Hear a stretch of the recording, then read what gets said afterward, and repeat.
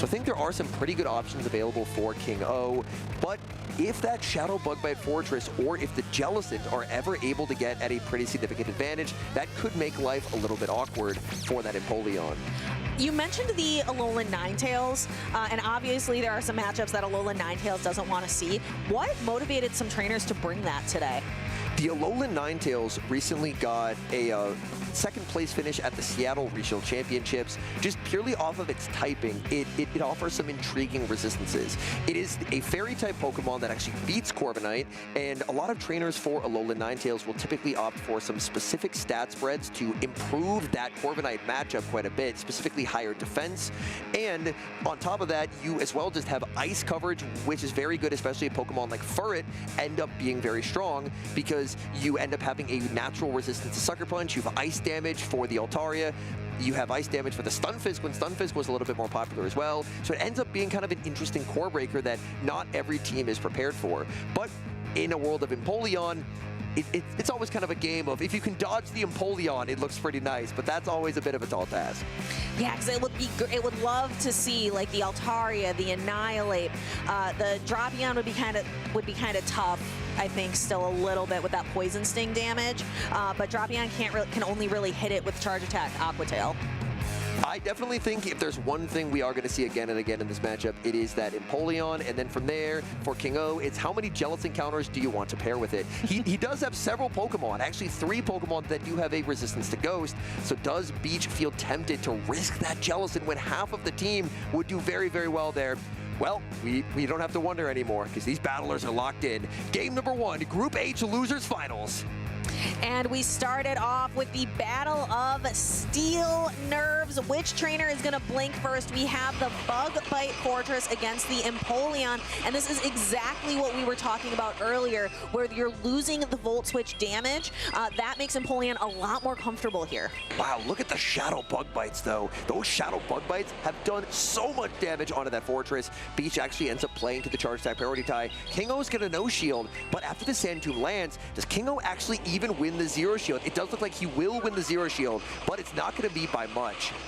And you can also see a couple of Poison-type Pokemon in the back. There's that Shadow Drapion on the side of King O, and then that Clodsire being able to have that big, heavy Earthquake and Stone Edge to be able to hit back. So Beach prioritizing switch advantage. King O is basically forced into bringing in the Licky Licky. The rollouts don't do much, and unfortunately after a Rock Tomb, the rollouts are going to do even less, so King O is forced to take quite a lot of damage, and as well, may be forced to end up firing off a Body Slam just because it's very difficult to try and roll out this down. Yeah, this is going to be tough. I think King O recognizes it as well, that just a rollout down is not going to happen before Fortress gets to another attack, so throwing a Body Slam to guarantee the knockout, Beach bringing in that Clodsire that has almost 0 fast attack pressure. You're worried about Clodsire's charge attacks and its bulk, because this Shadow Ball isn't going to do a whole lot. King O stays in to fire off a Shadow Ball, but this is a debuffed Shadow Ball. It's not going to do much. My guess is King O is just waiting for Beach to throw energy, and then King O is going to try and sweep with the Shadow Drapion. Let's see how Shadow Drapion fares in the back. Licky Licky goes down. Everything on Shadow Drapion. He saved both his shields for this very flexible Pokemon in the back. Drapion's able to use super effective Aqua Tails, and it paces so quickly to them. King O knows that he even has to shield Stone Edges. If Beach is ever able to get an Aqua Tail catch onto an Altaria, that could be catastrophic, but he doesn't get it. He stays on the field. He no shields, but this is super effective damage. Clodsire will survive 1, but a second Aqua Tail should be very, very close to taking the knockout. Ooh, and we see that charge attack priority tie. Shadow Drapion is going to win that every single time. This is going to be very, very close to a knockout, and it does. Clodsire goes down, and now it's Altaria versus Drapion. These Shadow Dragon Breaths do a lot of damage. King O gonna be full sending the crunch. Beach puts up the shield. Will we see the crunch debuff? Shield comes up. No debuff comes through. And now King O has to try and make 2 more crunches if he wants a chance to win this game. So here comes the first crunch. It would be nice to get a debuff here. Let's see if it comes through. No, there it is. Crunch, debuff, maybe an Aqua Tail might be enough with the defense drop. King O has to hope that he can outpace. If he can get the Aqua Tail, I think that he can win the game, but the Shadow Altaria has a lot of energy. It's going to be close, right down to the wire. Charge attack, priority tie, and King O wins it. Yes, because that defense drop, along with those poison stings getting to do just a little bit more damage, that is going to be just barely enough to knock out the Altaria. You can see those trainers recognizing like, oh, that was close. You can see there, King O, a deep breath, a sigh of relief at the end. Oh my goodness, that's as close as it can get. But King O, he's back from hiatus, and he looks to be back in regional winning form. I'm not sure. Without that Crunch debuff, I'm not sure if the Poison Stings and the Aqua Tail would have done it. I think that Crunch debuff won it for King O. And he did fire 2 crunches there, so the odds do tend to improve there. Obviously, the more crunches you throw, the more opportunities you have to get that debuff. And that debuff came through clutch because he did not have the energy to make that crunch, so he needed that debuff so the Aqua Tail would secure the knockout, and he managed to get it. But also a pivotal moment in the match, the Aqua Tail, basically exact HP knockout onto the Clodsire. Incredible work, the closest you can get. The final slot in Group H going to tomorrow for Championship Sunday. Who is going to secure it? Can King O get one more victory with that Shadow Dropion? That was key, that was clutch. The Empoleon honestly didn't feel as strong as I expected into the Shadow Bug Bite Fortress, but I guess that's the difference of the Shadow Bug Bites. Those Shadow Bug Bites, Empoleon really didn't feel like it had a bug resist there. Those Bug Bites still hit incredibly hard, but the shield advantage that it set up for King O was everything that Shadow Dropion needed. I'm curious if these trainers are just going to run it back because it was so close. There weren't a lot of misplays. Maybe if circumstances changed just a little bit for Beach, if that Crunch debuff didn't occur, Beach could have and probably would have won that game 1. For King O, does he try and read that Jellicent? Because Jellicent and the Fortress are probably the 2 most effective answers into that Empoleon. And I did a bit like his strategy of he just had 2 Pokemon in the back that were very strong into the Jellicent in case he ran into it. And I would love to see him run back 2 Jellicent answers in case it does get brought. And I see a Jellicent on the field right now, but it is met with an answer in that Shadow Dropion, being able to do devastating damage with Crunch. We see Beach safe swap into the Shadow Fortress, and we're seeing just how impactful those Shadow Bug Bites are again, this time into the Shadow Dropion. And Beach will put up the Protect Shield. Fortress is at its strongest when its health bar is highest. Oh, Crunch debuff again! King O debuff after debuff, and now in comes Empoleon. Empoleon going to have to tank these Sand Tombs that are going to drop its defense and make these Bug Bites even more impactful. Sand Tomb lands, King O farming up. Oh, the precision in counting from King O. He's firing off the Hydro Cannon. Shield comes up from Beach. Beach is doing everything he can to try and protect Fortress. And the Empoleon going to just try to get as many charge attacks in as it can to be able to just continue, and it knocks out. Oh my goodness, the Crunch debuff paying dividends. King O will get farmed down. Beach wanted to try and catch onto the Jellicent, but the Switch Timer was not available. He loses all his energy. He loses both his Protect Shields. What can he do at this point? King Owl looks like he has an incredible advantage, actually bringing in the Licky Licky this time, recognizing perhaps that these Shadow Balls could be really impactful. And Licky Licky, it absorbs Surf damage, no problem. First Surf is going to land. There's the pivot into the Altaria. It is the Shadow Altaria. King O farming up close to 100 energy there. At 91 energy, will fire off the Body Slam just to get a little bit of chip damage onto the Altaria. Yeah, and then is just going to be able to continue throwing Body Slams. Comfortable to stay in with Licky Licky because he knows he has the Shadow Dropion in the back to handle the Jellicent later. Another Body Slam at another critical amount of HP lost. Another Body Slam still. The Licky Licky, every rollout it throws, another Body Slam is available. This energy advantage just completely completely overwhelming Altaria. This Licky Licky is just steamrolling through, and Beach recognizing he needed to get to multiple charge attacks and just could not get there fast enough. And now we're going to see Shadow Ball come through and is just going to put the hurt on this Jellicent. And I think it's like, what else could Beach possibly do? And Beach knows it's over. He is basically conceding by not throwing his energy there.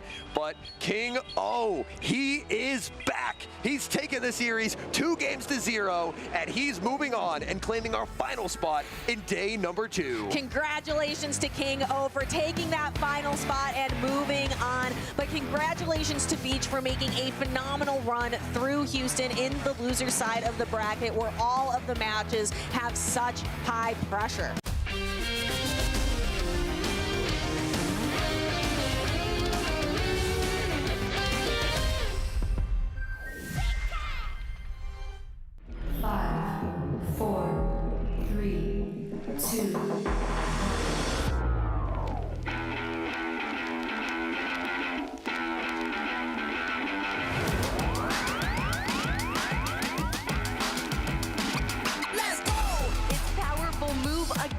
And then applied with that fairy zone on the Lily. Oh, he's ready to just give up the game. It's over.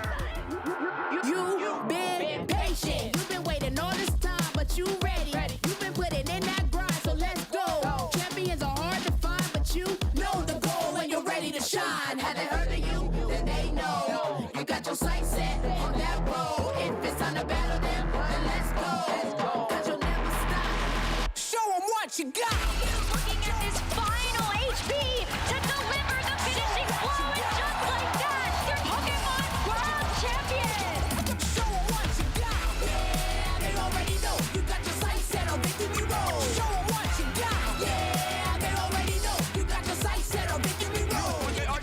He goes on the ice base! Resetting the bracket and then winning it in game number 5.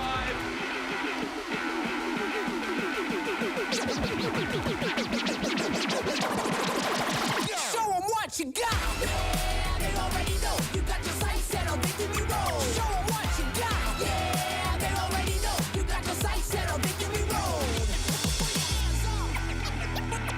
Put your hands up.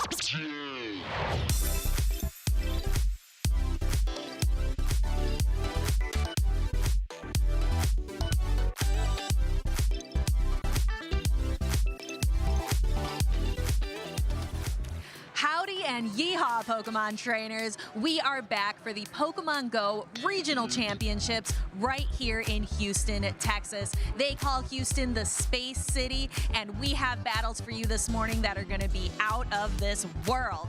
My name is Stephanie Christine, and I am joined by Home Slice Henry.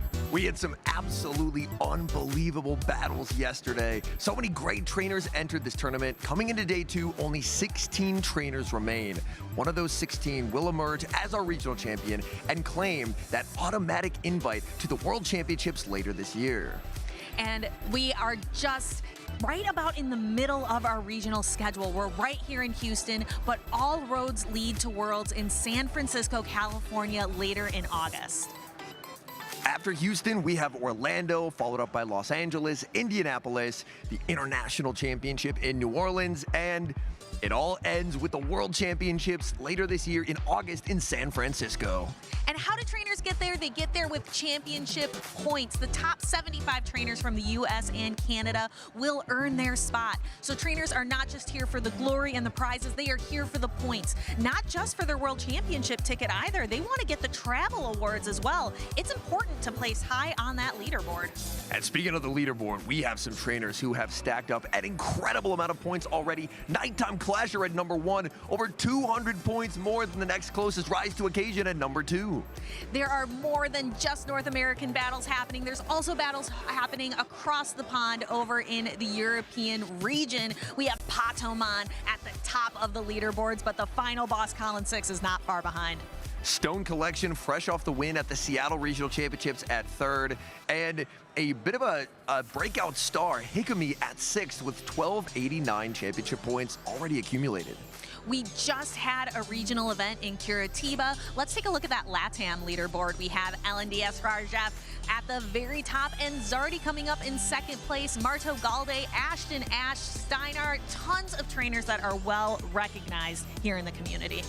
And not only have we had trainers accumulate a lot of championship points, we already have a lot of Worlds qualifiers. The world champion, Beelzeboy, topping the list. Stone Collection 2 weeks ago, punching his ticket to the World Championships as well. Rise to Occasion, Dunebug, Nighttime Clasher, Arreo. This is an incredibly stacked list of trainers.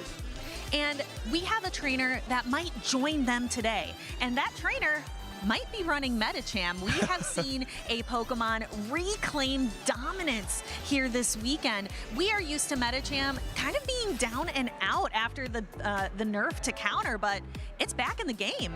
With the big buff to Psycho Cut, Medicham emerged as a standout star here in day number 1 of Houston.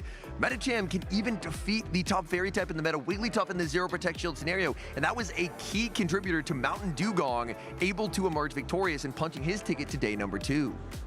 Medicham is back, baby, although not on its Axon's team, which is kind of surprising. Now, the meta is locked with this metal-locked Pokemon of Fortress. It was top of all of our caster predictions, and for good reason, Henry. Fortress with Volt Switch, Rock Tomb, and the newly buffed Sand Tomb proves to be a very interesting core breaker to many teams. A lot of teams rely on Empoleon to just be a strong neutral presence, but a lot of those water types really don't appreciate Volt Switch, and Fortress's ability to either debuff your attack with Rock Tomb or debuff your defense with Sand Tomb, a Fortress up energy, can be a nightmare for basically any team because it only has one weakness, the double weakness to fire. These two trainers I want to highlight right now, that is Esteban and Greg. These two good friends. Esteban was hanging out in Greg's streams and Greg convinced him to come here to Houston to compete. And look at them, they're battling on stage. They're both in day 2 now. Greg on the loser side, but Esteban won this match, knocking his friend down onto the loser side of the bracket.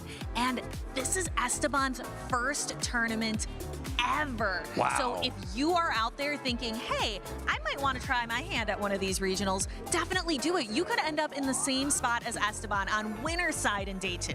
What a heartwarming story. 2 trainers, 2 friends facing it off and both being able to make it to day number 2. Now, throughout day number 1, we saw some incredible battles and some incredible Pokemon, specifically some MVP picks that these trainers had. For me, it has to be It's Axon and the Togekiss. I know there's finally a Medicham meta and Axon is not running Medicham, but in Axon's hands, Togekiss has looked like an absolute force to be reckoned with.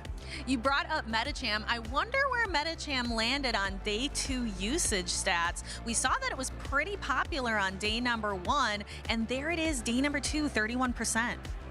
Medicham, actually the top fighter, beating out the newly buffed Annihilate.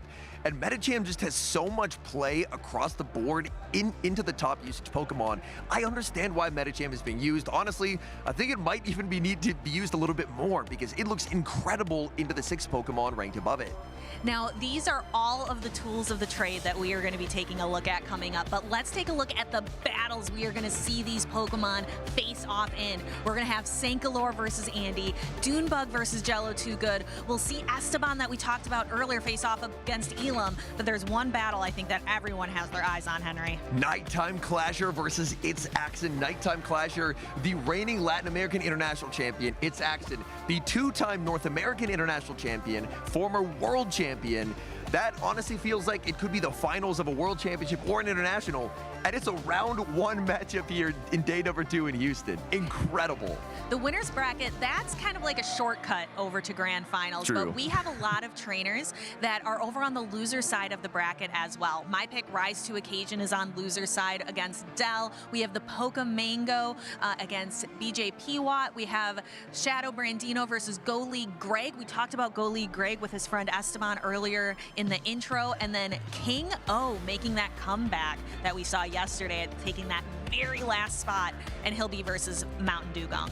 So what started with so many trainers is now down to only 16. One of these 16 trainers is going to be claiming the title of the Houston Regional Champion. We've already had several regional champions this season. We still have a few more regional titles to hand out. And one of these trainers is going to be getting their picture up on this wall of champions following Stone Collection's win in Seattle. Who is it going to be? Who is going to claim that spot? Is it going to be a storied pillar of this community, or is it going to be some new up-and-comer? You need to tune in to all of the channels to find out. You don't want to miss a moment. Be sure to visit Pokemon.com/broadcast so you don't miss a moment of the action.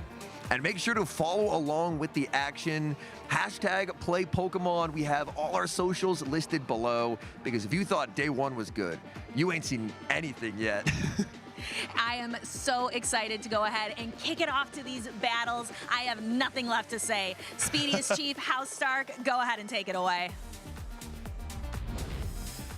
Thank you so much, DeFi and Henry. As they alluded to, we have incredible battles, and Championship Sunday takes on a vibe entirely of its own. And Speediest Chief with the House Stark 93. Stark, how are you feeling, man? I am so pumped. I think this is the day we find our winner of the Houston Regional Championships. This is where champions are made. Day 2, we have some amazing matchups coming up. We got top to bottom, battle after battle. It's going to be intense. It's going to be exciting. We're going to be locked in. You know what I really appreciate is that we have so many trainers that maybe have top cut once or twice. Maybe this is their first event and they're standing shoulder to shoulder with the greats like It's Accent, like Nighttime Clasher and Rise to Occasion.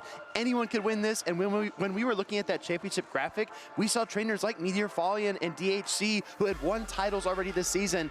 Anything could happen in competitive Pokemon Go, and that's one of the most exciting aspects. Yeah, I love that aspect of it. It's like you're standing shoulder to shoulder with these giants in the Pokemon Go scene, and you can take them down. And that's the beauty of this game. Is it really comes down to who has the matchup lead, who has the right kind of skill set, who has the right team build for this type of meta, and it's a new meta.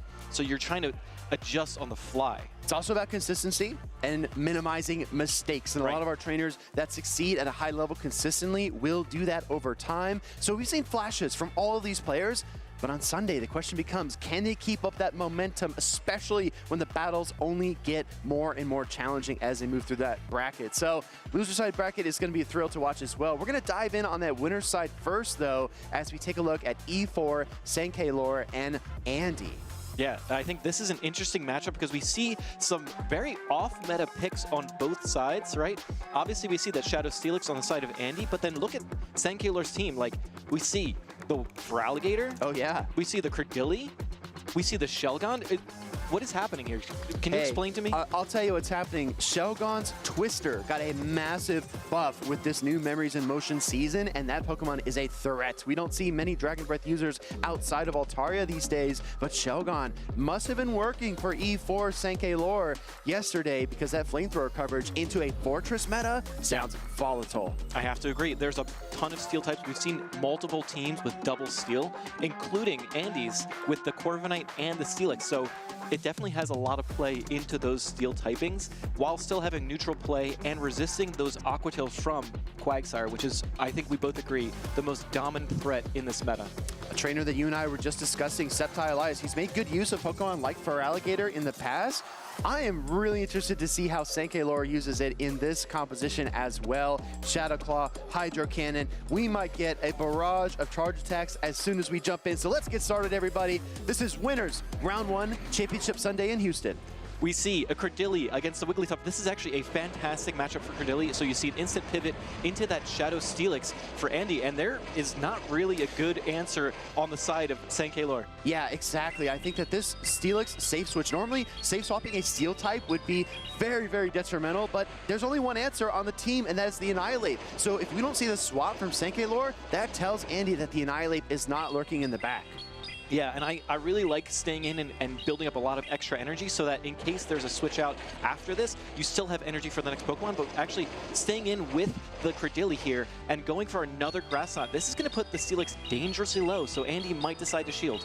This is really tough. Andy absorbs that damage. He's going to double resist all of the acids, so Steelix is really at no threat of being fast attacked down, which is probably the best thing about that matchup there. But crunch coming through here. Yeah, this is a huge damage from that Steelix going into the Credilli, but actually you see a Wigglytuff mirror here as Sankular swapped first, so it does have the energy advantage. Excuse me, I said double resist. Steelix actually triple resist the poison there, but we have the Wigglytuff mirror match. This is so informative as well because Sankular recognized he didn't have a solid counter to the Wigglytuff, so instead he brings it in the mirror match and is going to try to charm down. Going to shield up the Swift here to maintain the HP advantage. Yeah, and as these shields are coming down, you kind of want to look at the back lines and see that Feraligatr with shields down might be very, very dangerous for Andy's backline of that Medicham, but at the same time, those dynamic punches are going to be hitting very, very hard. As we see this mirror match come through, the Swift is going to land. It's going to put the Wigglytuff into the red, and now we see the Swift coming in from Andy's side. This is probably, the same thing.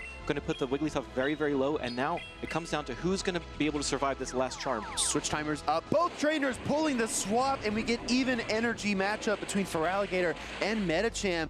You pointed out how hard those dynamic punches hit. Yep. I think that the 5 cycle cut pacing is what Sankular was worried about. That's why the instant swap came through. Now Feraligatr can win those cap ties. Yep, exactly. And now it's really going to come down to, can you Shadow Claw down this Medicham from this range while still maintaining this advantage? And also, can Feraligatr survive? It's not a Shadow. It might be able to survive a dynamic punch from this Medicham. Kind of budgeting the HP. I do think there's a pathway here to Shadow Clawing all the way through, but I like the Hydro Cannon to pull away that final Protect Shield.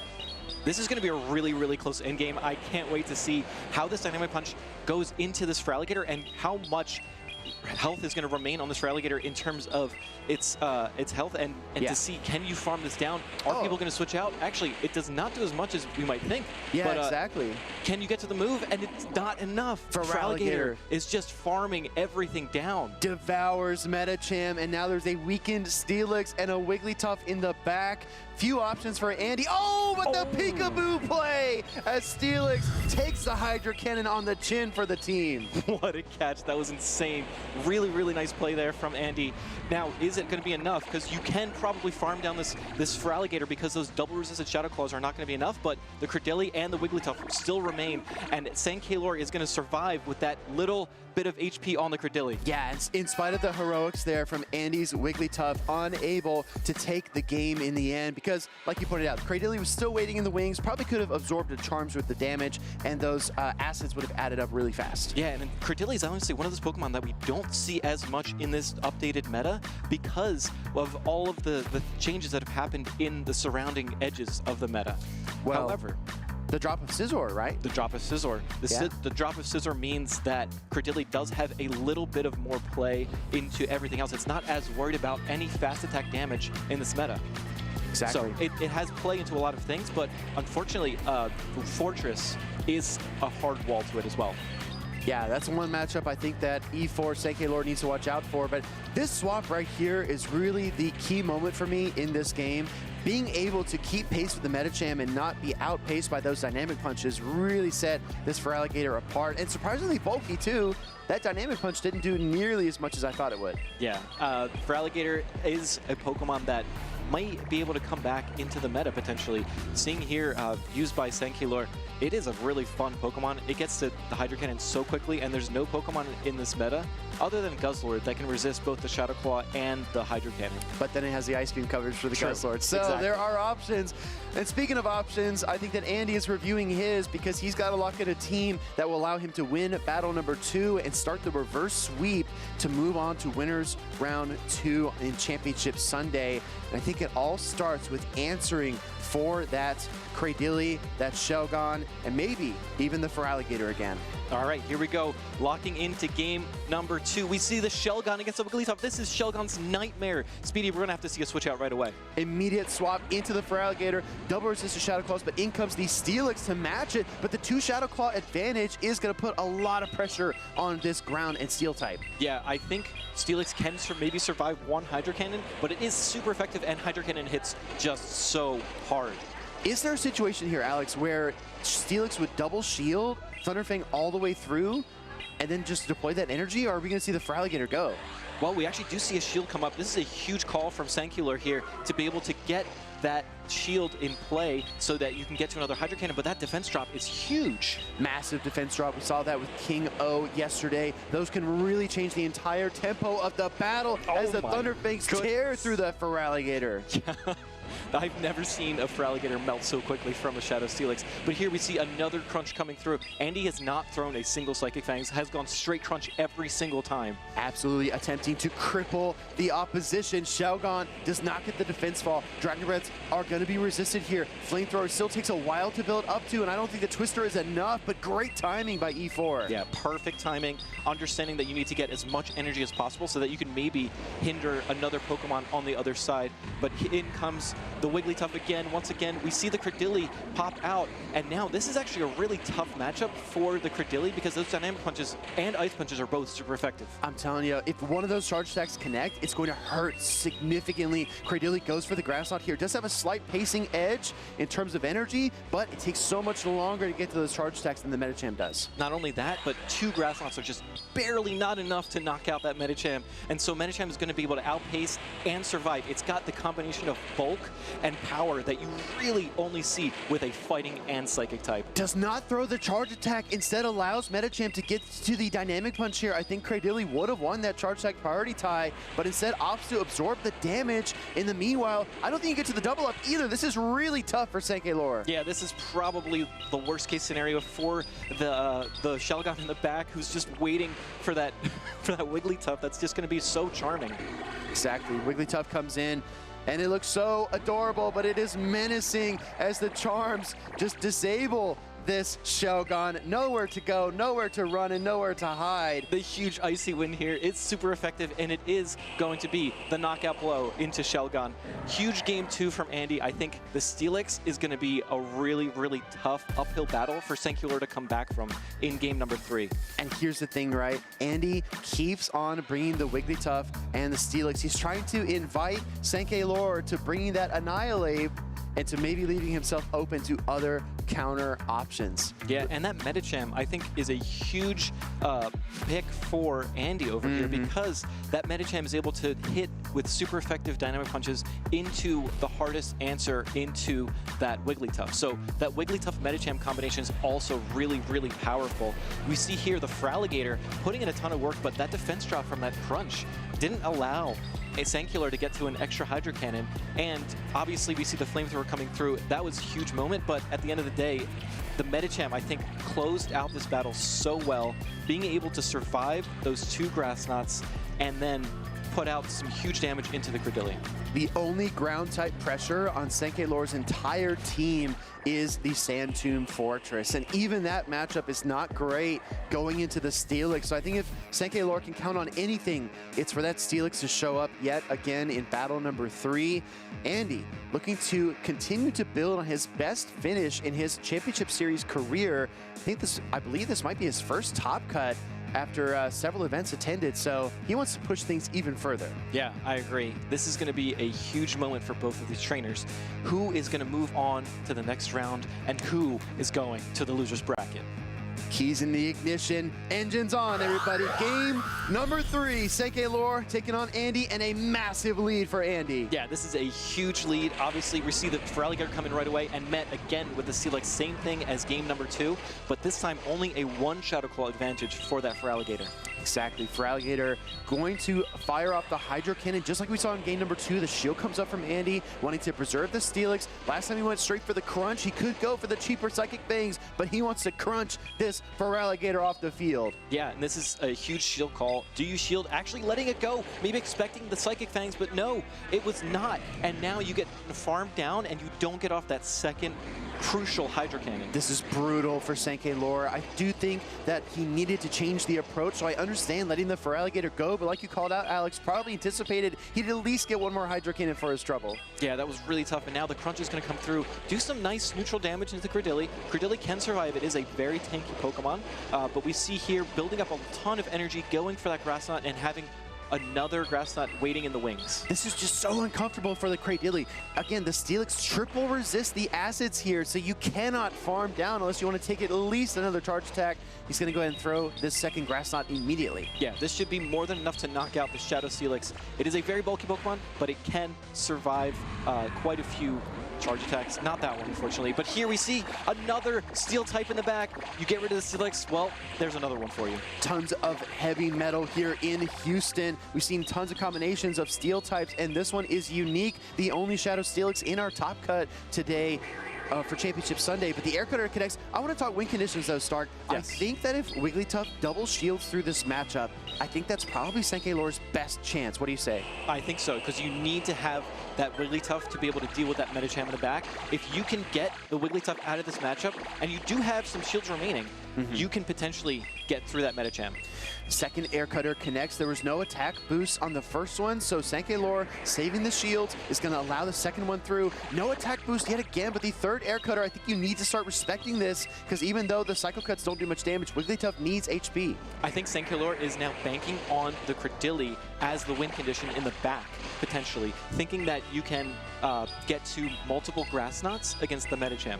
Well, there's still a Protect Shield for Andy, so you need to find a way to bring down those defenses. In comes the Cradilly, but it's so far behind on energy, and it's not going to catch up. Medicham is just that much faster with the newly reworked Psycho Cut. Yeah, and at this health range on the Cradilly, because it had to deal with the Steelix as well, now you can just go straight Ice Punch, and it's less energy than the Dynamic Punch. So now it's really, really tough. It's an uphill battle for Senkeilor, going for the Rock Tomb to try to debuff the attack of the Medicham.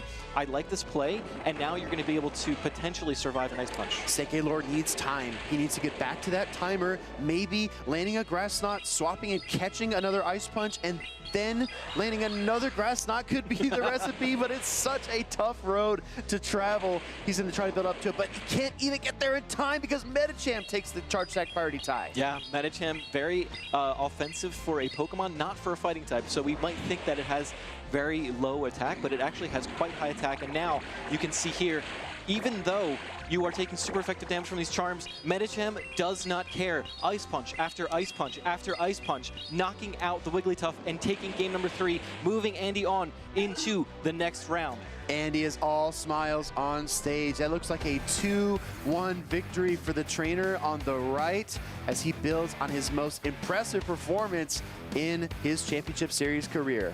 Yeah, I mean, Andy played really, really well. I think heavily relying on the Medicham Steelix core was really great, and also bringing the Wigglytuff in the first 2 games and then switching that to another Steel type to really counteract that Wigglytuff on the side of Senkeilor. I think that was a really smart strategy. And I really like bringing the Corviknight in battle number 3 because, as we talked about, if you keep safe swapping that Steelix, then eventually I think that Senkeilor would get wise to it and bring the Annihilate. Right. So what do? You want another Steel, but you want a Steel that could potentially beat Annihilate, and that's Corviknight. So the strategy really came together there for Andy, and what a great reverse sweep to start off Championship Sunday. Yeah, I mean, that was fantastic. I think both players played really well, and then just having that Steelix really put Andy over the edge over Senkeilor. We saw him go straight crunch every single time. Yeah. Just going straight for the damage, not worrying about the debuffs, got one anyway, and then was able to just chomp and chomp and chomp and Thunderfang its way through that Feraligatr. Yeah, personally, I'm a big fan of Shadow Steelix gameplay.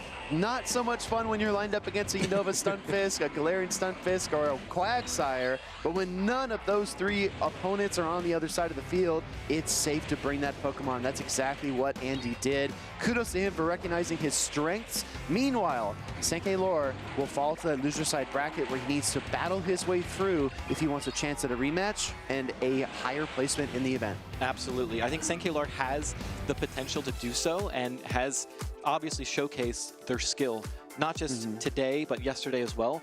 There is so much opportunity, and there is a huge amount of people. How many people have come through the losers bracket and won time and time again? Yeah. Andy, obviously, really, really well done. I love seeing unique Pokemon do so well. I do as well. And I'll tell you what, we actually have Home Slice Henry out on the floor. He's going to catch up with Andy and see how he's feeling after that win. Let's take it to him. Thank you so much, Speedy. Home Slice Henry live on the floor here with Andy, fresh off a massive win on stage. Now, this is Andy's best performance at a regional so far. Andy, I gotta know. Talk to me about the emotions right now. Honestly, it feels amazing. Like I didn't know I was just gonna come this far, you know, and it just feels really good, you know. I'm on a high right now because adrenaline, you know. Yeah. Now, Andy, you got to talk to me about Medicham. Medicham really felt like it was an MVP at series. Medicham, even if it was down shields, down energy, its pacing, how much damage it was able to do, it really felt like time and time again, it was really able to put in an incredible amount of work for you in that series. Yeah, Medicham's been my MVP the whole tournament. From yesterday, today's been great as well. Yeah. And now, finally, Andy, we know when trainers get up here on this stage, they always have people they want to thank, people they help with scrims, with team building, friends, families cheering for you in the crowd and at home. So any shout outs you want to give? Yeah. Shout out to my mom and family. I love you guys. Shout out to Caleb Pang. He's the GOAT. He actually helped me with my team. Shout out Lauren. And SoCal Swab Blues, Flying Pizza, helped me with scrims. Rinker with the team analysis. Dre, Dre Flames. And my community back home, my campfire community, Pogo Covina. So, a pretty heartwarming story here. Andy, already at their best regionals performance ever, and he's not done yet. He's moving on in the winner's side of the bracket. And now we'll send it back to the casters for more exciting action here at the Houston Regionals. All right, thank you so much, Henry. Great job by Andy. Obviously, tons of people that are helping him build his team, and also he showcased on the big stage that he can do it himself, and that's what I love about Pokemon Go, the amount of people that are helping each other out and building up communities together. That's my favorite thing. No, absolutely. We've talked about this throughout all the broadcasts, right? It might feel like there's only one or two players up on stage at any given time, but behind those players is a massive community, and we're such a tight-knit group. We all know each other, we all scrim together, and it's very collaborative effort. I will say that Pokemon Go is so unique, right? Because we have to join together to do raids, to do battles, to play Community Day. We already had that community aspect to begin with, and then we became competitive, unlike a lot of other titles which are competitive first. So we do have such camaraderie and such good vibes throughout the entire group, and I think that's one of the things that really sets us apart, not only in Pokemon, but also in esports in general. Yeah, and I love that. And speaking of good vibes, I'm feeling some good vibes today here with you. Yeah, so dude, of course. That. Always. Yeah. Just like yesterday, right? Good times. Well, we're going to keep the good times rolling because we have Dunebug97 facing off against Jello Too Good. Again, we talked about Titans standing next to trainers who are carving out their own names in Championship Series history, and this is yet another example. Yeah, and I think we have some very fun Pokemon here on these teams. Dunebug we've seen obviously many times on these streams. Jello Too Good, kind of a newer face, but has obviously done very well for himself as well. I think the fun picks here are going to be something like the Gourgeist on the side of Dunebug and the Charjabug on the side of Jello. Do you see any play for either of those two Pokemon? No, I agree. I think that Charjabug will be a threat. I think that finding ways to use your signature Pokemon, whether it is the Guzzlord, whether it is the Politoed, that'll be the challenge. We're jumping right into it. This is winners round one. Guzzlord staring down the Charjabug. Yeah, this is a really good matchup, pretty even actually, because you are, as the Guzzlord, resisting the Volt Switch damage, but you will have to take super effective Bug X Scissors. So it is a very pretty neutral matchup on this side, but we see the Brutal Swing come through. This is going to pace much quicker than the X Scissors. Yeah, and that's a key advantage, right, for Guzzlord, because the longer the battle goes on, and as we said yesterday, the more shields that go up, Guzzlord's advantage increases. No Protect Shield used on the first one. Oh, coming in with a Wicked Up, trying to take down the Guzzlord, and Dunebug bails it out just in time. Yeah, I mean, that was a huge charm. Now the Guzzlord is very low, but now you're in a position where you are facing down a Steel type as a Fairy type, and now it's going to be really tough. Despite the fact that there are no Steel type moves on this Corviknight, it's still going to be able to resist all of that fast attack damage. No boost on the first Air Cutter, which means that this Icy Wind is going to slow down the momentum of this Corviknight. If you thought Sand Attack was not very impressive before, just wait until it's debuffed. Well, one thing that I love about this Wigglytuff is it's a beautiful shiny. It's mesmerizing eyes, making it, you know, maybe you want to just like not do as much damage because it's so beautiful. I don't think Doonbug's focused on the eyes at all. I think he's focused on the prize, everybody. There comes the boost, and now the Corviknight is back up to its regular attack prowess. Gonna go for another air cutter here because the pacing on the Corviknight, only 9 turns to the air cutter. It's blazingly fast. Absolutely, super duper fast. Here, I think Wigglytuff is gonna be able to survive, get to those one last ditch Icy Wind, but I don't think it's gonna be quite enough to take out this bulky bird. Exactly, and if you're keeping track of the attack basis here, we had -1, +1, -1, +1, and now we see the Politoed come out. This is an interesting matchup because we have a water-type Politoed facing off against the Empoleon. I have not seen this Pokemon in action yet, and I'm excited to see what it can do. It plays very, very similarly to that Quagsire, but instead of going for the Hydro Cannons, you have to go for that neutral Drill Peck because you are going to be able to resist that water typing from that Hydro Cannon. For sure. Weather Ball doesn't do very much damage. You see the second charge attack here for Doonbug is Ice Beam. Great coverage for all the Altaria that he's seeing, but there are no targets for it here on the field. He's going to be forced to shield the second Drill Peck. Yeah, I think this is a really smart play. You have to start gauging when you're going to use those shields, and Doonbug decides that this is the time, going for that double Weather Ball energy so that you can throw back-to-back before the Empoleon gets to that Drill Peck. When you see no shield here, I wonder what Doonbug decides to do. He's got very low HP on both of his reserve Pokemon. Goes for the Weather Ball anyway. Jello Too Good still has 2 Protect Shields, and he uses the first one right here. Yeah, I think I like this play because now you can guarantee getting off a charge attack or switch out. But unfortunately, now you're going to have this Politoed having more energy than before. This is really, really tough. You do have the Charge Bug in the back, which is super effective into all 3 Pokemon, though. Jello switch locked himself. Oh, actually gets locked into a terrible situation because the Guzzlord pounces on the opportunity, throws the Brutal Swing, and takes away that final Protect Shield. Yeah, and now you kind of have to force yourself to farm down this Guzzlord, which is going to be really tough because now it's going to get to another Brutal Swing. That's so brutal. 2 Dragon Tails for 6 turns. Second Volt Switch didn't apply till turn 8, which allows Doonbug to get to the second Brutal Swing. That was pivotal because the Sand Attack is faster than the Discharge, and now Corviknight is looking to clean things up. That was actually impeccable gameplay from Doonbug, something that we have to talk about because that 1-turn fast attack goes through before the charge attack is able to get fired off. Fantastic gameplay from Doonbug 97, and that's why he's one of the best of the best. It takes 1 turn to use a charge attack, and Sand Attack is also 1 turn. So that fast attack damage applied, drained the remaining HP from the charge bug, and denied all of that energy. Beautifully done. Beautifully said. I mean, that's what I really enjoy about this Corviknight is it has that 1-turn fast attack. It may not do a lot of damage, but it still does damage. One of the questions I had going into this is Doonbug's been around. He's been competing for a long time. He's tied with LNDS Harjeff for the most Championship Series victories in his entire career with 6. And I was asking myself, does he still have the reflexes? Does he still have the speed, the awareness, the attention to maintain himself in these really clutch scenarios? And the answer to that question seems like a resounding yes. Yeah, it's really tough to be able to do it time and time again, but Doonbug has the skill set, he has the prowess, he has the mindset. He's been doing it for such a long time, and he's continuing to prove to us and to himself that he is one of the best in the world. Now, Jello Too Good, how do you come back? How do you adjust? What is your game plan in this game number 2? How do you come back against one of the best of the best? Well, you can't get intimidated now. You made it this far. Jello Too Good with a key lead here in battle number 2. Gorgeist staring down the Empoleon. Now, this is a very interesting matchup. We are going to see the Empoleon throw after exactly 7 Metal Sounds to go for that Drill Peck on good timing. This is a super effective hit, but I don't think it's quite enough to knock out Empoleon. Empoleon's not going to be able to knock out the Gorgeist, but Gorgeist puts up shield anyway. Oh, great catch here, but the Seed Bomb is what you want to throw into the Wigglytuff matchup regardless. So Jello Too Good loves sending in that Wigglytuff to get to that heavy-hitting charm damage in, but I don't know if it's going to remain here longer because I think that Doonbug's going to send in the Corviknight, and he does. Yeah, and this is a really smart play. Unfortunately, Jello Too Good was able to get a ton of charms off, and now is going to be able to debuff this Corviknight on entry, so now it's going to be debuffed for the entirety of its switch timer.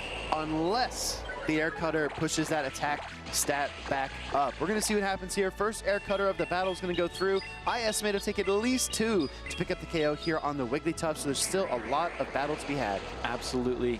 Now, Jello's really trying to get to one more Swift or potentially an Icy Wind even, but actually decides to switch out. And now you're going to be able to get so much more energy on this Guzzlord, and that's a huge win for Jello. That internal clock for Doonbug is ticking right along. He knew that that switch timer was up. The 45 seconds had expired, and if he throws another air cutter, he will be able to bail out as well. Sends out his Guzzlord to try to catch the brutal swing, but Jello was aware of the switch clock as well. Yeah, and now Jello's Guzzlord has so much energy for this mirror match. The Sludge Bomb's going to come out, and it's going to do some heavy damage, and I believe it's going to be able to get to the Sludge Bomb at the same time as Doonbug, and now it's going to be a charge attack priority, and it looks like Jello's attack is a little bit higher on his Guzzlord as well. And Doonbug decides not to shield. He's going to let the Sludge Bomb connect into his Guzzlord. Does it hang on? It hangs on by a sliver, and this Sludge Bomb is going to devastate Jello's Guzzlord. I guess that's why we see that Guzzlord had to lose that charge attack priority, because it knew it could tank the charge attack. That was huge.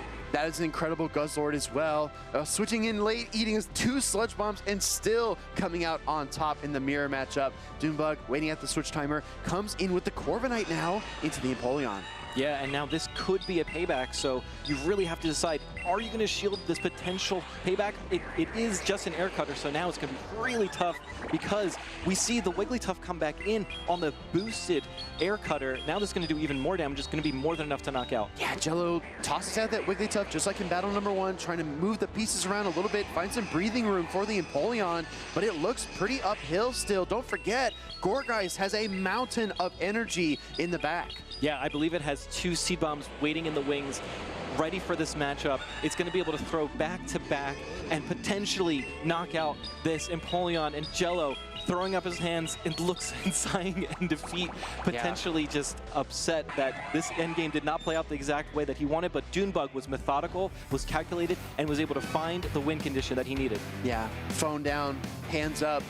Jello says, well, I'm headed to that loser side bracket. I need to battle my way through, but it's tough no matter which way you cut it, because taking on a trainer like Doonbug is never going to be easy, and he proves why he is still one of the best in the world. Yeah, I think that was a really good showcase of not just the Corviknight, but also the Gourgeist. I have never seen Gourgeist bank up that much energy and then just switch out.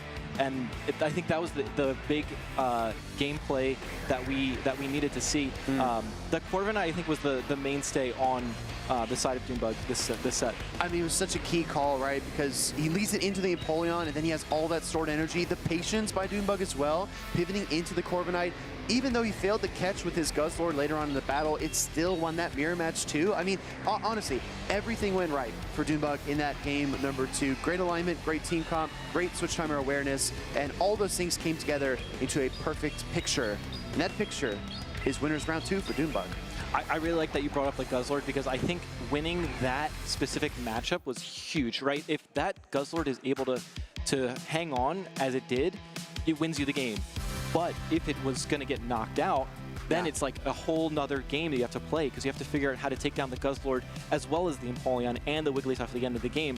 But now, because that Guzzlord is able to hang on, you fire off the Sludge Bomb, you knock out that Guzzlord, because Guzzlord's one of the few Pokemon that can wall off all of Gourgeist's attacks. And that was the Pokemon that won him at the end. Yeah, and if the Sludge Bomb from Jello's Guzzlord does KO Doonbug's, not only does it hang on and become a problem later, but it has enough HP to kind of be neutral into every other matchup that's still on the field there. So how does Doonbug beat a Gourgeist then? With Incinerates from, or excuse me, how does Doonbug beat the Guzzlord from then? Yeah. With Incinerates from Gourgeist, from Sand Attacks from Corviknight? It's not pretty. So that moment, knowing his Guzzlord to a T and recognizing it could withstand the Sludge Bomb, absolute skill expression, and that comes from hours and hours of scrims and practice. Right, and not only that, making sure that you train your Guzzlord in its defense and its HP, because that's the key. Because like we saw, Jello's Guzzlord was able to win that charge attack priority, which means it has a higher attack stat. But because of the higher defense stat, you're able to survive longer. And that's, I think, the key in Pokemon Go is you want to train your Pokemon to try to live as long as possible so you can get those last second charge attacks and maybe flip a game that was unwinnable otherwise. Exactly right. Well, DeFi's on the floor. I want to hear about the secrets of the Guzzlord. Doonbug, what do you have to say to us? Thank you so much, Will. And I am going to ask him all about those secrets in just a moment. But I want to talk to you about Texas. This is certainly not your first rodeo here. You have gotten top 8 every single time you've played in Texas. 2 championships and 5th place in San Antonio last season. What is it about this state that treats you so well? Well, ever since I moved down here to Texas, it's been a good luck charm. I've gone top 8 at every tournament here in Texas. I've won two of them, hoping to get my 3rd here. It's been amazing here since I've come down to Texas.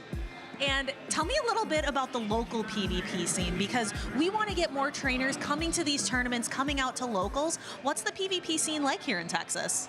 Yeah, I definitely need to shout out my local scene here, like in the DFW area. We have a lot of really talented battlers like Rise to Occasion, Arrow, Nighttime Clasher. It's always a good time at the locals. I would definitely encourage people to come out to locals because I wouldn't be here without those for sure. And let's focus in on that team. Will wanted to hear about the secrets of the Guzzlord, but you also have that Gourgeist, which is so much fun. You have the Politoed, which I love. Tell me about your really unique take on a team. Yeah, if you looked at the top 12 graphic for day 2, I only have 3 out of those 12 picks on my team. So I feel like I really do thrive when I run some more of those off-meta picks, and it's just keep working out. So hopefully I can keep going. Do you have any final thoughts, any final shout-outs for the camera before I let you get back to your tournament? Yeah, shout out to the collective, AJ, Axon, everyone else. I love y'all so much. Looking forward to making you proud. I think Dune has made so many different people proud today. Thank you so much for taking some time to chat with me. We are going to take just a quick break, but don't you go anywhere. We have some fun and games hosted by Will. Don't go anywhere. Welcome in, trainers. Texas is known for its kickback, have a good time games. We're going to play some cornhole with 2 very talented teams. For Team 1, I've got Frankie T52 and Kevin Solidaris. For Team 2, I've got Master Me here and Arrow. Gentlemen, let's get started. Now, in order to get your throws, you have to answer a trivia question correctly. I'm going to ask these trainers a trivia question. They need to answer whether or not it is a fast or charge attack and name 1 Pokemon that learns that attack. All right, I believe Kevin is first up. Each question you get right is a throw. 3 points to get the hacky sack through the hole, 1 point on the board, and 2 points in the corner pockets. You ready? Yes, I am. All right, Kevin, let's begin. Volt Switch. It is a fast move. Magnezone. All right, question number 2 is Metal Claw. Metal Claw. Dustmane Necrozma. Wait, it's a fast attack, sorry. Dustmane Necrozma learns that move. That's correct, that's correct. And the last one, High Jump Kick. It is a charge attack. Serena learns that charge move. Well done, Kevin. You get 3 throws. Try your best. Okay. All right, throw number 1, Kevin Solidaris. Oh, a little bit high. All right, does not stay on the board there. Throw number 2. Okay, that's 1 point on the board. Throw number 3. Okay, so 1 point so far for Team 1. Let's get Frankie up here to go next. All right, Frankie, question number 1, Metal Sound. Oh, Metal Sound? That is a fast move? And doesn't Aron learn that fast move? That is correct. I'm surprised you chose Aron and not Empoleon, right? Number 2, Force Palm. Ooh, Force Palm, that is a fast move, and that learns by Lucario. Very well said, Frankie. Last one, Upper Hand. Ooh, Upper Hand? Isn't that a charge move learned by, oh God, what's this? I'm terrible at remembering these. God said a dragon. Why can't I think of the? I don't. It evolves from Jangmo. Yes. Not Hakamo, but. I'll give it to you. Como-o. You're really close. Okay. All right, Frankie, you can go ahead and have three throws here. That's all right. All right, throw number 1. Ooh, not quite on the board. We're going to have to go fish that one out. Oh, that's 3 points. Okay. Oh, okay. 2 under the wall here. Frankie, if you could help me retrieve those, I'm going to grab these bean bags here, and we're going to get ready for the next team. This is going to be Team Arrow and Team Master Mahir. Frankie, thank you so much. All right, Arrow, this is going to be a breeze for you, my friend. You're a Pokemon GO veteran. Let's get started. Number 1, Vine Whip. Vine Whip. That is a fast attack learned by everyone's favorite Venusaur. Very well said. All right, Silver Wind. Silverwind. This is a move that I love back in the beginning stages of PvP. It is a charged move, and Venomoth learns it. That was actually the first one that came to mind for me as well. Takedown. Takedown. Fast or charged? I think it's a fast attack? That's correct. All right, we're getting close. It's got to be some normal type. Bidoof. That is incorrect. One more guess.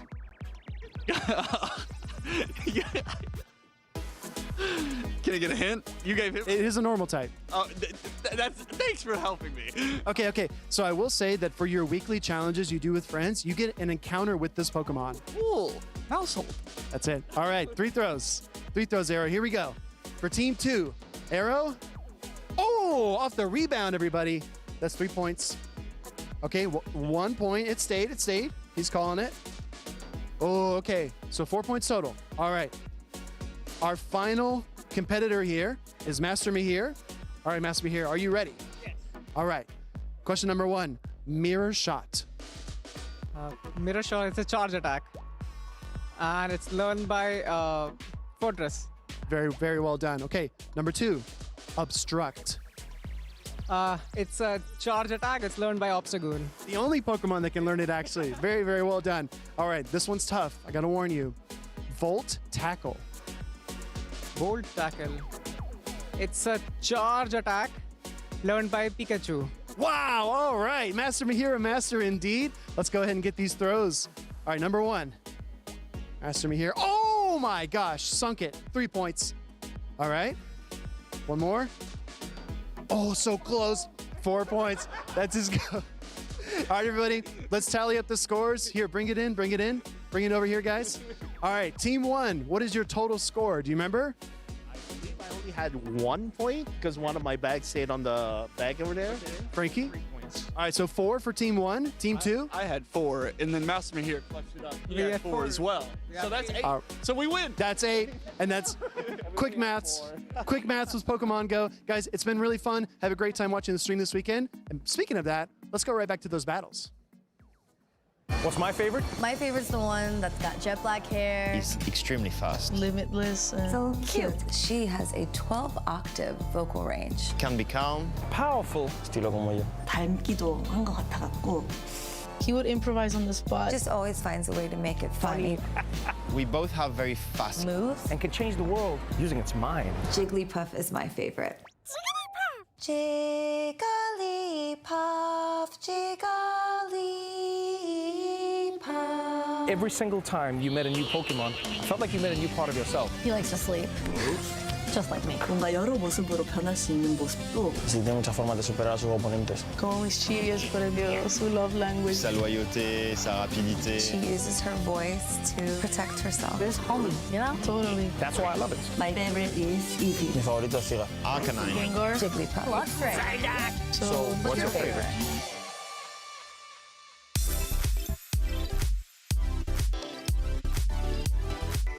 Pokemon trainers, what is your favorite? There are so many different kinds of Pokemon, and you can win with all of your different favorites. And coming up here in just a moment, we have some top-tier favorite trainers that we are going to be seeing duke it out. This is the match that everyone has been looking forward to. Home Slice Henry, tell me all about it.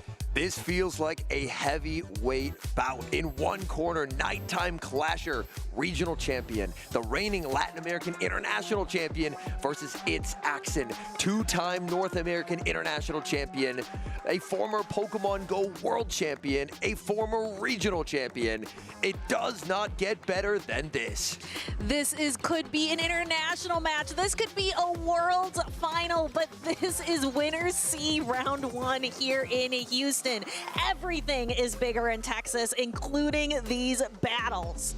Its Axon famously won the World Championships with Medicham, has the Medicham plush, but no Medicham on his team. Instead, it's Nighttime Clasher who has brought the Medicham, and Medicham does look very strong into Axon's team. Looking at this game screen, these trainers are set up. They are locked in. We have a regional champion, an international champion.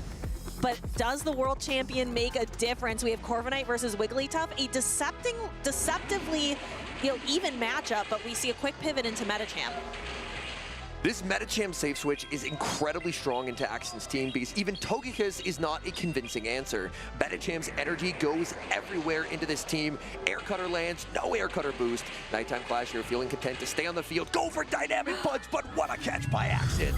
It's the world champion difference right here, Togekiss. He is facing down his favorite Pokemon. He knows all of its tricks.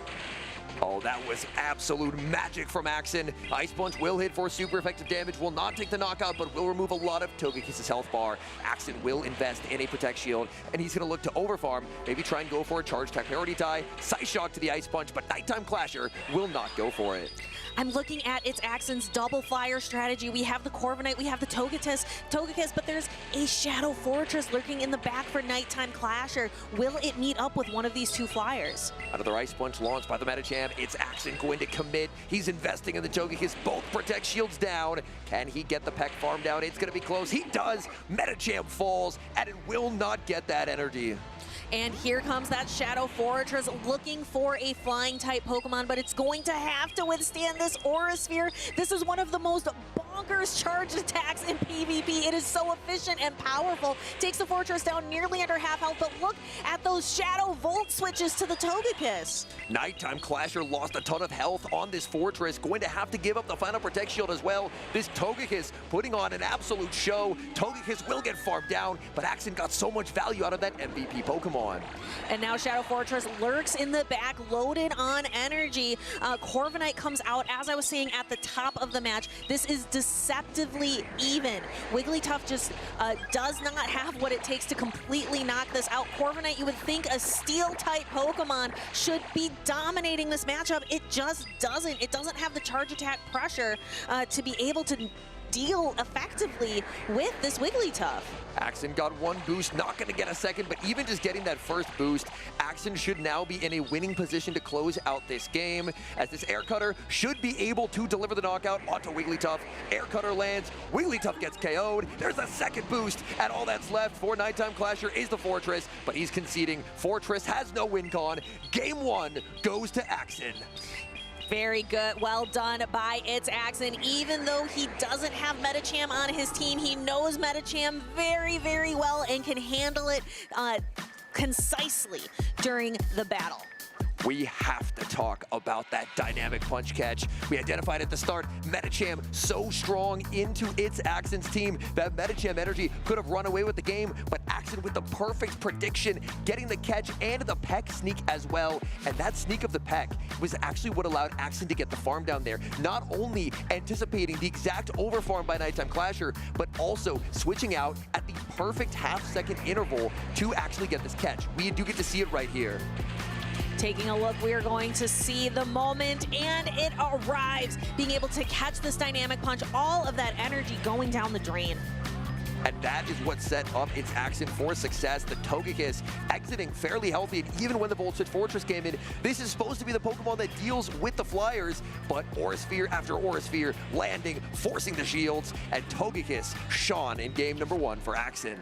Yeah, you would think with Shadow Fortress up against its Axon's 2 flying-type Pokemon, you would think Nighttime Clasher would have an edge there. What do you think was the difference maker? Was it the catch? That catch, it helped neutralize so much energy. It's a double resisted catch. That Medicham energy was looking to run away with the game. Nighttime Clasher, in my eyes, had the correct call of recognizing that Medicham on the safe switch is basically unanswerable from Axon. But if you're able to catch and nullify that huge energy head start, then suddenly the Medicham becomes a lot more manageable.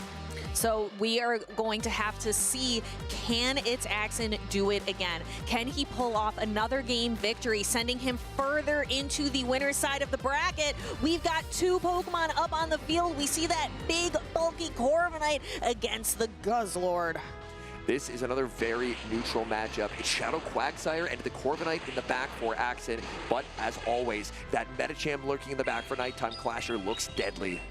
Medicham is so safe into Axon's team as a safe swap, but it looks like both of these trainers can tend to stay in. Getting that air cutter boost early is critical. It's going to be more and more impactful as the match goes on. Getting that first air cutter boost does swing this matchup pretty dramatically over to Corviknight, as Corviknight suddenly able to output some real damage, which normally it cannot do in this matchup.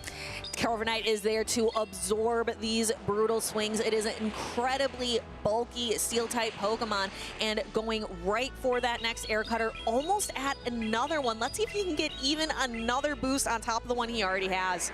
Air cutter is going to connect. Guzzlord is going to survive. No boost comes through. Axon fires off the brutal swing. He just wants damage onto the Corviknight. Corviknight will survive, but not by much. Nighttime Clasher investing in the Corviknight as the Protect Shield goes up. Wants to be sure to get as much energy as possible. We see it's Axon bringing in his own Corviknight, but Shadow Fortress is ready. This is what it is here for, to deal with flyers, and you are going to be seeing Rock Tombs. I think what we're going to be seeing is kind of a back and forth tennis match of attack boops. Goes right for the payback, and it lands. That is a big swing of momentum for Axon. Suddenly the Fortress looks very beatable. Fortress returns fire with the Rock Tomb. This is only neutral damage. Corviknight will hang on, and Corviknight is guaranteed to make another charge stack, as the Volt Switches will simply fail to take the knockout before the air cutter is available. So this is one attack down for an air cutter, but it is not quite enough to knock out now with that attack drop, and the Fortress just going for a Sand Tomb. This is an opportunity for its Axon to get a bit of an energy head start. Nighttime Clasher could look to pivot out of the matchup and will try and deny that farm down, sending in the Corviknight. Corviknight has so much energy. Nighttime Clasher farms up past the payback, baiting with the air cutter. Axon thinking through his options. Will he put up the Protect Shield? No, he calls the bait. What a read.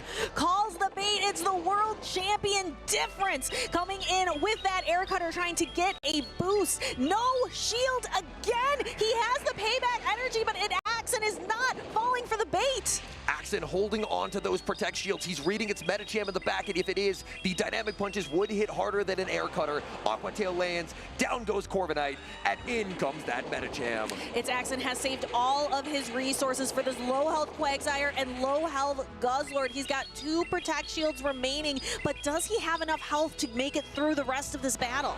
For Nighttime Clasher, he knows that he can survive 2 Aqua Tails. He doesn't need to go Dynamic Punch. He can go for the cheaper Ice Punch on that 10-turn, 8-turn alternating pacing. But Quagsire has the upper hand. It's up energy, and it still has those Protect Shields to hide behind, as it doesn't really fear the Psycho Cut fast move pressure. But it is starting to build up. The Quagsire is getting down to the red. We've got another Aqua Tail coming through, taking Medicham down to the yellow. We're at shield parity. Guzzlord comes in. Now this is a Pokemon that is definitely not afraid of the Psycho Cuts. Guzzlord will never be Psycho Cut down. Axon will put up the Protect Shield. Nighttime Clasher still has the Fortress available, but it's basically only with 1 hit point remaining. Does Nighttime Clasher try for a catch? No. Stays on the field. No catch attempt onto the Fortress. And now it's Axon. Fires off that brutal swing. Pulling that final Protect Shield from Nighttime Clasher. All charge attacks land. This is going to knock out the Guzzlord. It's just the Quagsire remaining. We have 2 low health Pokemon. This is so close.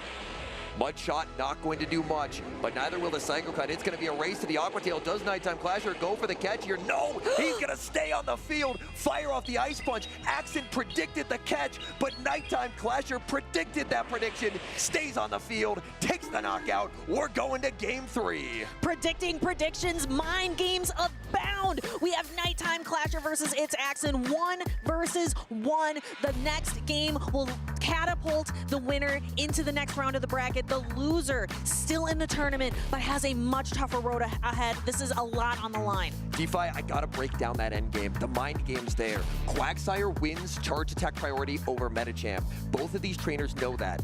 They're going to reach their charge attack at the exact same time. So Axon has to make the call. The Fortress is still alive in the back. Nighttime Clasher saved the Fortress from earlier. Does he go for the catch? Axon predicted the catch.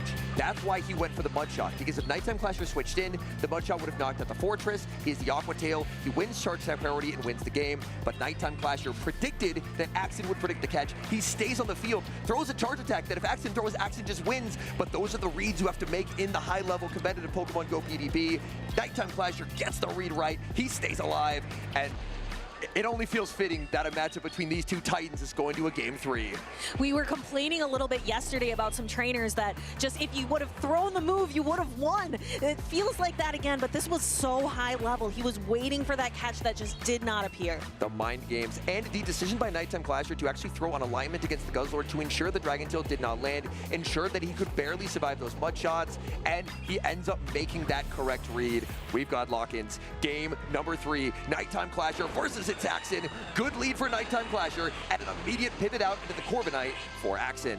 And we have now we have Corviknight versus Guzzlord, two very bulky Pokemon. However, Corviknight has the benefit, it is going to be resisting all of these Dragon Tails.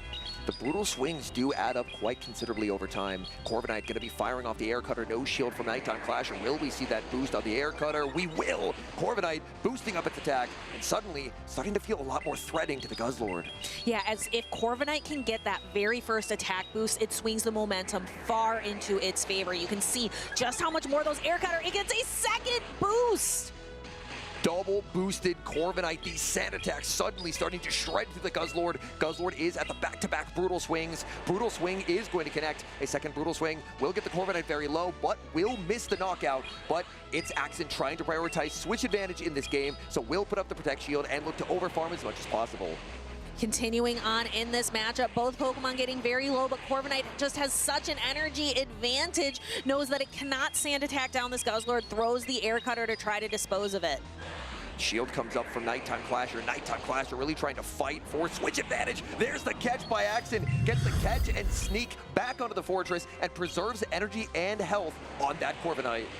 But now he has given up that, its Axon has given up that switch advantage, so Nighttime Clasher able to position the Medicham right onto the Fortress, and Fortress has to be afraid of these dynamic punches that'll be coming through. Its Axon is opting for the Rock Tomb here. Rock Tomb is resisted, but Axon's idea is he wants to lower the damage output from the Medicham, so that way one dynamic punch will miss the knockout, and Nighttime Clasher will be forced to throw 2 charge attacks instead of 1.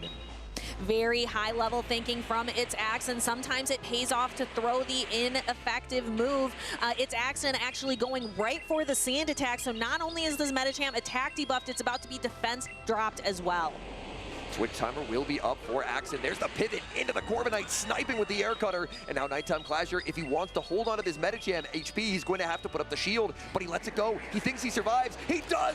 Barely hangs on, saves the energy, and sends Corviknight into the mirror. Nighttime Clasher has all 3 of his Pokemon available, but Guzzlord and Medicham are just at such low health, but he has this full health Corviknight. He is sending an Air Cutter, and its Axon puts up a shield. That is a very wise play by Nighttime Clasher. Nighttime Clasher recognized that Axon wants this energy, so he can fire off the Air Cutter, force the Protect Shield, and its Axon could be in a position where he ends up getting fully farmed down. His Switch Clock's not available. He can't escape. Sand attacks are resisted, but he's gonna get the full farm down, but not before the Air Cutter is reached. So getting just a little bit of chip damage, but its Axon really wanted that payback to go through. Instead, Axon still has his Quagsire full health as well. All charge attacks are going to land. Nighttime Clasher has the energy for the payback as well as some residual energy to go for another charge attack. The Medicham has loaded energy as well. Payback connects, big damage onto the Quagsire, and there's the combination play. Shock and awe from Nighttime Clasher. Payback lands, dynamic punch lands, down goes Quagsire. Nighttime Clasher in prime form here in Houston. And the Fortress does remain gold, but it's just not going to have enough, I think, with this Rock Tomb, especially because Corviknight is going to get to this Air Cutter first. That is going to be a win for Nighttime Clasher. Moving on to winners round 2. We have to talk about the shield call with the Medicham in that game number 3. Nighttime Clasher trusting his knowledge of damage ranges. He trusted he would survive. He did survive, and banking that dynamic punch, preserving that Protect Shield was everything. What an intense battle. Momentum going back and forth. Both of these trainers are so skilled, but I don't think it's the end of the road for its Axon yet. He's going to go down to the loser side of the bracket where he can still make quite a deep run, but it is a tougher road down there. You do have to win a lot more games on the loser side of the bracket than the winner side, but that was one of the best series I've ever seen in competitive Pokemon GO PvP. Catches left and right, very precise decision-making throughout. It's Axon, despite the bad lead, clawing his way back, Rock Tomb into Sand Tomb, pivoting into the Corviknight, and this was the moment. Nighttime Clasher, trusting he would survive. Metachan, you can barely see the health bar, but he knew. He was able to save the energy, fire off the air cutter to pressure the final shield away from Axon, and then when shields were down, payback into Dynamic Punch was lethal. This was such an incredible showing from these two battlers. The entire time felt like it's a standoff between two cowboys in an old Western movie, especially that moment in game number 2 with at the very end of the game where its Axon was predicting a catch that didn't come. It was kind of like the two cowboys just kind of looking at each other, seeing who's going to move first. Oh, I am just at a little bit of a loss of words here in the booth for just the incredible high level of gameplay that we got to witness. That was an absolute treat between two of the best battlers in our game, not just in North America, two of the best in the world. And that was an incredible 3-game series. And definitely one of the best in the world. We can say that Nighttime Clasher is Mr. Worldwide, a trainer who is very, very well traveled, going to regionals, going to locals, internationals, worlds, just all over the planet Earth. But right here, right now in Houston, in H-Town, Texas, it is Nighttime Clasher moving on to the next round. I've got to hear from Nighttime Clasher. Some of those reads, the high-level gameplay, it was incredible. And we actually have House Stark live on the floor with Nighttime Clasher to talk us through that series, because that was magic. All right, thank you so much to Henry and to DeFi. What an incredible showcase of some of the most high-level gameplay that we've seen today. The matchup between you and Axon, tell me what goes through your mind when you face and you're across the seat from Axon. I've played a lot of matches with Axon, have a lot of respect for him as a battler. I think it's our fourth match, and now evening the series 2-2, but usually I'm pretty calm going into day 2, but this is probably like the most nervous I've felt in a long time. Seeing like Dunebug, Elam, like as potential next matches is always just a very scary thought, but having to get the job done versus Axon first, it doesn't get more difficult than that. Yeah, I mean, we saw some really nice plays with the Court of a Knight, with the Fortress. We saw the Metacham against Axon, all those things, very poetic. But you're Mr. Worldwide. You've been to a ton of tournaments. Why do you go to all these tournaments? Like, what is the inspiration for you? I have a lot of friends who support me, a lot of family who are really invested in my journey playing the game, and it's just an honor to be able to like represent my country as well at these major tournaments all around the world, and also just do a really good job at regionals, internationals. It's a good feeling. I just love competing, and I also play the trading card game, so I just love Pokemon in general. So a lot of fun.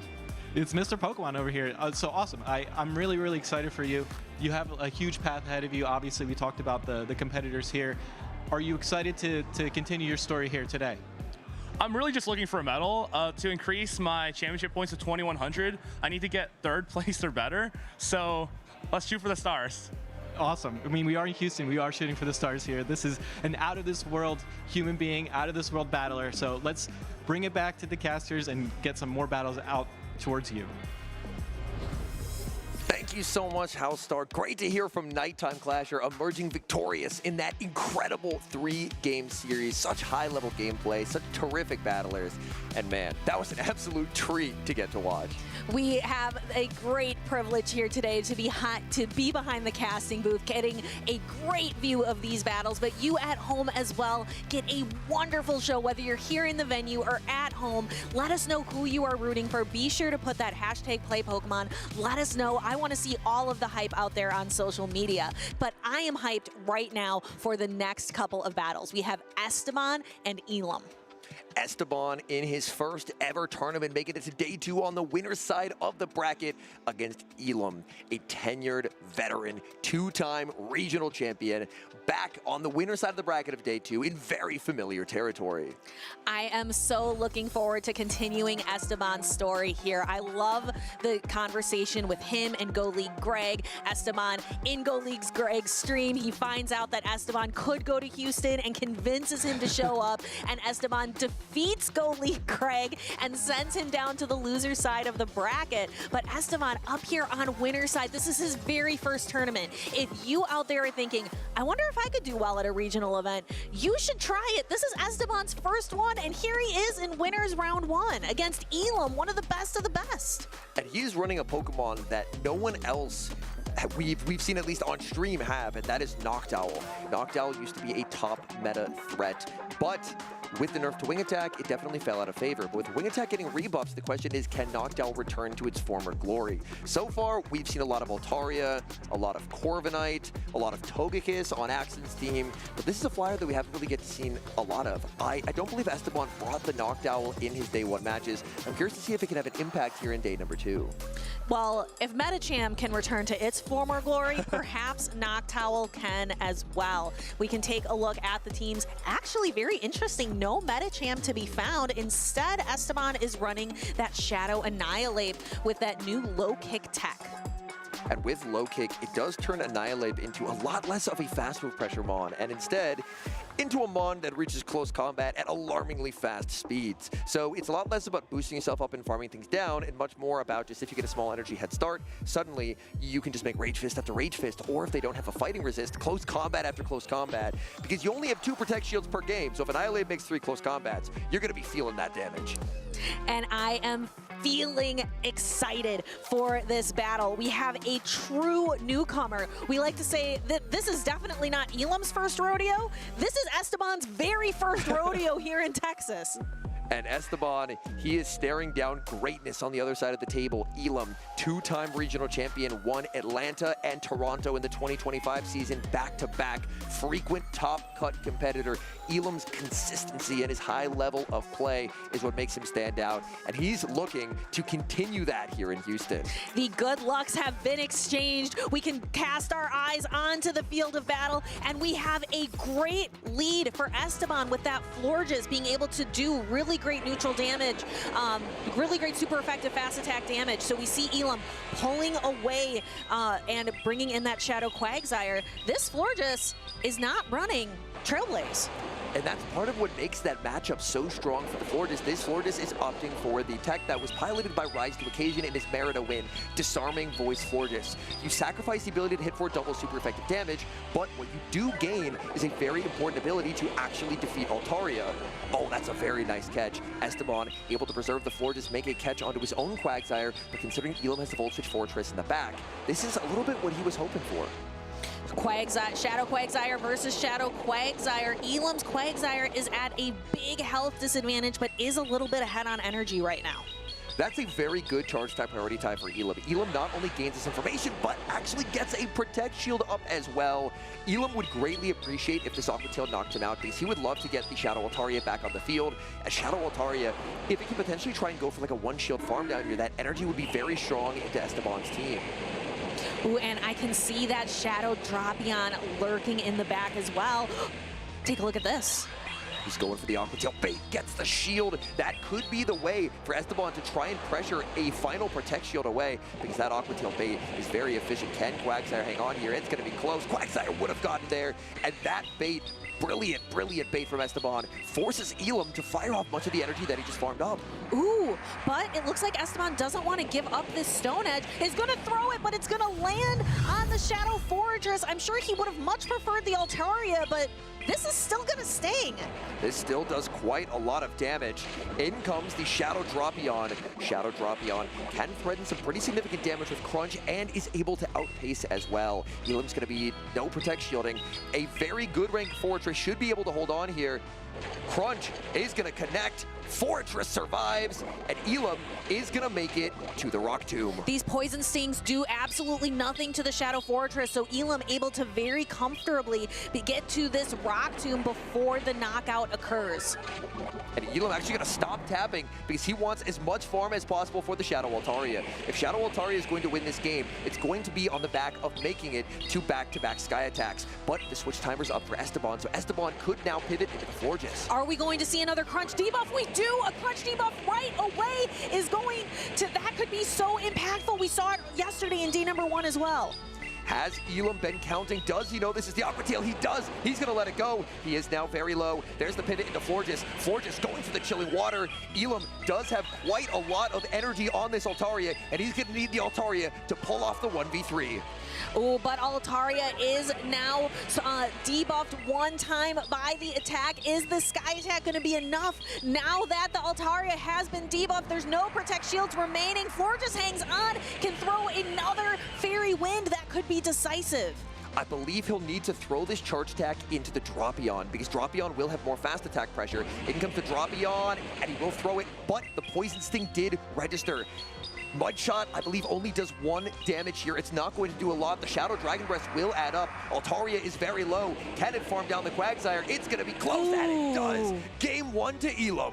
That was a game of inches. So very close. I thought for sure that Crunch debuff was going to be enough so that all of those fast attacks could register and do just a little bit more damage, but it just wasn't quite enough. Elam really made the difference there.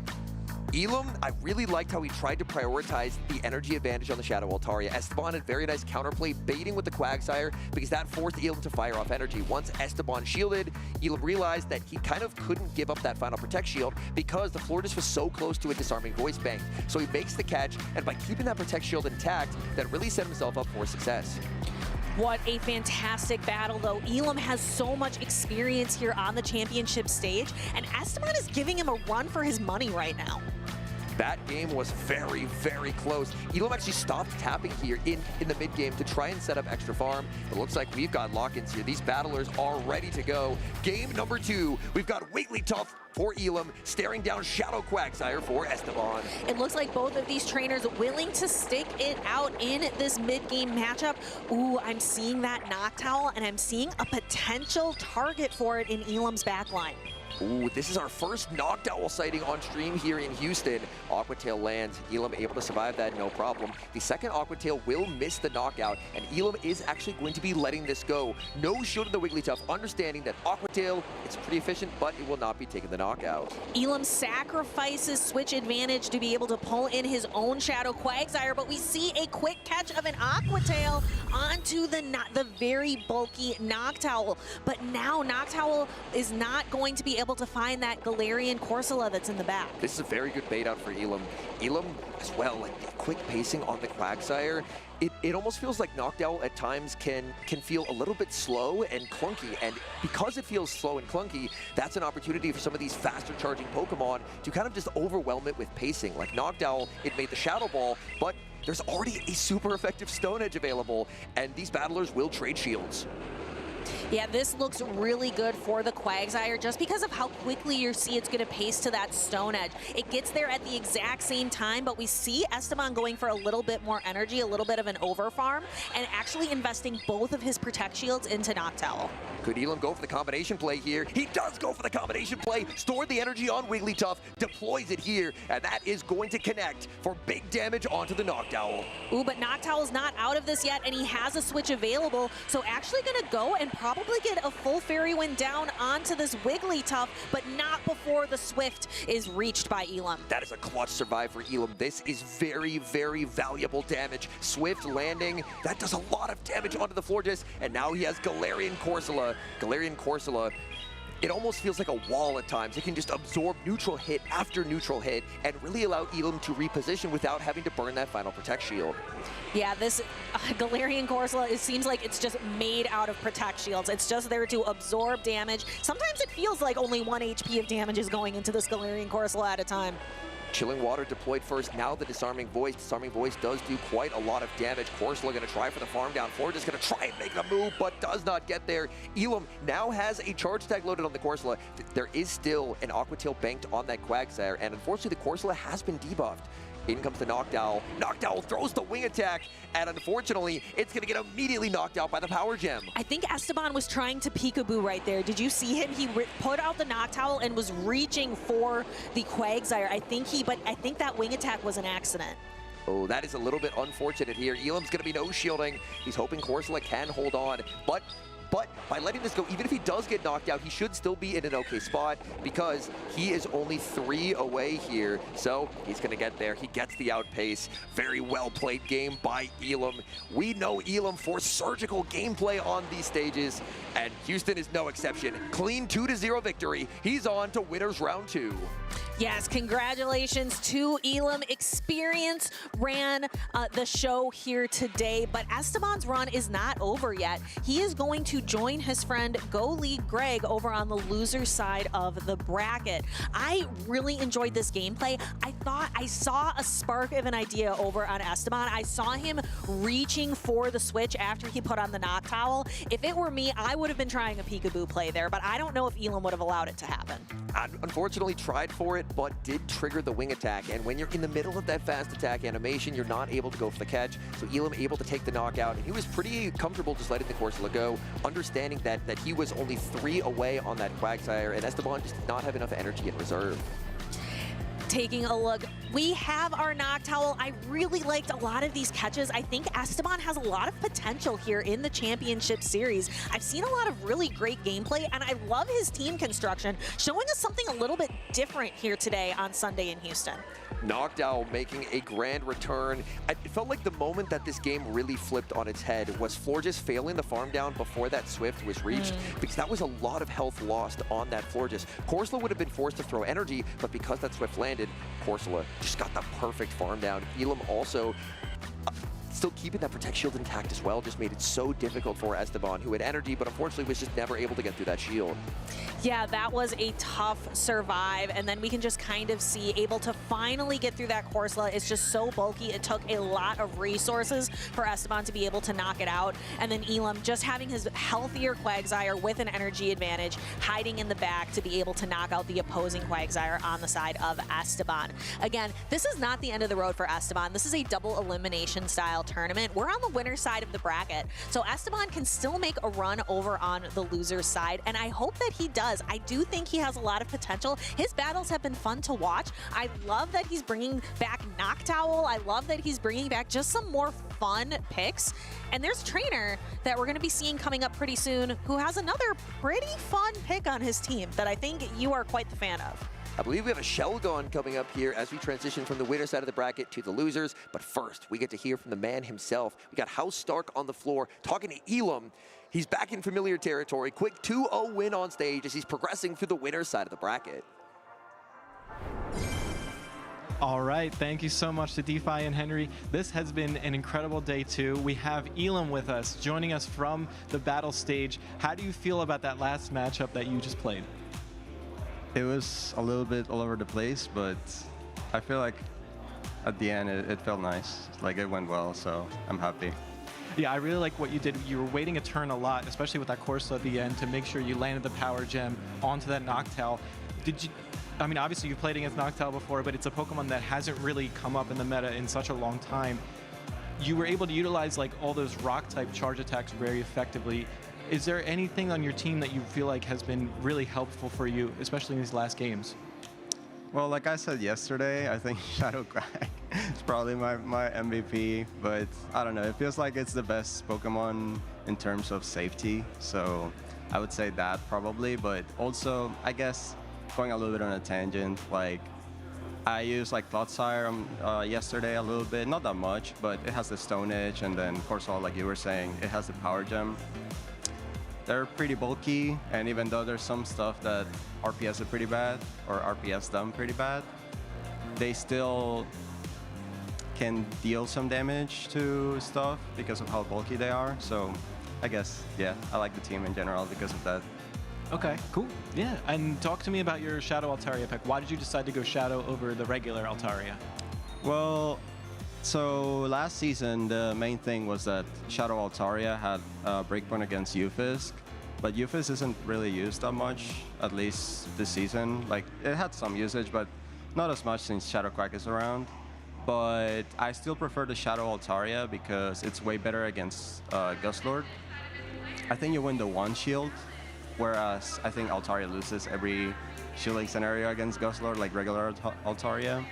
So I would say that's like the biggest thing for me, and I don't know, I just like the oppressiveness of the Shadow. Yeah, it almost feels like the Dragon Breaths do as much as they used to, which is kind of really nice. I like that. No, it's really good. Those matchups are very, very intricate and also very important, especially because Guzzlord is one of the top 3 most used Pokemon in Day 2.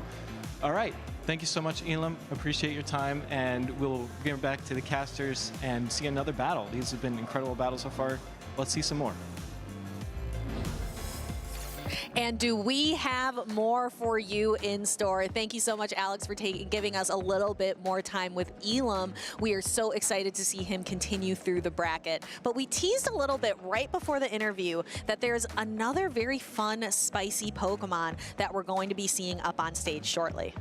And that is, as we now transition to the losers side of the bracket in losers round 2, we get to take a look at Shelgon. Shelgon got access to Twister this season, and that does mean that with the big rework to Twister, it now functions as a bit more of an offensive version of an Altaria. It doesn't have that dual typing, so you no longer have that flying typing, but you are able to get the charge attacks faster than Altaria. You're a little bit less bulky, but Twister as a dragon type move is arguably more useful offensively than like a Sky attack. Yeah, what is Twister kind of comparable to as a charge attack? If you're not familiar with this attack, because it's not like we get to see it very often, what would you compare Twister to? Twister is an exact clone, so it's a dragon type clone of the move Aqua Jet, which we've seen on Pokemon like Golisopod in the past. Ooh, so perhaps we are going to see that Shelgon. I hope that we do, but there is certainly a Pokemon on screen that Shelgon does not want to see, and that's a Wigglytuff. That's a pretty nice lead matchup for Sankaler. Immediate safe switch into the Shadow Dropion. No answer from Sankaler, as Sankaler is running a line that is pretty soft to the Dropion in the back. Dropion so quick to the crunches, able to outpace, and this crunch is going to be connecting. Yes, but Fortress, even though it's not a hard check to this Dropion, can certainly hit back hard with this Sand Tomb. Now, this is not a Shadow Fortress, so it's not going to hit as hard as the Shadow would, but still does quite a bit of nice damage, and now these Volt Switches are going to do even more with the defense drop. Ooh, King O trying to go for the charge type priority type, but Sankaler not going to fall for it. Instead, just going to take the free Volt Switch. King O lands the Crunch. Crunch connects. That's some pretty massive damage. And in comes the Wigglytuff to try and snipe down. And that it does. Sankaler gets a nice head start with his Wigglytuff into whatever King O brings in next. But what do? You kind of have to bring the mirror. You can't put Altaria into this. But you're down energy in a mirror, and the Wigglytuff did not lose a meaningful amount of health. King O is going to be, unfortunately, instantly met with a Swift, and being down energy in this mirror just really makes this matchup uncomfortable, knowing he has that Altaria in the back. Yeah, but it's an uncomfortable matchup, but it was his only option because his other option was the Altaria, really stuck between a rock and a hard place. He fires off the Icy Wind. Sankaler, potentially reading what is in the back, will put up the Protect Shield. Can King O make it to the Swift? He's shaking his head. He doesn't think he gets there, and he doesn't get there, and that is disaster for King O. Yeah, and I think Sankaler knew exactly what was lurking in the back. There is no other reason you would bring in a Wigglytuff into the mirror in that situation, knowing it had to be the Altaria. So this brings Feraligatr in, and now this Altaria is permanently debuffed from that Icy Wind. I think there's a very real chance that King O ends up no-shielding here, because his only win condition is basically if the Feraligatr throws a bunch of Hydro Cannon baits for no reason. So King O plays to the win con, realizes that the Feraligatr will always win this endgame straight Ice Beam, so the only win condition is to try and call a bait, but Sankaler knows double Ice Beam is the guaranteed path to victory. Yeah, King O just had really few win conditions. Sankaler just was in a dominating position directly from the start.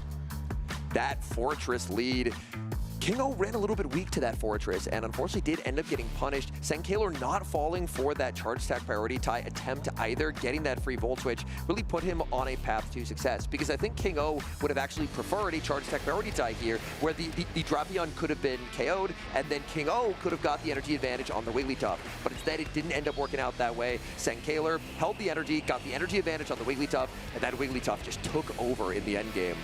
Yeah, sometimes our matches here in Championship Series are tight. They're won by just a hair, and sometimes they are dominating victories, and that is exactly what we just saw. That Altaria, unfortunately, really had nowhere to go in that game, but the battlers are locking in for game number 2, and it's like looking in the mirror. We've got Wigglytuff leading into Wigglytuff.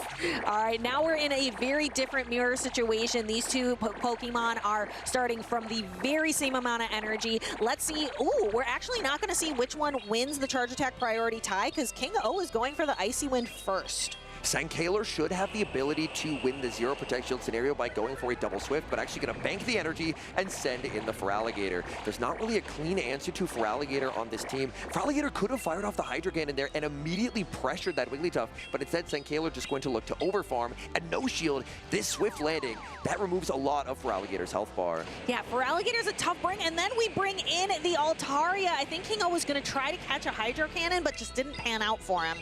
And now he's under threat from double super effective damage from the Ice Beam. He puts up the shield, does get the shield call right. But can Altaria get the farm down before the Ice Beam is reached? Feraligatr makes the Hydro Cannon. King O was counting. He knows that this can only be the Hydro Cannon, so he is going to be not putting up the shield. He knows exactly how much energy was on that Feraligatr, but now the Wigglytuff comes in and Altaria's met in a similar position it was in before. It doesn't want to take this Icy Wind, so King O forced to utilize his final Protect Shield to preserve the health of this Altaria. Look at how much charm damage is going through. Down 2 shields with a Shadow Dropion in the back. This could be a very tall task for King O. Sky Attack will land the knockout. It's Fortress trying to 1v3 for Sankaler. And actually going to be going for a Sky Attack and trying to pull that final Protect Shield away. A Flamethrower would have been fantastic. However, just not going to be able to get to 2 charge attacks. In comes the Dropion. Dropion down on energy. Immediate Sand Tomb available for Sankaler. Sand Tomb will do a lot of damage onto that Shadow Dropion. Now this ramps up the Volt Switch damage as well. King O throwing 3 in the move. Not going to risk a potential charge attack priority die. Sankaler is going to be saving that Protect Shield, knowing that a Flamethrower from Altaria would do more than the Crunch. But take a Crunch does quite a bit. This is a tall task for Dropion, and I don't know if it's going to be able to handle this Sand Tomb. This is the second one to go through. Nope, Dropion is no more. It's just Wigglytuff and Altaria left. King O waiting out his switch timer. He's got to deal with this Steel Wall Fortress plus a Protect Shield. In comes the Wigglytuff. These charms do not do much here. Sankaler ends up firing off the Sand Tomb. This is going to be very close as to whether this knocks out. Sand Tomb did get buffed this season. Can Wigglytuff hang on? Sand Tomb lands. Wigglytuff survives, and Wigglytuff will fire off the Swift. This could draw that final Protect Shield. It does, but can Altaria get to another charge attack? It's very far away, but Fortress able to get to the Rock Tomb first. Oh, that's about as close as it can get, but Fortress gets the outpace. Rock Tomb knocks Altaria out of the sky, and Sankaler takes the series 2-0. King O made it about as close as he could there. That was a really tight battle, and he was asking a lot of his Pokemon. He invested resources early in the game, and it was just tough because Sankaler saved all of his resources, all of his shields for the end game. I thought that Sankaler actually played a very smart line in game number 2. The decision to hold the Wigglytuff energy, charm it into a range where a Feraligatr Hydro Cannon could knock it out, and then aggressively pivot into the Feraligatr. Because suddenly, we were very used to Wigglytuff shutting down Feraligatr because there's no fast attack pressure, one Hydro Cannon never knocks it out, but if you get it to about half HP, suddenly that Hydro Cannon feels very threatening. King O had to try and make a play similar to what Axon did in the Game 1 vs. Nighttime Clasher, trying to make a catch to nullify the energy head start, wasn't able to get that catch, and by not getting that catch, had to go down shields, and that set up that Fortress with the shield advantage to 1v3 fully in that endgame. And here we can see a little bit of that setup. King O's Altaria just wanting to be able to throw that Flamethrower to really neutralize the Fortress, but with Sankaler still having shields up, not willing to risk using all of that energy. And in that endgame, the Altaria did not have a lot of health remaining. It did not have a lot of energy. The Wigglytuff was able to burn the final Protect Shield with the Swift, but the Volt Switch that snuck through there, which King O had to throw on alignment because the Volt Switch would have knocked out, gave Fortress the slight energy head start. It came down to a single turn away. So close for the Altaria, but not close enough. Fortress takes the knockout, and Sankaler advances. But it is not the end of the road yet for King O. He is a regional champion, winning back in Peoria a couple seasons ago. He can still make a run down on the loser side of the bracket. But Sankaler has really been showing us how great of a trainer that he can be this weekend, and he moves on towards getting closer and closer to the grand finals. I do believe that was loser side of the bracket. Oh, that was losers. Yes. I'm sorry. Oh, We've been classing winner side all day. That was losers. They switched it to a losers bracket on us really fast. I was unprepared, but yes. So King O's run is done, but much to be proud of there, as he is able to, I believe, make it into the top 12. Sankaylor advances. We get some information from off stream. Rise to occasion 2-0 over Dell. BJ with the 2-0 over Mango. Go League Greg with the 2-0 over Shadow Brandino, and that sets us up for we have Rise versus Esteban, Axon versus BJ, and Jello versus Go League Greg. So many great battles over on loser side. Now that we're on loser side, winner's side is actually just waiting, trying to get over into winners finals. We have 4 trainers left on the winner's side of the bracket. Andy, Dunebug, Nighttime Clasher, and Elam. Nighttime Clasher versus Elam, that's going to be another star-studded battle. Andy, a little bit more of that newcomer, bringing that newcomer energy a little bit more. He's not on stream very often. We don't see him in as many regionals, certainly not as many as Dunebug. He definitely has a tough opponent ahead of him, but so did Sankaylor, who was able to emerge victorious, and we do have Speedy sitting live down on the floor with Sankaylor to talk about that win on stage over King O. Thank you so much, Henry and DeFi. And absolutely, Sankaylor, great win over King Alexander, a trainer that looked like he was returning to form. I think he's got a bright future ahead of him, but you were also impressive on stage. What was the key to that series there? For Alligator, its flexibility into most of the meta people will bring it to this tournament. Gotta go quack hunting. All right, I like the sound of that. I like the mindset.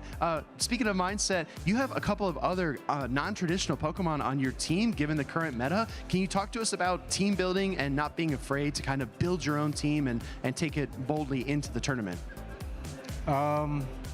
It seems kind of most people opted for like the same cores in their team. So Cordilli, for example, is stuck out for being good to counter the Wigglies, the Schwartzers, and the Quags. So that's where that came in. And Shelgon, just a nice little tech for the seals that are running around.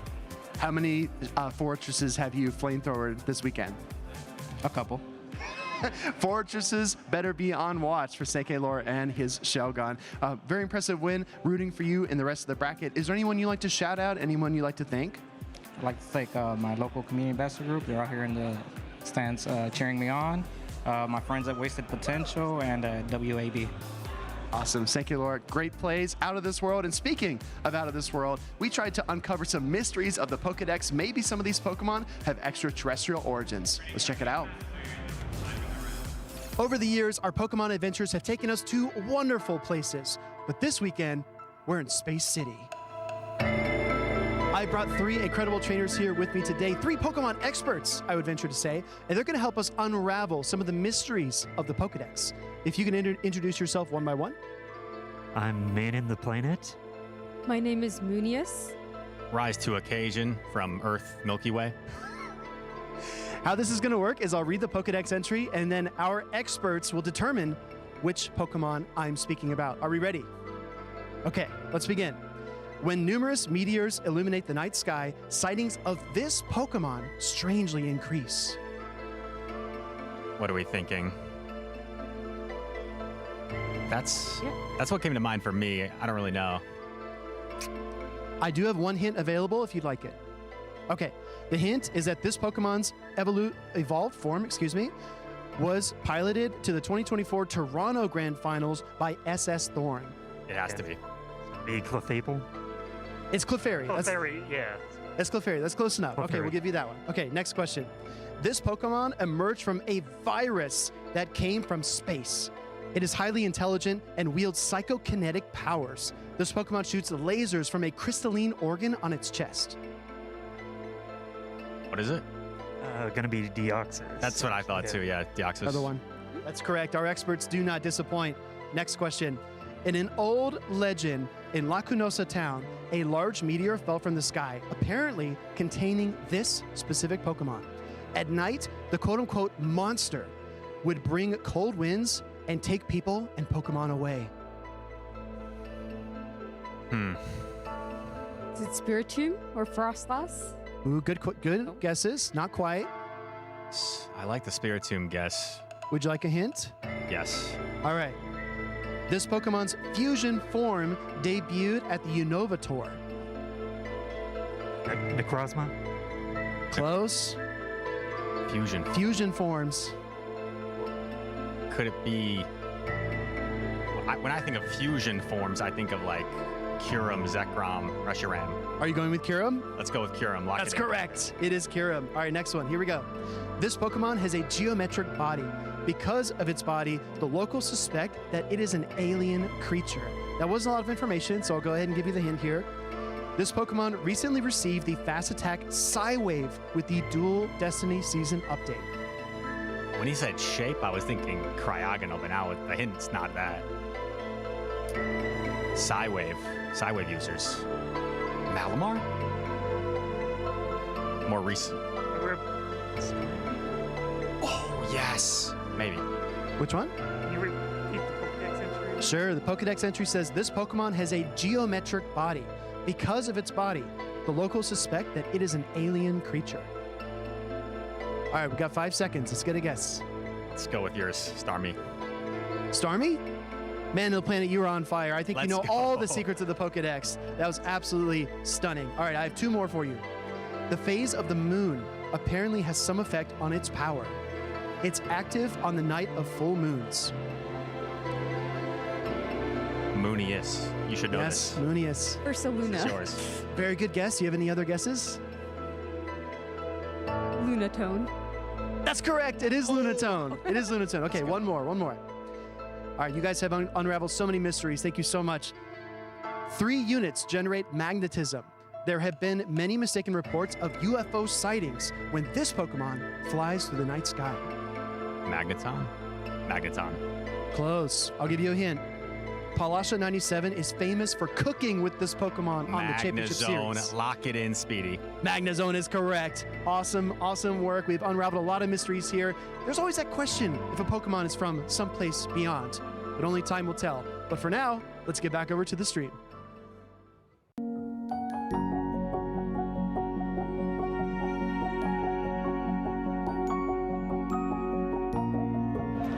I hope they still have the Pikachu plushie. Yeah, time to go in. Okay, let's go. Okay, let's go.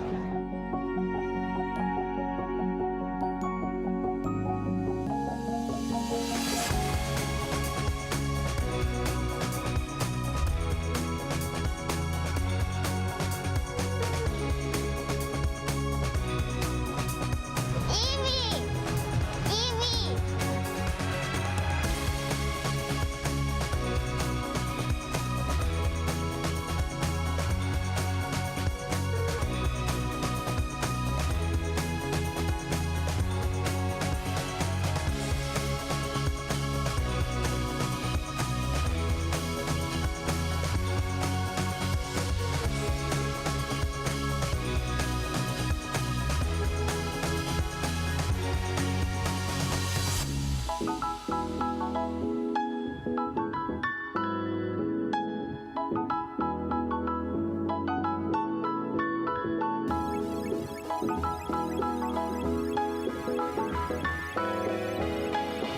Look who's here.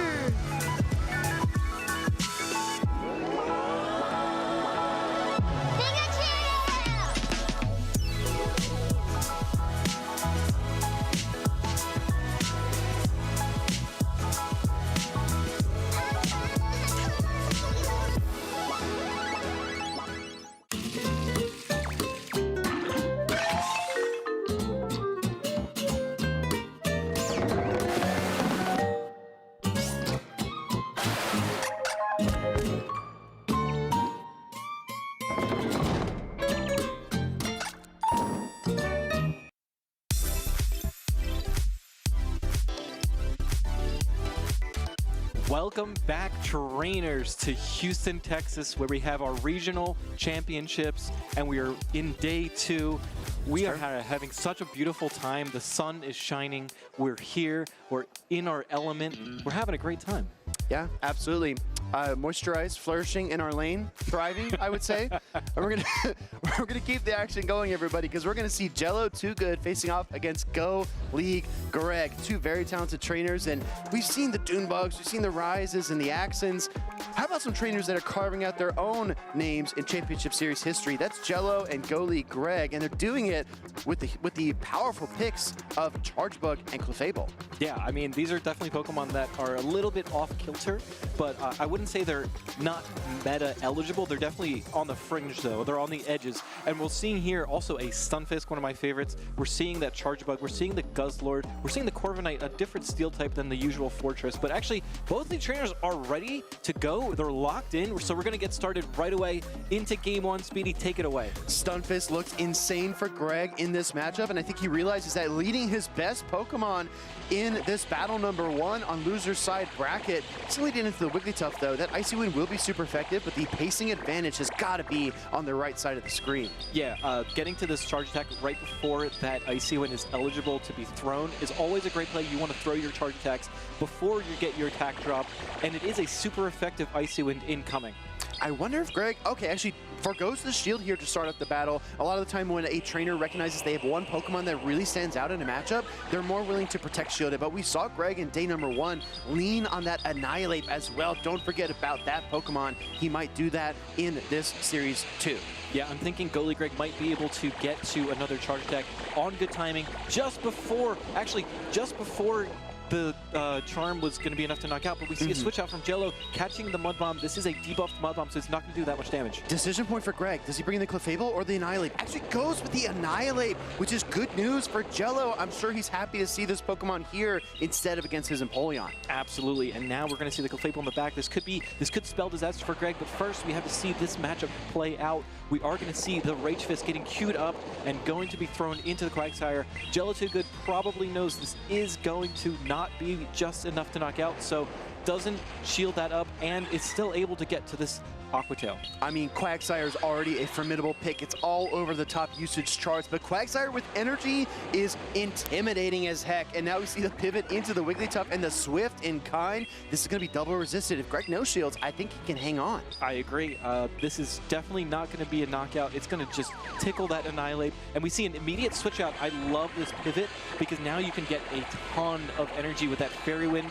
It's going to just be able to... and the Swift is not able to be reached, but now we see the Empoleon. So now this is a really tough situation for the Clefable. It's going to be an uphill battle, but it's got its work cut out for it. What do you think of the Meteor Mash here? I mean, there's a chance that the Moonblast will actually drop the Empoleon's attack, but do you think that 3 Meteor Mashes is the more efficient play?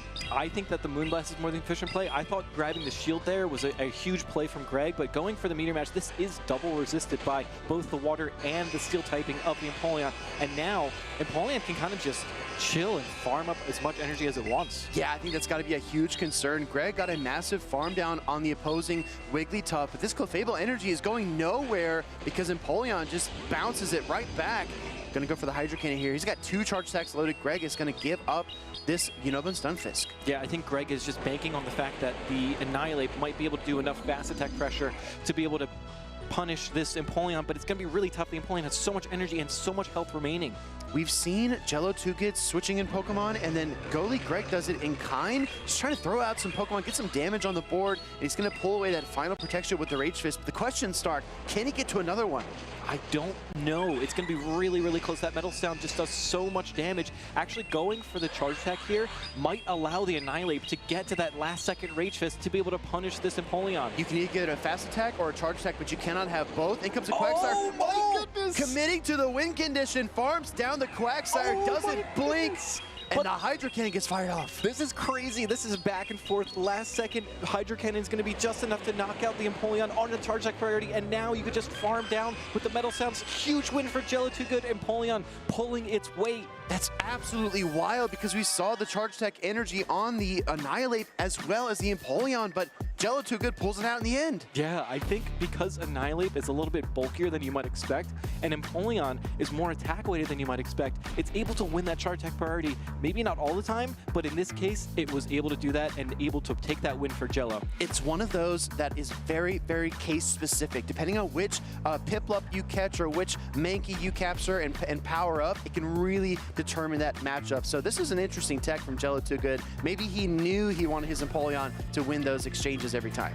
Yeah, and what's interesting is those Pokemon get the charge attack very quickly and very congruently. So because of that energy disparity, you can't really switch in Annihilate into an Empoleon now, knowing that matchup is not as cut and dry as you might expect. That's such a valuable piece of information. I'm sure that Greg is going to keep that in mind as you move into battle number 2. I want to remind everybody, because we bounce around a lot in the bracket, and I think that Pokemon Go is the only bracket here this weekend that is double elimination. We're on the loser's side. So if Greg loses this next battle, his run in Houston is over. He's got to figure out a way to fight his way back into the series, tie it up, and then see where he can go from there.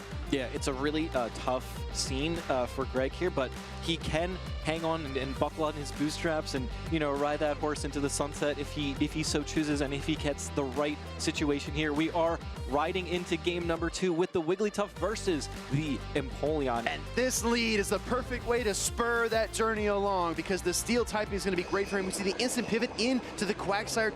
Greg goes for his trusty Annihilate. Yeah, Annihilate is a really good answer into the Quagsire, because it's able to tank those Aqua Tails relatively well and fire back with boosted Rage Fist or close combats. Exactly right. Rage Fist numero uno gets queued up here from the Annihilate. This is going to deal a little bit of damage into the Quagsire, but no threat as Jello forgoes the shield almost immediately, and he realizes he will get to the next Aqua Tail fast, and he's got time to spare. Yeah, it's fast and furious. These Aqua Tails are getting fired off back to back to back, but Annihilate is able to utilize that shield effectively and potentially overfarm to get a little bit more energy for that next matchup, whether it's the Wigglytuff or something else in the back. Keeping up the pressure, Greg attempts another Rage Fist, and we get a Shield in Kind from Jello. Too good, but the pacing is still on the Quagsire side. Yeah, this is really tough because you don't want to just allow switch advantage to go back into the favor of Jello, because you know you have that Empoleon versus the Fairy type in the back, and now you can actually get even more ramped up energy, and you see a switch out right away into the Empoleon. I love this play because now you have the Clefable in the back to be able to Meteor Mash the potential Wigglytuff as well. Almost a close combat loaded on the Annihilate, and Greg is able to save that Pokemon and its energy with the switch out. Like you said, very heads-up play, recognizing the position that he's in. Does go for the Hydro Cannon on Charge Attack priority, and Jello, his Empoleon, takes this one as well. Yeah, I love that when you're able to recognize that you got switch advantage, but you can give it up in order to have a better matchup in the back. That is a heads-up, huge play, 10-head from Greg. Think about it as well. With the Empoleon on the field here, Jello knows that this is the hardest counter to his Wigglytuff, so he's going to allow the Hydro Cannon through, go for his own Charge Attack again on Charge Attack priority, and save that final Protect Shield for his Charmer. One thing to recognize is Jello Too Good has consistently gone for the Charge Attack priorities with that Empoleon, knowing that it might be just a little bit more attack weighted than people might think. Whoa, actually sends in the Annihilate and then fast pivots out into the Clefable, but this is the power of the Clefable with the Meteor Mash. The Charm does leak through, however, this is going to command that last Protect Shield from Jello Too Good and start to open the door to either another Meteor Mash or even an Annihilate close combat.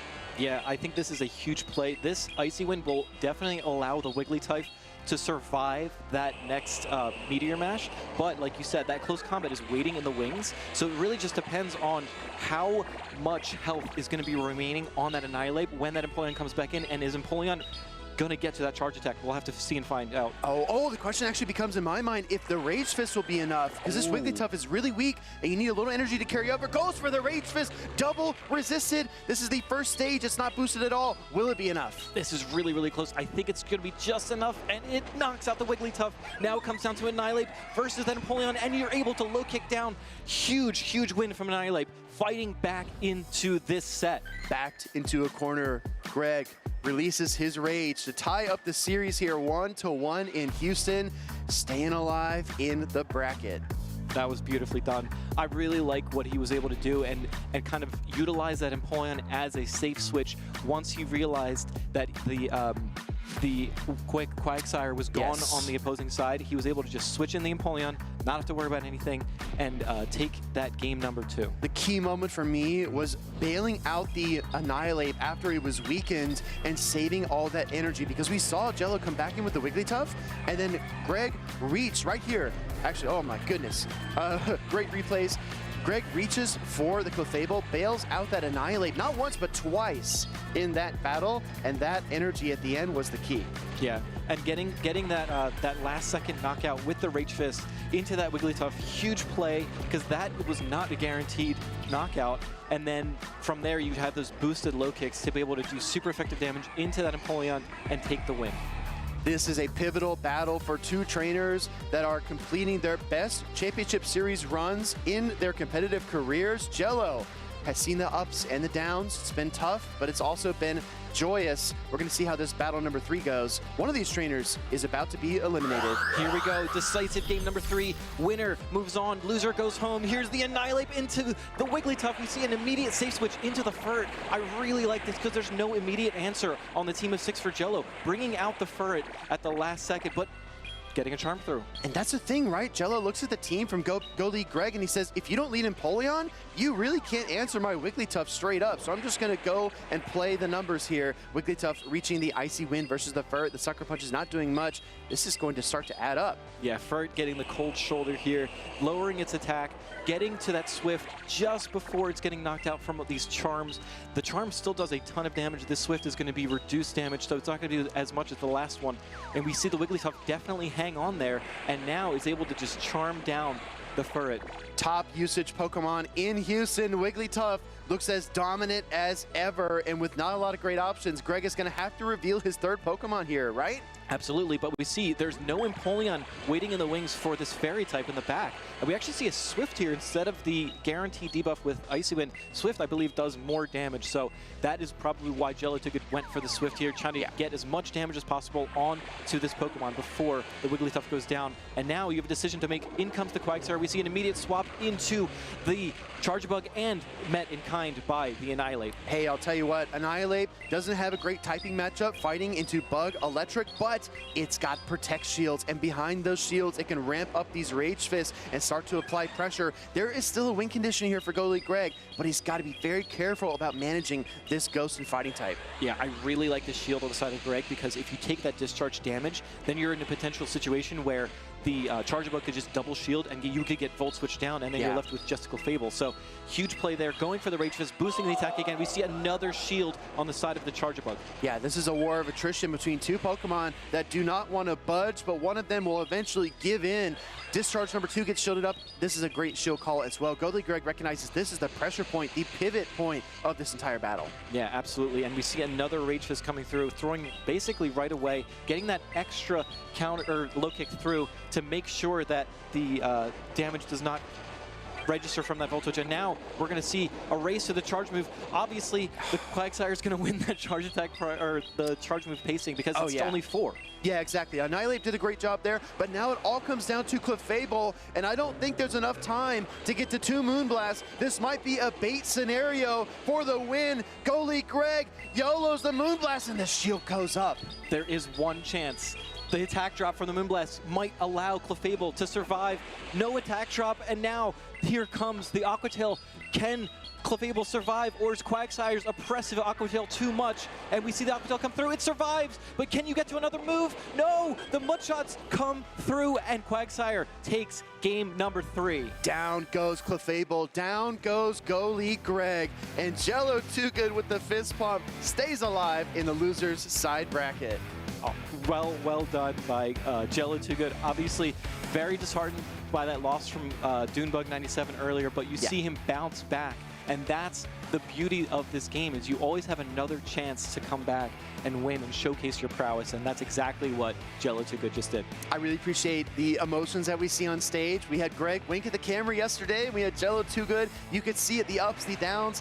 His emotions are on his sleeves at all times, and it looks like here Jello, moving on through the bracket, will get another chance to show us what he's made of. And Go League Greg, I'm telling you, has to feel very accomplished. I mean, first event, coming out here into Top Cut in Houston, losers round 2. You've got so many talented trainers walking around, and Go League Greg proved that he stands right next to them.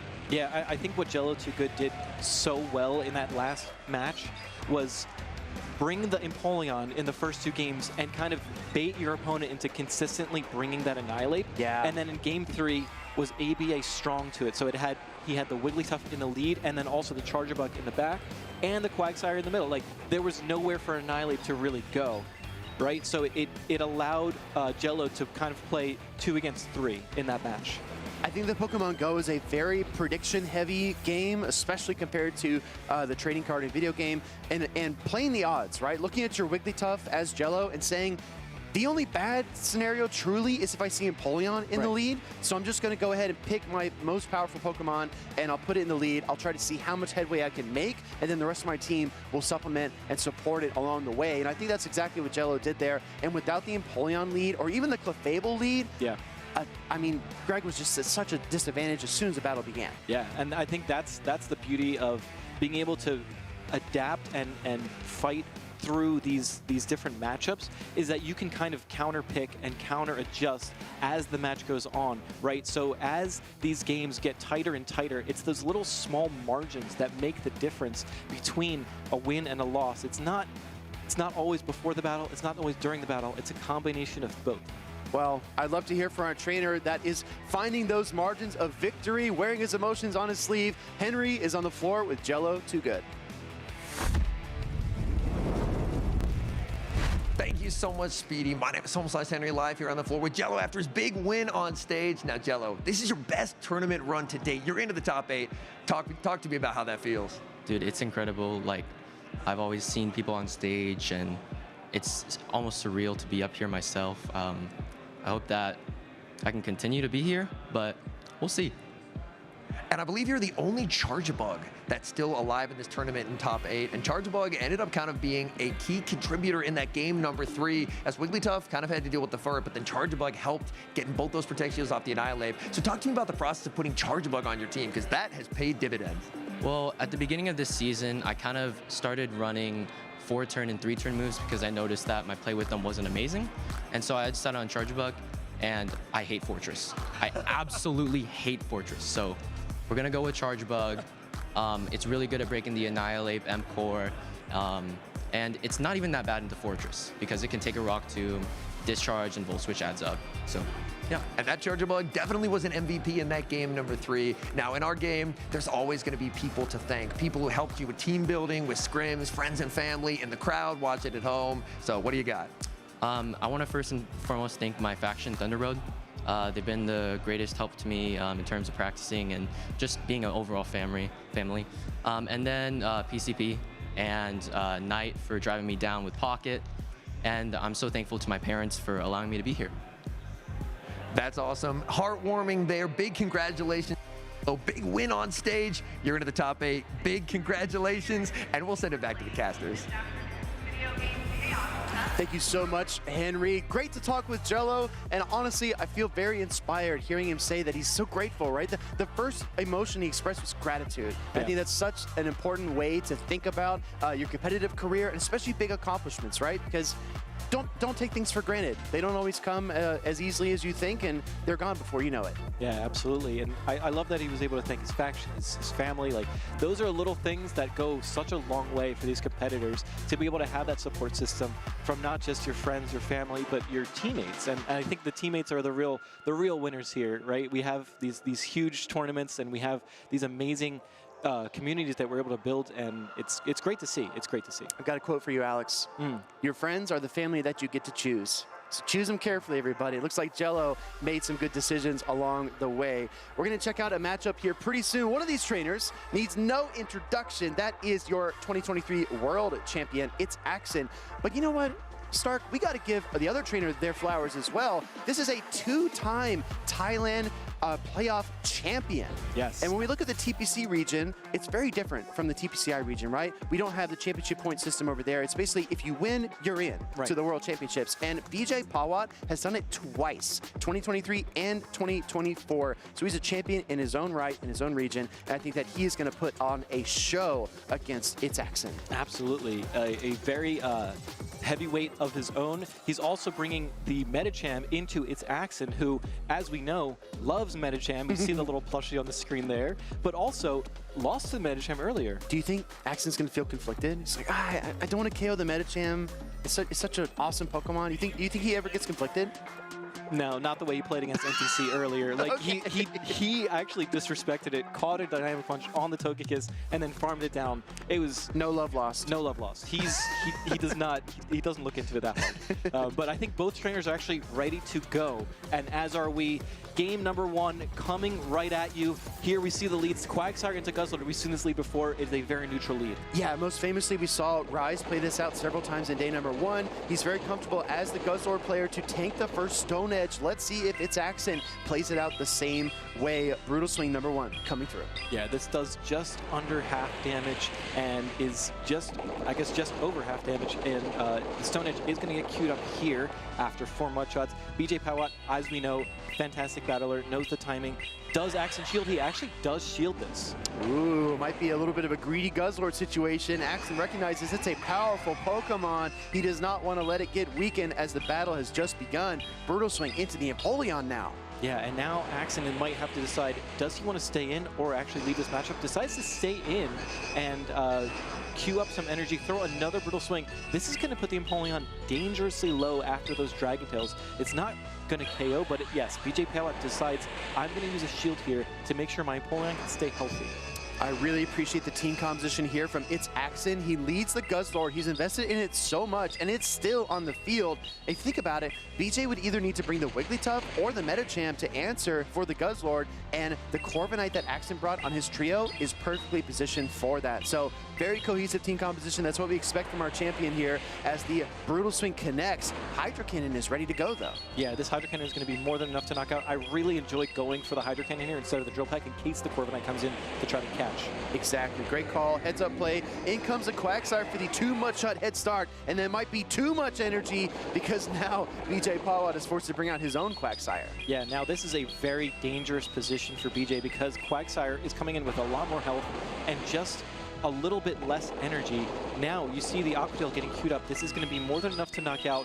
Do you shield? You actually let it go. And now all you're left is with Fortress. This is a really, really tough answer for the Quagsire. Yeah. And look at how healthy it is, right? And these Volt Switches are not doing much damage at all. This is very uphill, and as It's Accent sees the final Pokemon revealed, I'm sure he's happy to have Quagsire around and not just his Corviknight facing off against a Fortress. I agree. And now Quagsire and Fortress, or Quagsire and Corviknight actually making that really nice synergistic team. So we might see a little bit more of that potentially as the Sandtomb connects and does not knock out the Quagsire here, going for the Stone Edge, the big, harder hitting move. This is going to do quite a bit of damage. Even though this Fortress is not Shadow, it's going to do a ton. Yeah, BJ Pawat not happy to take the Stone Edge. He gives the knowing nod. He realizes that's a lot of damage to take, and the Corviknight is completely healthy. He would need at least 2 Rock Tombs and some more, and there's just no way he gets there in time because payback is already ready. Yeah. Corviknight has seen enough of Fortress and says, here's my payback for you for all those times you rock tombed me. And now we see Accent taking out game number 1. And what's the adjustment here from BJ Pawat? I think that's the question that we have here. Accent, game winner, world champion. How do you come back 0-1 against this type of opponent? Well, I think BJ Pawat needs to put that Guzzlord back in the Beast Ball because It's Accent was just such a terror with that Pokemon, and if he doesn't bring the Wigglytuff or the Medicham, I don't know how he can respond. Going into battle number 2, It's Accent has no reason to not just keep hammering with the Guzzlord. I mean, my goodness, it took half of Quagsire's health, it almost KO'd the Empoleon, and it took a bunch of energy with it. It was just a menace in that battle. Yeah, and I think that's the beauty of It's Accent's Togekiss in the back, because if you bring the Medicham or the Wigglytuff, that Togekiss does really well into both of them, especially with shields up. And Empoleon, you think of something that can resist the Dragon Tails from that Guzzlord, but we saw 2 Brutal Swings are enough to knock out the Empoleon anyway. So it's a really, really tough matchup here to try to figure out how do you neutralize that Guzzlord. And if you overpredict, does something like the Togekiss come back to bite you? Oh my goodness, imagine, right? You try to adjust to your opponent's game 1 team, and in the meanwhile, you open yourself up to other weaknesses. That could be a situation that we see unfold here as BJ Pawat, your two-time Thailand playoff champion, takes on our world champion and two-time IC champion. It's Axin. Yeah, I really enjoy both of these players and how they've played this entire tournament. And now we're going to see their gameplay on the highest stage. We've seen Axin. He's gone into the loser's bracket from that battle with NTC, and now BJ Pawat trying to double down on Axin's losses. But we'll see if something like the Medicham comes in here. As we see our leads, it is actually that Medicham against that Fortress from Axin. All right, here we go. Fortress instant pivot into the Quagsire, getting that 2 shot head start. Looks like a dynamic punch will get queued up here, but not before the Aqua Tail. Yeah, and this is what makes Quagsire such a difficult safe switch to deal with, is it can outpace almost every Pokemon and desync the switch timer. So even if you lose that lead matchup, you're still in a really good position as the Quagsire. It's Axin not afraid to make the bold calls in the initial moments of the matchup, shielding a dynamic punch, and that allows him to leave his Quagsire in here against a Wigglytuff and get off at least 2 Aqua Tails. Yeah, absolutely. We see Aqua Tail getting fired off. This could have potentially been a Stone Edge, but BJ Pawat says, I think this is an Aqua Tail, and he is correct. Also interesting to see the Wigglytuff come in here. That does tell It's Axin that there's no Guzzlord on the opposing side, and this is the strongest Pokemon against his Guzzlord as well, so that means BJ Pawat probably has other checks to it. We're going to see the Fortress spin back in, though. Yeah, and this is a really smart play because now you're allowing the Quagsire to still have play in the back, and you're allowing your Fortress to take neutral or resisted charge attack damage. Gonna hit another Volt Switch for the KO there. It's Axin has displaced the switch timer heavily, and that slight energy advantage makes this Medicham matchup much more competitive for the Fortress. Yeah, and I think we were talking, I was talking with Rise and Dune on the floor, and they were saying how Medicham has such an incredible matchup into Fortress. They can actually win this matchup even with a shield disadvantage. This is an incredibly strong Pokemon. BJ Pawat, dynamic punch queued up, ready to go. Fortress gets rocked by that fighting type charge attack, but it's not quite enough to pick up the KO. And the Sand Tombs are starting to wear down the mighty Medicham. Got to respect this one with the shield. Absolutely. We see the Sand Tomb get queued up. It is going to get shielded up, and now we see the dynamic punch getting fired off into the Fortress. You do not want to shield this Pokemon that's this low in health, so letting it go is the right play. Firing it this time also negates that second Volt Switch damage, and now we see an instant counter swap. Empoleon versus Corviknight. BJ kind of looks around. He doesn't feel comfortable in this position because those sand attacks are adding up, especially when Corviknight can hide behind shields. But It's Axin wants the knockout. He's been jabbing all day long, but he does not connect with the uppercut. Huge shield there from BJ. That was the absolute right play, because if you let that go, the sand attacks will be enough to farm down. So now here comes the Hydro Cannon. Hydro Cannon number 1 getting fired off. It does about half, and you have another Hydro Cannon waiting in the wings. Empoleon flapping its wings, as it's not a flying type, but it does have that flying type coverage. It looks grounded at the moment, but it might take off here, especially if it can get back to the switch timer and catch a charge attack on the Medicham. But he's just a second away, and BJ Pawat cannot get out in time. Axin and his Corviknight gameplay has been absolutely impeccable and stellar. It is more than enough to knock out, and in comes the Medicham, but we know Corviknight paces just too fast. Corviknight is too fast, too furious. It's Axin moves on in Houston, advancing from losers round 2 after toppling BJ Pawat. He will face his next opponent shortly. Yeah, Axin, just impeccable gameplay. I think the Corviknight was probably the showcase, but I think the Quagsire was the real MVP there. Swapping in, misaligning the timers, allowing the Fortress to catch the moves all from that Wigglytuff. I think that was the main play there that he wanted to make. He used the Steel types as the sponges and the Water type as the pivot. I really like, so I don't know how many people picked up on this, but you actually made a really good reference that I think historically is really important to consider. Back in the initial seasons of Go Battle League, we saw a lot of Swampert and Skarmory core. The Steel and Flying type, and then the Water and Ground type. Very complementary duo. Usually they were complemented by a third Pokemon, which is like a safe swap, like a Sableye, maybe a normal type Pokemon. The Corviknight and Quagsire feels like the new Steel Flyer and Water Ground type Pokemon combo. Do you agree? I have to, right? Because Quagsire is only weak to one thing, which is the grass. Corviknight double resists that. The Corviknight is only weak to 2 things, electric and fire. The Quagsire resists both. So it's a very, very complementary duo. And not only are they complementary in terms of their style and their types, but also they get to these charge attacks so quickly, right? It's 9 turns to get to the air cutter. It's only 8 turns to get to the Aqua Tail, and they both have that hard-hitting Stone Edge and Payback. That's exactly right. Well, I think that there are cores and trios built into all of these teams of 6, and it really depends on what composition you're facing. That determines largely what Pokemon you bring, but I think it's really cool to see kind of these shades or echoes of previous metas, because even though Pokemon Go changes so rapidly so often, there are some, I guess, tried and true methods and laws that we kind of still respect and adhere to. Absolutely, and that's the beauty of what we do here. We just enjoy, and we can see the beauty of the teams that are being built, right? There's always references to and callbacks to older times. And speaking of callbacks to older times, we also have a Noctowl in this meta, and I could not be more excited. I know one of your favorite Pokemon is that Fortress. One of my favorite Pokemon is that Noctowl, and I'm so glad that we get to see it and showcase it on the big stage here today. I win that matchup, everybody. Fortress, it takes that matchup. What was that? Nothing. Did you hear anything? No, this okay. Probably buzzing. Wait, actually, I'm getting word from production. We have a world champ interview. Cue the alarms. Homeslice Henry is on the stage with It's Accent. Take it away. Thank you so much, Speedy. Homeslice Henry live on the floor here with the world champ himself, Mr. It's Axon, fresh off a dramatic win on stage. Now, Axon, it seems like the Metacham from your opponent was pretty strong into your team, but you famously won Worlds with Metacham. So talk to me how you're able to overcome that threat, because Metacham looked very, very strong there. Yeah, I mean, Metacham's one of my favorites. The only problem with it is there's not a lot of things in the meta right now that it just straight up beats. It's a very neutral Pokemon, and I love that. But I have ways of dealing with it, and I mean, I kind of feel left out. I should have brought my own Metacham, I'm gonna be honest. But, you know, I gotta try new things. Togekiss was my spice pick, and it's been doing pretty well for me too, so. It seemed like in that series, you ended up relying a little bit more on the Corviknight. You have, throughout the course of these battles, consistently banked energy on Corviknight, used it to try and pressure shields from Metacham. Because even though that matchup in the static matchup isn't the most clear, it seems like Corviknight has been a Pokemon that you've kind of relied on into these Metacham teams. Yeah, exactly. I mean, Corviknight's probably just my best Pokemon I've used this whole tournament. I mean, big surprise. I'm a Corviknight abuser. I use it every single day in GBL.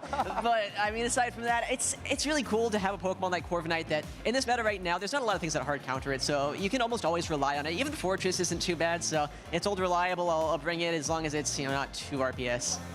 Now, one of my favorite things about getting to watch Axon at these tournaments is the amount of support he has in the crowd. He has his family sitting here in the crowd cheering him on. I actually got to watch this set with his family in the crowd, hearing them cheering him on as he got that win. So talk to me about what it feels to have such amazing family support here in Houston. Yeah, I mean, it really helps to have actual family members who are, you know, into the system too. Because my sister, she actually competed this weekend as well. She was the person who got me on the Togekiss train. So, I mean, Togekiss is a pretty good pick. It's been working out for me. My mom always, she watches the battles. She doesn't like watching them as much. She gets freaked out. But, you know, she likes watching me, you know, when I win. When I lose, it's more stressful for her. But it's always a lot of fun. And, I mean, it helps out a lot to, you know, just know that what I do, they care about. And that's honestly just so incredibly heartwarming. World champion, It's Axon. So much support here. Big win on stage. Massive congratulations. I believe you're now in the top 8. So I'm excited to see how far you can go with this tournament. And we'll send it back to the casters. All right, thank you so much, Henry and Axon, for that lovely, lovely interview. It's always heartwarming to hear those stories, and obviously I've met Axon and his mother, and I just met his sister today, and it's beautiful to see these people that are here and supporting. And Axon, obviously, his mom gets worried when he loses.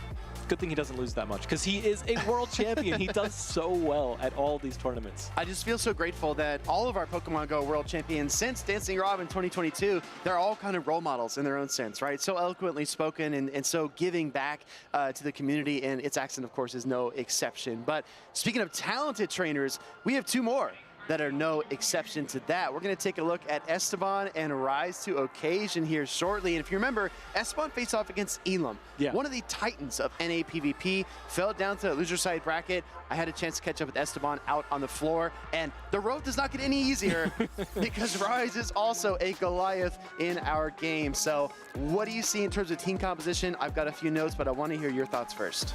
Oh boy. Well, we're looking at 4 Shadows, a Noctowl, and a Florges. So I'm as lost as you are. But it looks like the Shadow Drapion could have some play. The Noctowl actually looks pretty good. The only thing you really have to worry about is that Fortress. So yeah, the Shadow Annihilate is probably also going to have some play as well. Pop quiz, what starts with a G and ends with a T? Great. That, but also Gourgeist. And I think that Rise's Gourgeist looks insane here. He's got coverage for the Fortress, for the Annihilate, for the Quagsire, and it's not great in that Florges matchup either. So that Gourgeist will be a menace, and if he does decide to bring it, it kind of forces Esteban to either choose his Drapion or Noctowl. And if you can predict both of those Pokemon coming, then Rise can start to piece together a strategy. Yeah, I agree. I think it's going to be actually pretty tough to find a really good safe answer. I think Quagsire is probably the safest thing on both sides, but other than that, it's really just pick your poison, right? Are you going to be weak to this? Are you going to be weak to the Florges? Are you going to be weak to the Gourgeist? Are you going to be weak to the Fortress? It's really, really tough, but these players are the best of the best, and they're going to showcase why they are the best of the best here. As we see, actually, this is... I believe this is Esteban's first, the first top 16 ever. And obviously Rise has had a few accolades in his time. You know, he's competed a few times. Yeah. Maybe you'll see him here and there. Maybe he's a face that'll grace the stream every now and then. But yeah, I'd say the lion's share of the experience is going to be on the right side of the screen. But it also is a unique opportunity because Esteban could be unpredictable. He could do things that Rise is not ready for.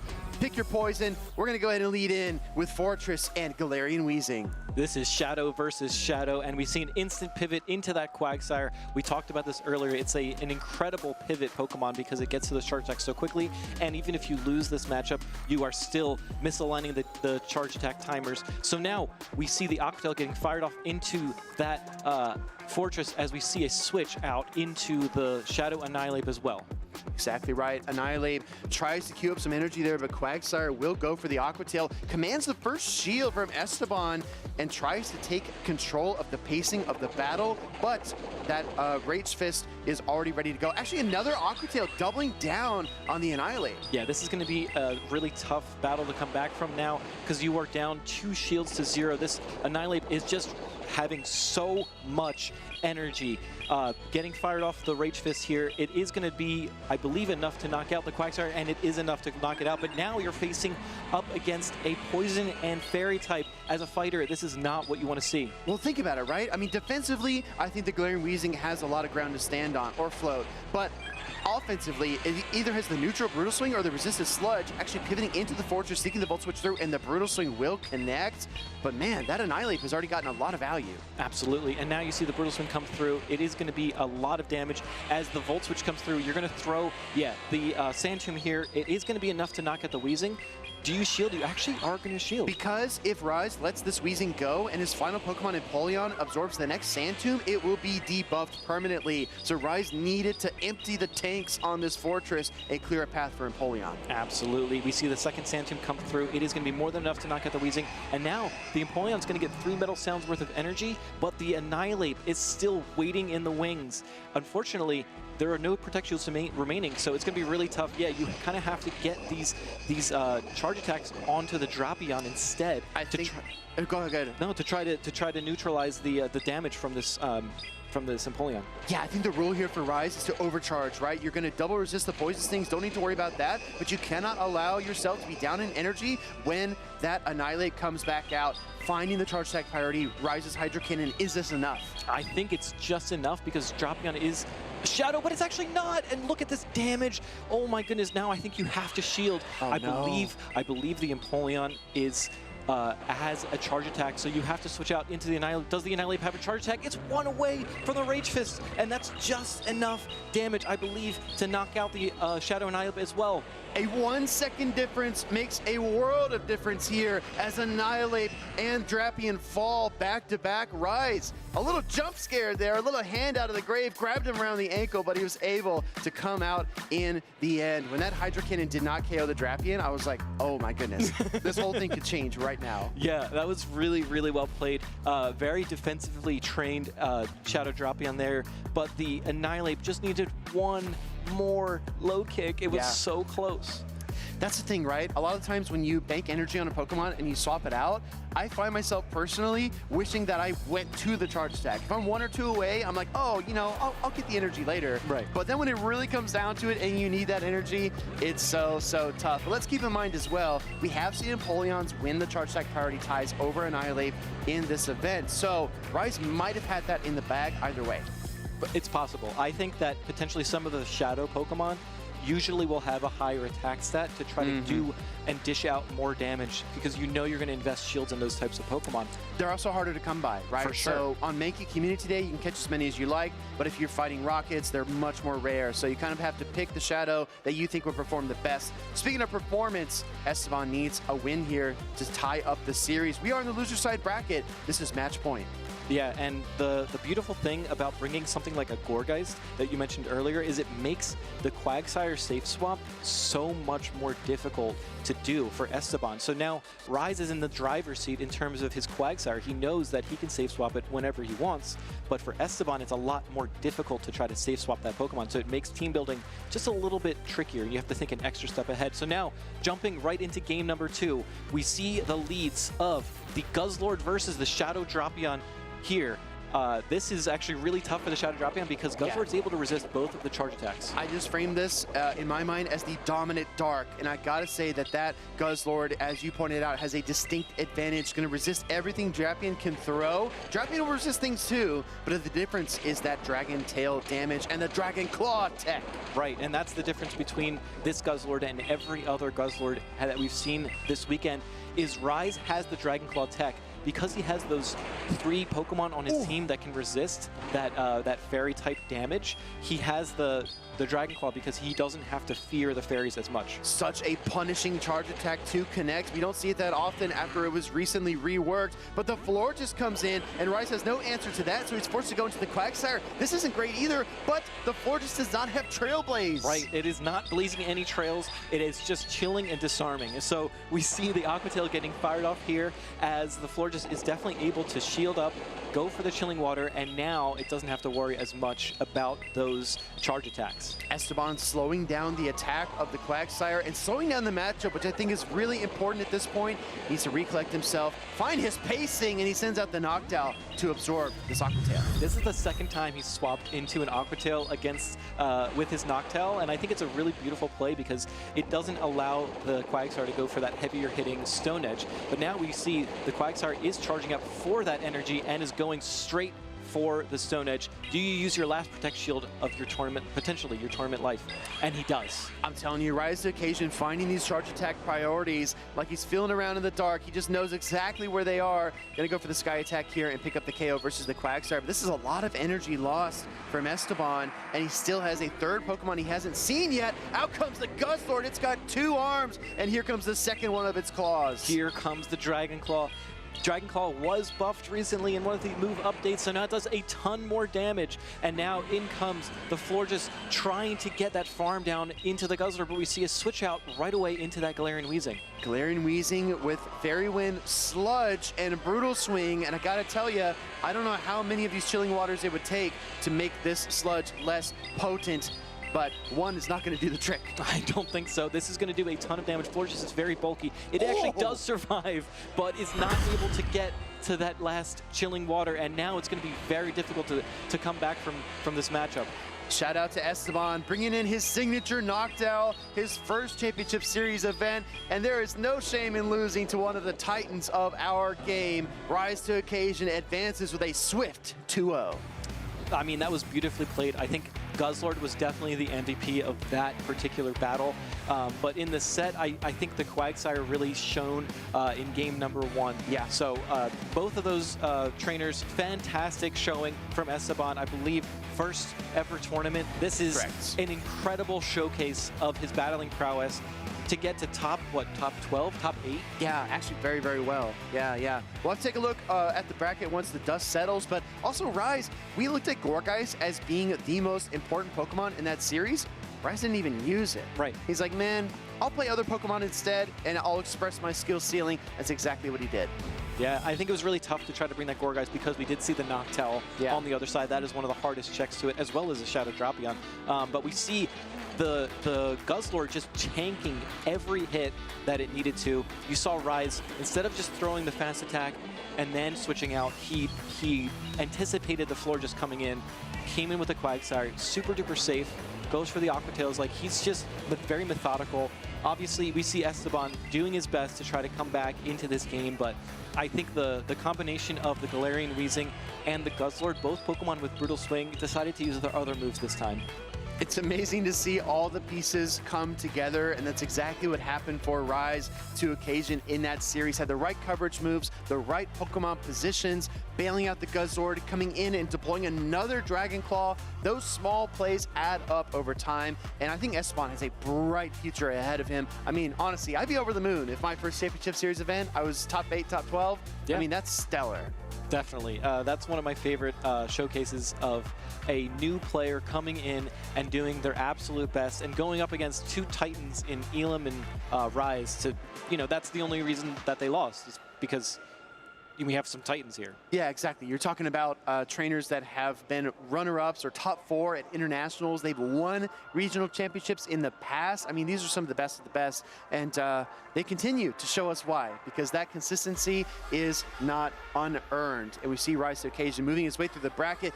Might actually get a rematch against some other top opponents. You might see another Dunebug Rise matchup, a Rise Elam matchup, a Rise Accent matchup. So get your popcorn out, everybody, because it's only going to get better from here. I'm just excited because we have another great matchup incoming with, I believe the next one is going to be Dunebug versus Andy, and that's going to be an incredible game to watch. But we've had so many great games already. I mean, just in that last matchup, I think Rise showcasing his battling prowess, I think he's going to take this game and this match and move it along to his next match and really just learn from it. Maybe he is going to utilize that Gourgeist more. Well, I'd love to hear from him. I mean, no Gourgeist, no problem. Rise to Occasion's on the floor with DeFi. Let's hear about those strats. Thank you so much, Will. I am on the floor right here with Rise to Occasion. And Rise, this is your 7th tournament this season. You have been in the top 16 of every single one of those tournaments. What's the difference this season? You are on fire. I appreciate that. I've been proud of my consistency this season.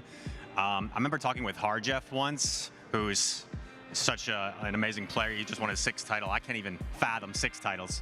But we were talking before about, like, consistency can be the toughest thing. And, you know, I think it's good to, like, appreciate, even if sometimes you get close and you get knocked out, it can feel tough at the time, but, like, take some pride in that consistency as well and be proud of, you know, top 16s, top 8s and that thing. I noticed in your top 16s, I was looking a little bit back at your record. All of your tournaments this season, most of them have been winners bracket runs. You're on the loser side this time. How is the pressure feeling a little bit different?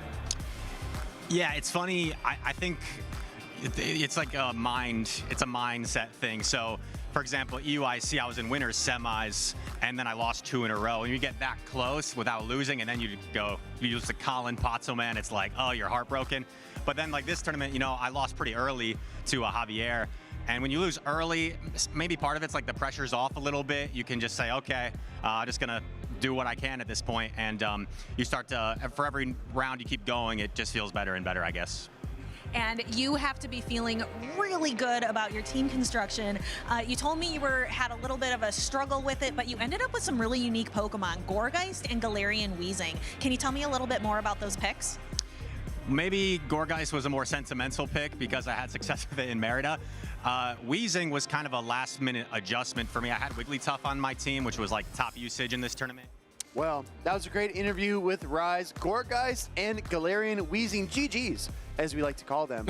And Rise is honestly, like DeFi said, on fire, crushing the competition all season long, and I'm sure he wants to keep up that momentum. So if you're a Rise to Occasion fan, follow the channel, let him know in the chat, in case he watches back the VOD, let him know you're supporting him, any other trainer that you see competing on stage. Absolutely, and I really like I think he was going to talk about his Galarian Weezing, because that is something that he told me before the tournament started. He was thinking about putting on his team, and he did end up doing it so that his Guzzlord could have more play, which I think is a beautiful, beautiful team composition thought and thought process. Well, speaking of thought process, you've already seen Alex and I here. I'm going to continue to hijack the stream, because on Friday I sat down with Rise and I said, man, you came into Vancouver, you dominated that meta. Ever since then, something has changed with your team building and your strategies, and I want to know what the secret is behind it. So let's take a look.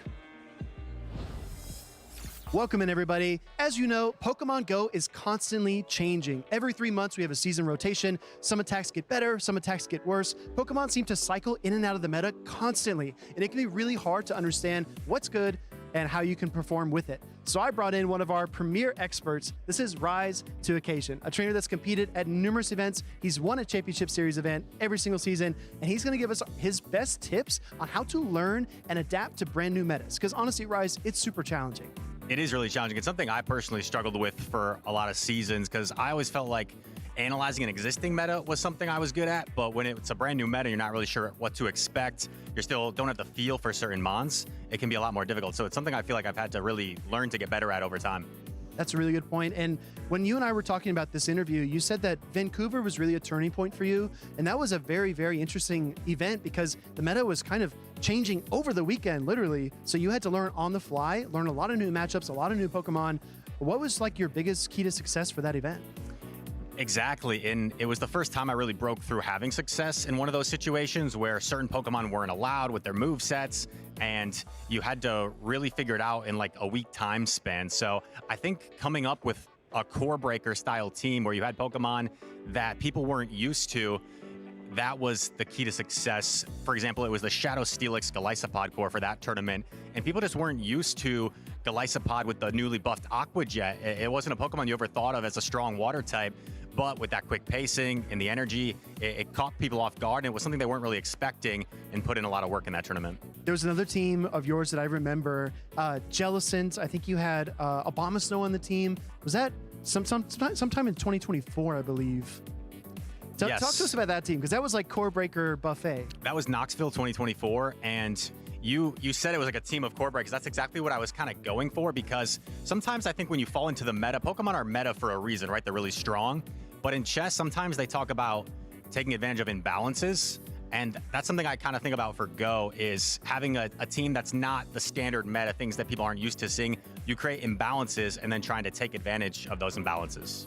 Well, Rise, every time there's a season update, there is a large blog post detailing all of the changes, whether it's attack availability or attack adjustments. I feel like looking at all that text can be really intimidating, especially for new trainers who are trying to figure out what it all means. Do you have any tips for helping trainers to maybe absorb that information faster and understand the blog post? Absolutely. And keeping track of energy is such an important part of our game. So when there's a move update and you see this generates +2 more energy now per turn or per cycle, it's tough, because you're used to maybe Metal Sound, for example, not being a relevant attack, and then you see the energy generation and you see Empoleon for the first time with its newly buffed attack. So you're like, how do I count this?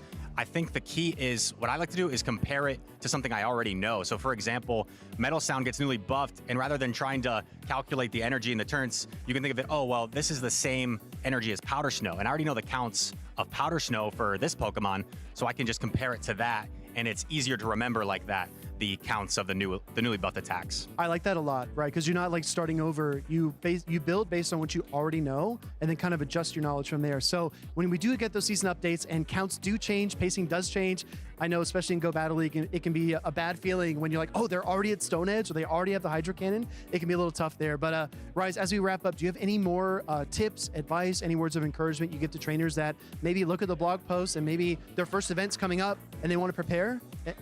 Yeah, I think we talk about the energy and the damage and the stats on these moves and attacks, but I think also just getting a feel for these Pokemon, right? I think practice and repetition, getting that feel and experience with these Pokemon helps you just understand how they work more, and I think doing practice tournaments and adapting for these new metas is a real help as well. Awesome. All right, everybody, you heard it here first. Rise to Occasion, thank you so much. Best of luck this weekend.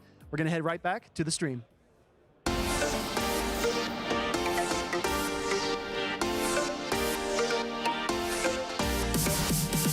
I think the best strength a trainer could learn to have is really mental fortitude. You're going into a tournament, you're playing 8 rounds of Pokemon at least, whether it's VGC, TCG, GO, that's a lot. And so you really need the mental fortitude to go through that, and you also need the mental fortitude to bounce back. In case you lost a round, you need to go into the next round with a fresh mindset, make sure you can do as best as you can. I think the best strength is adaptability, because in this meta right now, there's so many curveballs, especially with normal type being one of the top. So I like it. It's lots of different varieties and different kinds of Pokemon we don't see normally. Honestly, the strength of, persistence to keep going, no matter, what happens after each round. And that's, also something, I'm myself am continuing to learn every day. Confidence. I feel like confidence is like one of the biggest things, because you'll play test all the time, and then when you get to the event, you'll start being scared because like, oh, I'm fighting that matchup, or oh, I heard there's a lot of whatever deck that counters yours. It's like sometimes you run hot, sometimes you won't even see that matchup that's the most played. So just being confident what you practice, what you're doing, and that goes for everything in life. I've been playing Pokemon my whole life, but new to VGC, and one of the things I've learned is like figure out what you're bad at and cover for that. Like as an example, the team I'm using often carries an Amoonguss. I'm too new and too inexperienced to really use Amoonguss effectively, so I just dropped it in favor of Fluttermane. And that has covered a lot of my weaknesses, and that has really helped me get through some games that I don't think my Amoonguss skill level would have. One of the best strengths a trainer can learn to have is timing, is pace, is learning all the different movesets, especially in Pokemon GO. This game is very strategic, and it's all about split-second decisions. If you catch a move, if you know when to throw, if you know how close your opponent is to throwing their charge attack, knowing all those numbers in your head, being able to count multiple things simultaneously, and having that just in the back of your mind is a skill that's going to help you go from a casual player to professional.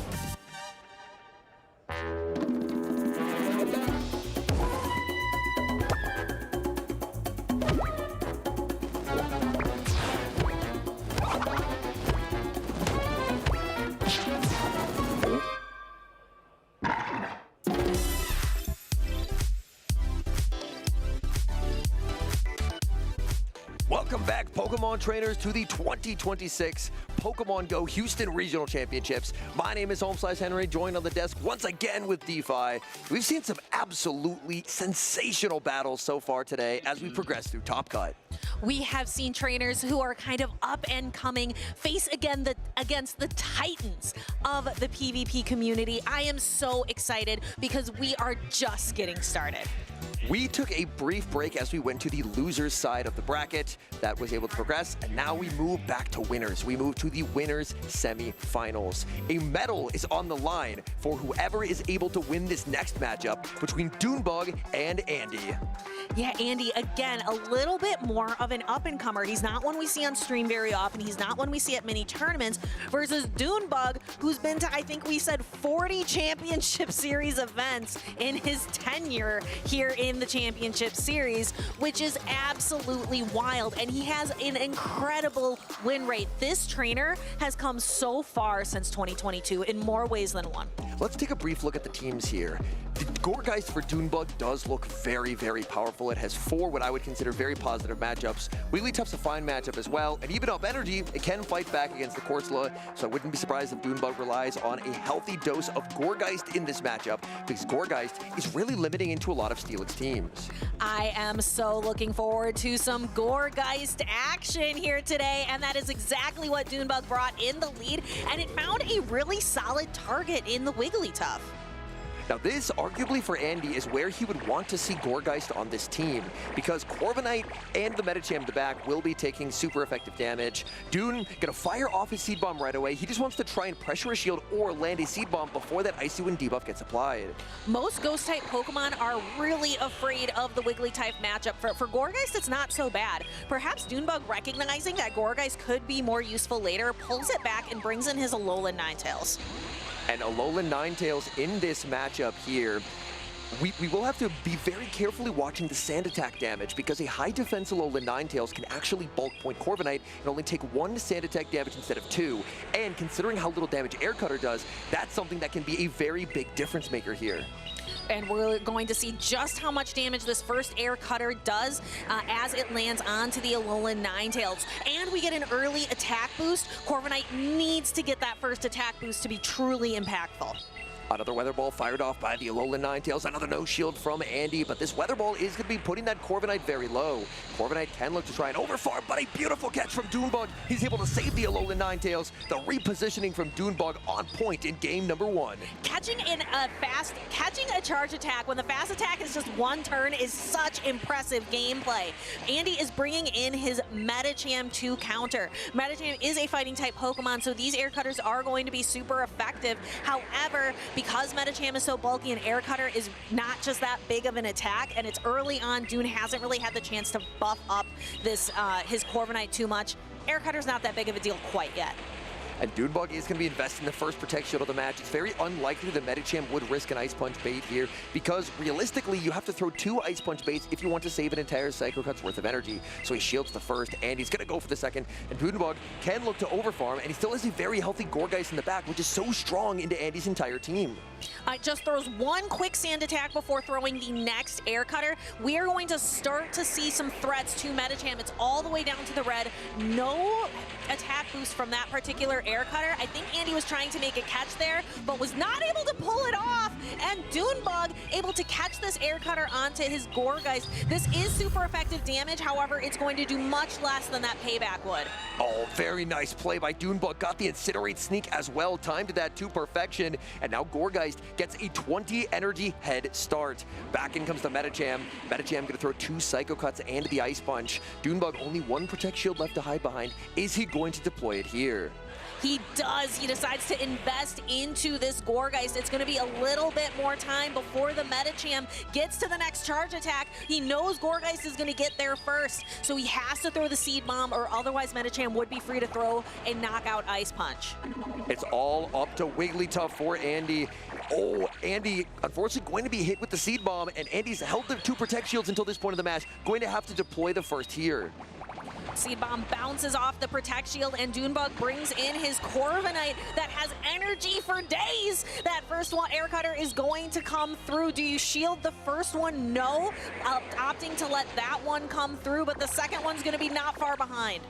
And this just feels like checkmate for Andy. Doonbug saved all that Corviknight energy, dancing in and out of matchups, constantly repositioning, and now this Corviknight is just in such a strong position. The Swift will be deployed, Swift will be taking the knockout, but Doonbug still has so much health remaining on that Alolan Ninetales in the back. Yeah, so the Swift knocks out the Corviknight. Alolan Ninetales is very safe to come in here. I'm not sure the Gourgeist would be able to get enough Incinerate damage in, but Alolan Ninetales can do just fine standing tall at the end. A big sigh of relief from Doonbug as he takes this game victory in the winners semifinals. He is 1 win away from getting into the winners finals here in Houston. That felt like a very positional game from Doonbug, consistently pivoting Pokemon out, trying to go for catches, repositioning, desyncing switch timers, spanking energy, able to try and go for catches as well. And that really was the difference maker there, is he was able to preserve the Gourgeist early on, Seed Bomb, and then pivot out, and then ended up making a devastating catch later on as well. So everything going right for Doonbug so far.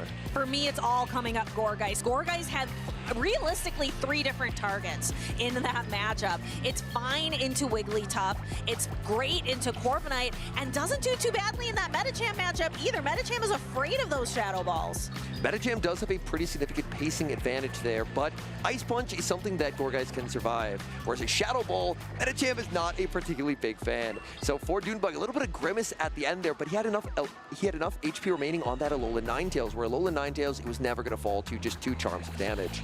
Yeah, I think that Gourgeist was maybe just a little bit too low of health to perhaps win that game for him. Alolan Ninetales was definitely the right call. Andy's got to turn this around. If he can, he'll get into the winners the winners finals. We are in winners semifinals now. Wigglytuff and Corviknight. Again, that deceptively neutral matchup. It looks like trainers are choosing to stick it out. So an adjustment from Andy, choosing to bench the Corviknight in favor of the Galarian Corsola, but Doonbug has brought the Guzzlord. Guzzlord would be an absolute disaster for that Corsola if switch advantage cannot be won. Andy sticking with the Wigglytuff in the lead, though same lead in games 1 and game number 2, going for a debuff early on to the Corviknight, but Corviknight has a great strategy to fight back against these debuffs. But the one it's choosing here is just to swap out. We've got Medicham on Guzzlord. Now this is a very big bait out for Andy. Dunebug switches in the Guzzlord. Guzzlord does have a very heavy resistance to Psycho Cut, but Dynamic Punch is going to hit for devastating damage, and Guzzlord is very much going to struggle to Dragon Tail this into double Brutal Swing range. Yeah, and I think Guzzlord would have much rather seen this Galarian Corsola that's lurking in the back for Andy. It does this open up a path for Andy with that Corsola later on. Dunebug is going to fire off this Brutal Swing on alignment. He was kind of forced into doing so because if he tried to throw the Dragon Tail, then Andy could have fired off the Ice Punch. Now he guarantees damage with the Brutal Swing, and he can look to overfarm quite significantly here, and he's going to farm up to the double Dynamic Punch, but Dynamic will not be needed, as all he's going to have to do is go for the Ice Punch. Yeah, Ice Punch is more than enough to knock the Guzzlord off of the field of play. Guzzlord goes down. Dunebug is going to wait out his switch timer and then has to decide which Pokemon is going to be more valuable here for me to get a little bit of extra energy on. And he decides it's the Corviknight. Corviknight can absorb this Dynamic Punch, or he can choose to put up a Protect Shield, save the health for the Corviknight later on. Dune did go for the Sand Attack, so this is not a charge attack priority tie. Aggressive pivot by Andy into the Wigglytuff, and that is going to preserve that Medicham. There's not a lot of fast move pressure for Dune into the Medicham, so I do like this play from Andy. He does end up switch locking himself, but Wigglytuff more than happy to absorb multiple Air Cutters here. Yeah, we get to another Air Cutter, and it's also really easy for Dunebug to be able to time those Air Cutters because Wigglytuff with a 3-turn fast attack of Charm is going to have a clear time timing all of that. And getting this Swift is very, very important because this is critical damage onto that Alola Ninetales. Alola Ninetales is going to get a farm down, but Ninetales, it really does not appreciate the Galarian Corsola matchup. Andy not going to wait the timer, going to get Corsola on the field as quickly as possible. Dunebug is going to have to get through both Protect Shields, and Corsola, all it does is tank energy. Yeah, does Corsola even need to throw a charge attack here, or can it just go for an Astonish down? Here is that first Weather Ball, grabs one Protect Shield. He goes, Dunebug builds up to the Dazzling Gleam, but has yet to throw it. Corsola actually is deciding to throw a Nightshade, but it's the fast attack pressure that's scary here. Back in comes Corviknight. Corviknight reaching for the Air Cutter. Now, how well has Andy been counting? Does he know if this is an Air Cutter or a payback? He's thinking through his options. He puts up the shield. That could have only been an Air Cutter. Maybe this is the opening that Dune needs. Ooh, peeling that final Protect Shield. He has that Alola Ninetales. The Dazzling Gleam is locked and loaded in the back. Is that going to be enough to be able to dispose of this Pokemon? I think maybe if 2 Weather Balls cannot do it, then maybe a Weather Ball into a Dazzling Gleam, but this Alola Ninetales is absolutely loaded. Weather Ball is going to connect. It looks like with the Powder Snows, the Weather Ball can actually secure the knockout. Dunebug going to throw 2 and the move. This ensures that that second Astonish will not register any damage on the Alola Ninetales as long as the Weather Ball will secure the knockout. Weather Ball does secure the knockout, and it's just Medicham remaining. Alola Ninetales has an energy advantage, gets to the Weather Ball, knocks out the Medicham. Dunebug with the Alola Ninetales, MVP of that game, advances into the winners finals. Very well played by Dunebug. The endgame scenario of throwing 2 Powder Snows and the move. So he was able to get 2 Powder Snows of energy, but the second Astonish damage had not yet landed. And as long as that Weather Ball took the knockout, which it did, that Astonish damage never connects. And that little bit of extra HP is what allowed him to survive the Psycho Cuts, make the Weather Ball, and win the game. Dunebug absolutely knowing exactly how to pilot that Alola Ninetales to victory into the winners finals here. He has a medal guaranteed, but it's what color medal is that going to be for Dunebug today? What a series, 2-0. The path looked a little bit unclear in game number 2, bringing Guzzlord into that Medicham because Guzzlord really not a big fan of Dynamic Punches, so that Medicham save switch potentially opened the door for Andy, but unfortunately in that endgame scenario, the miscount by Andy, shielding up what could have only been an Air Cutter on the Corsola, that is what opened the door for Dunebug. Yeah, that was, I would say, the biggest misplay. That decision really forced the rest of the gameplay. That was the pivotal moment, was that shield. And then in the end game, Corviknight making multiple air cutters into the Wigglytuff to try and set up that Alolan Ninetales. And Wigglytuff, it honestly went perfectly until it didn't, with the shield on the air cutter and then the Alolan Ninetales, all that stored energy, going for the double Weather Ball. Weather Ball in a recent season did actually get extra damage, and that extra damage paid off as the back-to-back Weather Balls plus the Powder Snow took the knockout, and Ninetales was only 3 away, able to outpace the Metacham, make the Weather Ball, and send Dunebug into the Grand Finals. That was such a close match in the end. Like we mentioned, that shield call by Andy, missing that shield call was certainly the pivotal moment, but being able to defer that Astonish damage was critical. So Dunebug had an opening, but he had to position himself correctly in order to really take advantage of it. That was a very nice display of understanding of high-level game mechanics, recognizing that in that 2 versus 3 scenario, you can throw 2 and the move, and with the important context of that charge attack knocking out the Corsola, that damage will not land.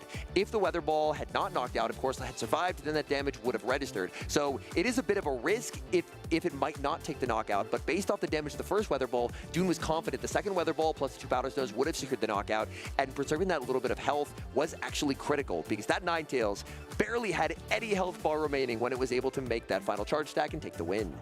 Dunebug is confident today, and that confidence has earned him a spot in winners finals. Let's take a look at the bracket and see where we're at. Dunebug has advanced here. He will face the winner of Nighttime Clasher versus Elam, another fantastic matchup that we have coming right next. Nighttime Clasher, reigning international champion for Latin America. Elam, 2-time regional champion, and on the loose side of the bracket, Rise to Occasion versus It's Axon, and then Jello Too Good versus Sang Kalor. So an unbelievable slate of games still ahead of us. I can't believe that we're seeing so many of these matchups so frequently in Houston. Rise versus Axon, Nighttime versus Axon, Nighttime versus Elam. I'm just at a complete loss. I know, it has been such a treat, such a joy to be able to see all of these fantastic battlers who came from all over the country, all over the world to face here in Houston, Texas. But only one can be crowned the Houston Regional Champion here in 2026. Who is it going to be? Again, let us know in the chat. Let us know on social media. Be sure you're using that hashtag #PlayPokemon. You're following all the channels. You do not want to miss a moment of the action of all of these titans of PvP coming here to clash. I really feel like, to be honest, for a lot of these matchups, if I could almost pick, like in a fantasy draft, like who would I most want to see battle, I feel like we're seeing so many of those matchups today, like the absolute kings of North America battling it out, and I just feel incredibly lucky to be able to watch these battles, get to commentate these battles with all of you watching at home, because this is just absolutely unbelievable caliber of gameplay. And it's all happening here in Houston. Everything is bigger in Texas. And this tournament goes to show exactly that, because this tournament is huge with the biggest battlers, and these two are no exception. We have Nighttime Clasher on the left, Elam on the right. Talk us through these teams, Henry. Nighttime Clasher, the reigning Latin American international champion, running Metacham, Quagsire, Wigglytuff, Corviknight, Guzzlord, and the Shadow Fortress, running Volt Switch. And for Elam, the 2-time regional champion, winning Atlanta 2025 and Toronto 2025, Shadow Quagsire, Corsola, a non-Shadow Fortress with Volt Switch, Clodsire, which is opting for Stone Edge, Shadow Altaria, and Wigglytuff. It's been a moment since Elam has been crowned a champion. He's on the path. He's on the shortcut in the winner's side. Could he claim it, or will it be our current LAIC champion that takes this match? This is the winner's semifinals, and a fantastic lead for Elam. Wigglytuff into Guzzlord.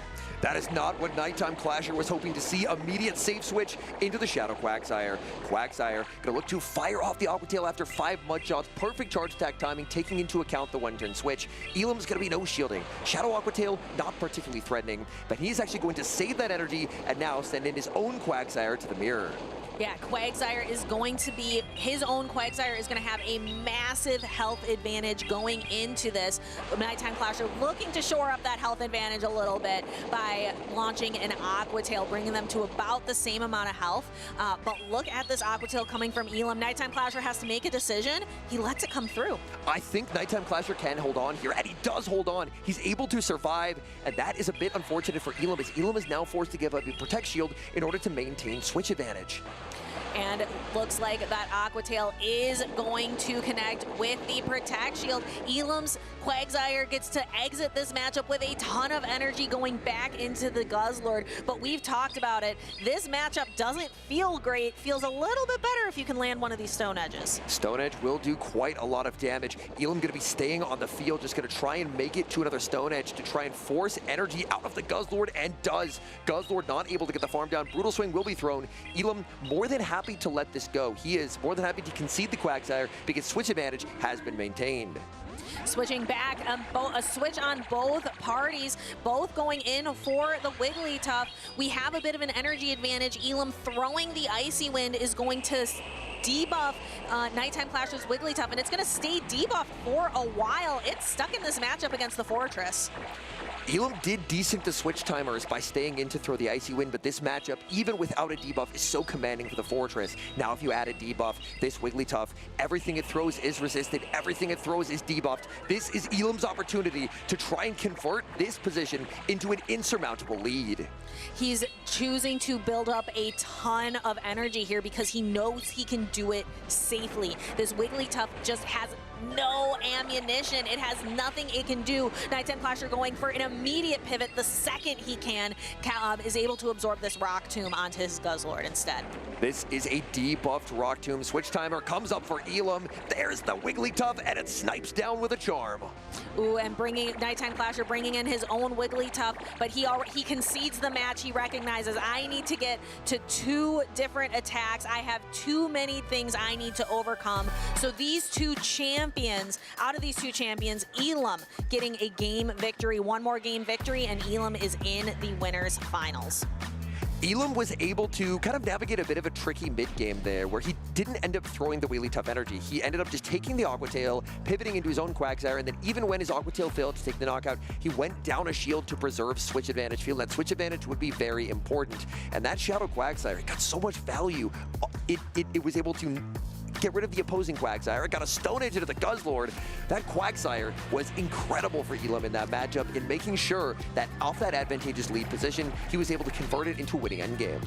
Yeah, it's being able to take, this is going well for me, to I'm gonna lock it in and make sure that Nighttime Clasher has absolutely no win conditions left. Nighttime Clasher recognized that at the end of the battle, went back to the drawing board to try to figure out, is there something else I can do? And it looks like he's gonna try it with the leads on the field. We have Metacham into Shadow Altaria. Another pretty good lead for Elam. That Altaria just has to avoid these ice punches. Metacham outpaces significantly to them.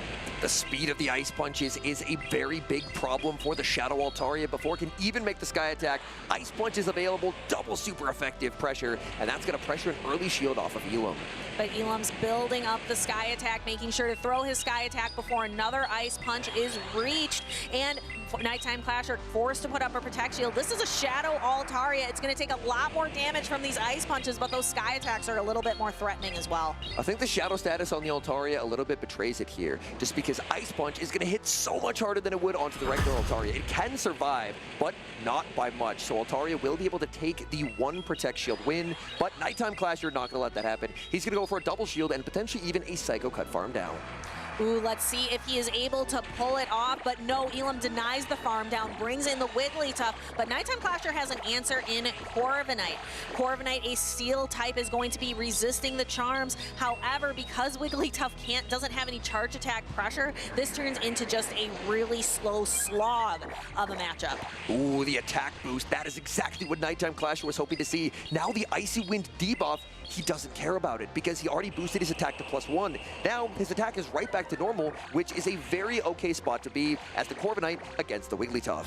Another Air Cutter lands. Can he get that attack boost back with a second Air Cutter boost? We're listening for it, but yes, it does connect. He is back up to the air, to +1 on his attack, and he's throwing another air cutter. This is going to secure the knockout onto the Wigglytuff because this is at +1 attack. Elam not going to use the final Protect Shield. Medicham has Dynamic Punch. He knows how threatening Dynamic Punch is, so he almost feels like he can't really afford to put up the Protect Shield. In comes the Quagsire, trying to catch onto the Altaria, but Nighttime Clasher, too patient. He's going to farm up a ton of energy and then fire off the air cutter. No shield from Elam, and Elam knows he could be in trouble. Elam's looking up at the sky, trying to see if there is something coming down from space, and that is going to be his Quagsire coming in to absorb this air cutter damage. Air Cutter is going to connect. That does sizable damage to the Quagsire, and now he just switches his own Quagsire into the mirror, because in the Quagsire mirror, the Mud Shots +2 Aqua Tails do not take the knockout from full health. So the moment Elam puts up the shield, Nighttime Clasher has to feel very confident that he's going to win this game because of that loaded Dynamic Punch on that Medicham. Yeah, having the Medicham in the back. Nighttime Clasher has all 3 of his Pokemon remaining. Even though he doesn't have any Protect Shield, he preserved a lot of resources in order to secure the end game. 1 Aqua Tail. We see Elam going for the next Aqua Tail for the knockout, but we do have that Medicham in the back with Dynamic Punch. Elam needs this knockout, and it actually does. It barely knocks out. In comes the Medicham. It loses charge attack priority, but Medicham, it should have the bulk to withstand this. That was basically an exact hit point knockout. Medicham needs to hold on. It does, and that is going to be the equalizer for Nighttime Clasher. We are 1-1 between 2 titans of PvP. Nighttime Clasher versus Elam. We are going into a decisive game number 3. I always like when these series between 2 of the best go to a game number 3. It shows both trainers are bringing their best, and now it's a winner take all. If you win a trip to the winners finals and a best-of-5 series against Dunebug and a guaranteed medal, both these trainers know from this point on, the pressure only grows. The loser of this matchup is going down into losers round 4, where it is a tough road ahead. You have many more battles to face on the loser side of the bracket. These trainers do not want to go down there. They want to get straight to the winners finals. That Medicham was so strong for Nighttime Clasher in that game. Medicham able to put so much pressure on the Altaria, even healthy enough to survive the Aqua Tail later on, take the knockout with Dynamic Punch. But does Elam potentially try and overcorrect for the Medicham? Does Nighttime Clasher try and make an adjustment to try and cover for it? These are the mind games these trainers have to think about as they make last-second adjustments.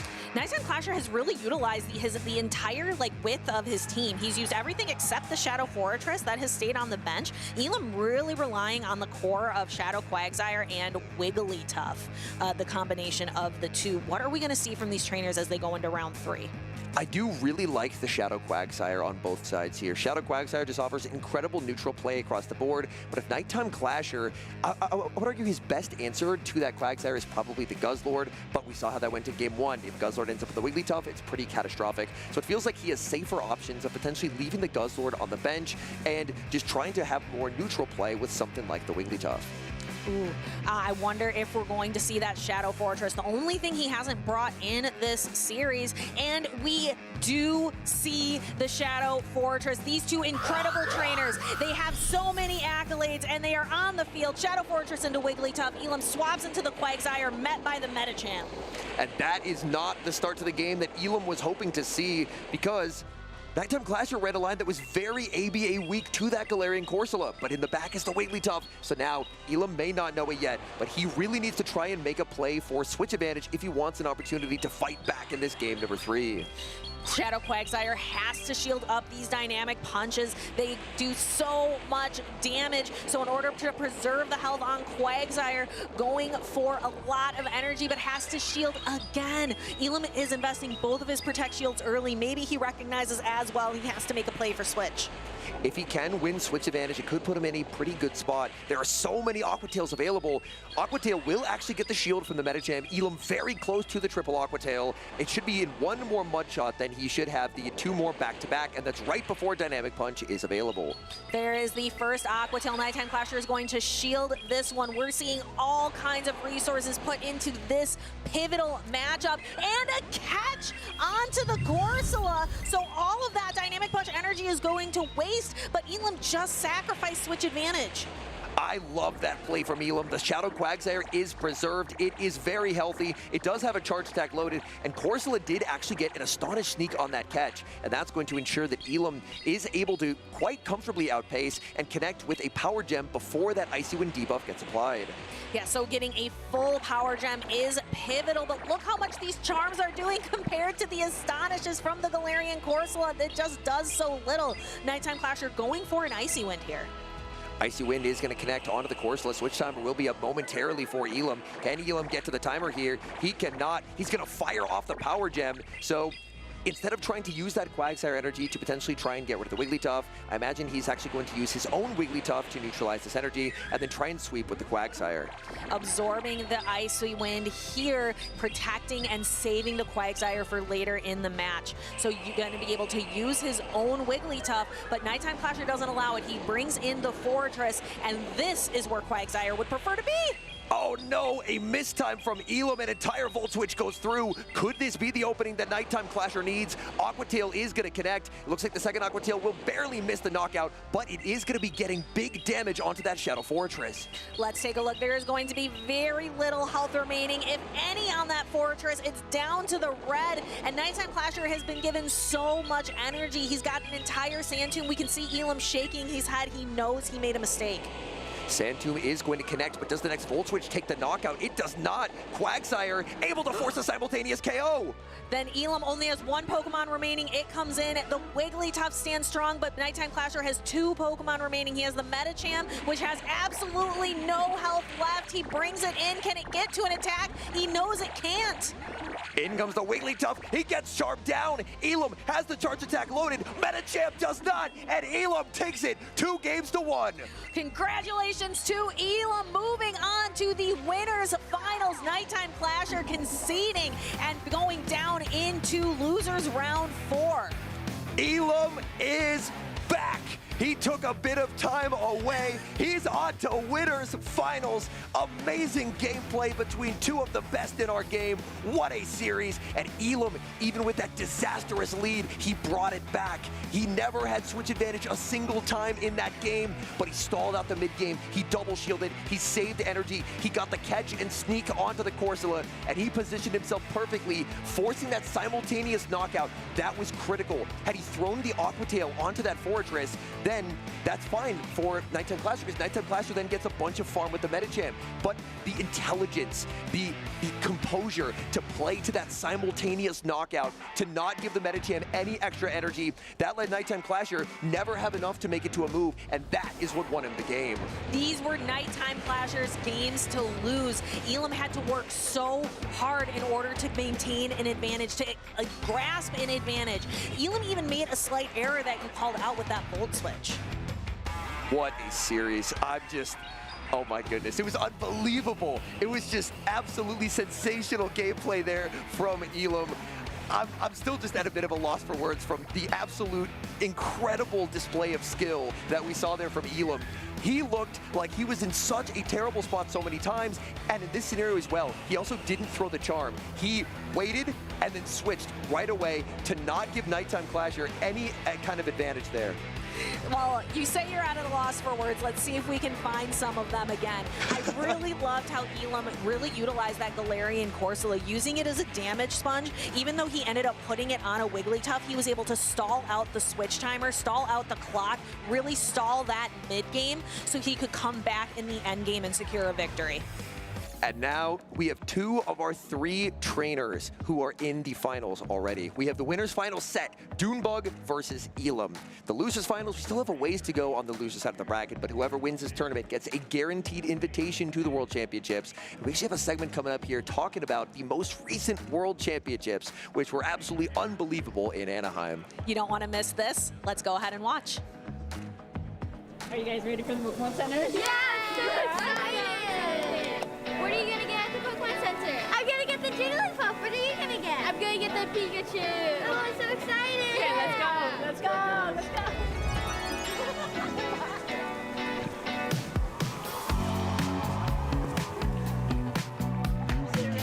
Yeah, let's go. Yes, we need to get these. Oh, this one. Oh, Psyduck. Oh, Psyduck, Quagsire, Tatsugiri.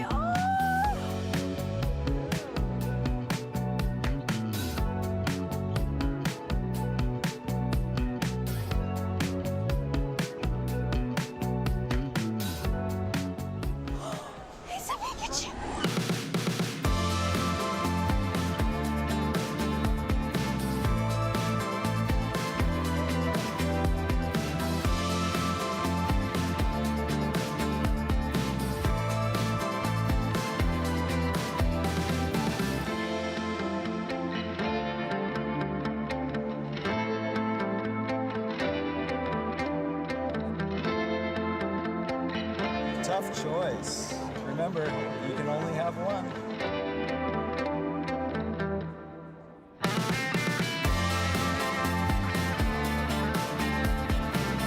What did you get from the Pokémon Center? I actually got something for you. Thank you. That's so cool. I actually also got something for you. I got a Pikachu. Thank you.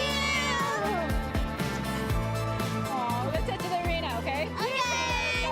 How many Pikachus do you think you have? Too many, can't count. What are you gonna name your Jigglypuff? Probably Iggly Biggly Bop.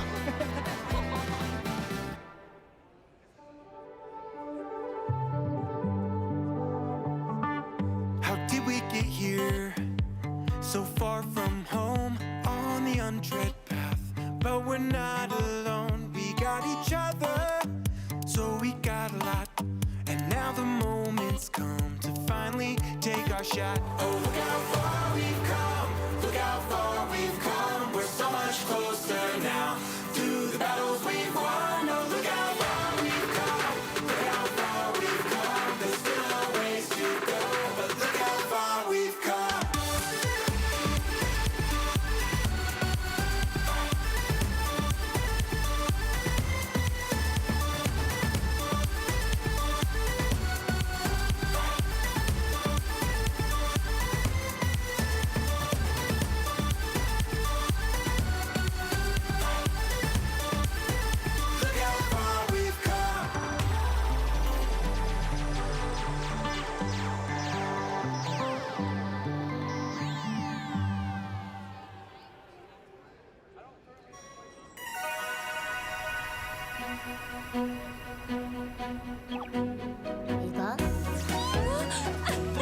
Gotcha! Quixley! Pika Pika!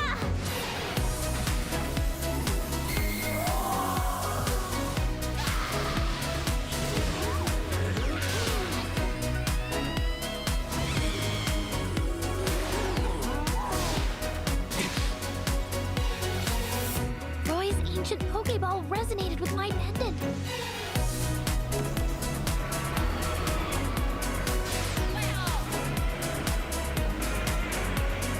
Use a lot of fleetness!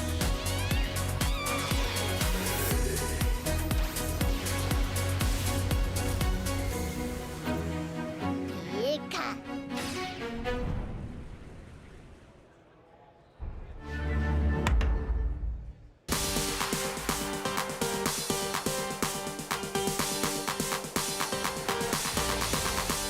So coming out of a losing position is really difficult, but sometimes you have to play towards your most improbable win conditions, like angling towards your opponent making a mistake that they otherwise might have not been making if they were playing optimally, like using a charge move on improper timing, or maybe throwing energy when they shouldn't be throwing energy.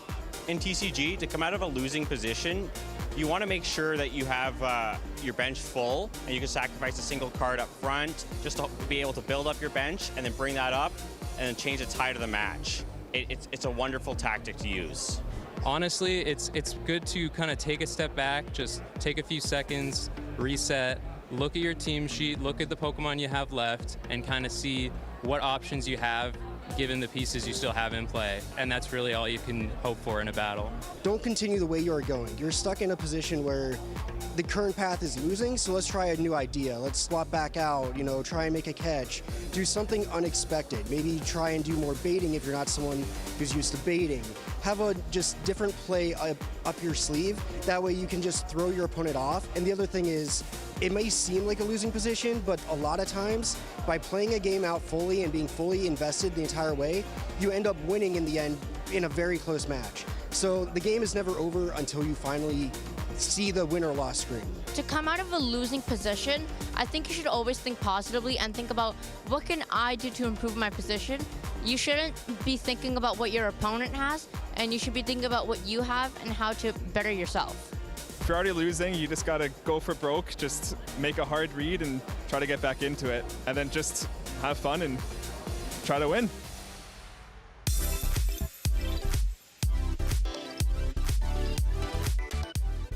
Have fun and try to win. That's what over 150 trainers came here to do in Houston, the beating heart of the great state of Texas. And we are moving our way through the bracket. We have some trainers that have punched their ticket to the winners finals, those being Elam and Dunebug. But I gotta tell you, there's some fireworks on the loser side bracket too, because we're about to see the world champ return to the stage. He's gonna take on Rise to occasion. Yeah, this is a matchup of two titans head-to-head.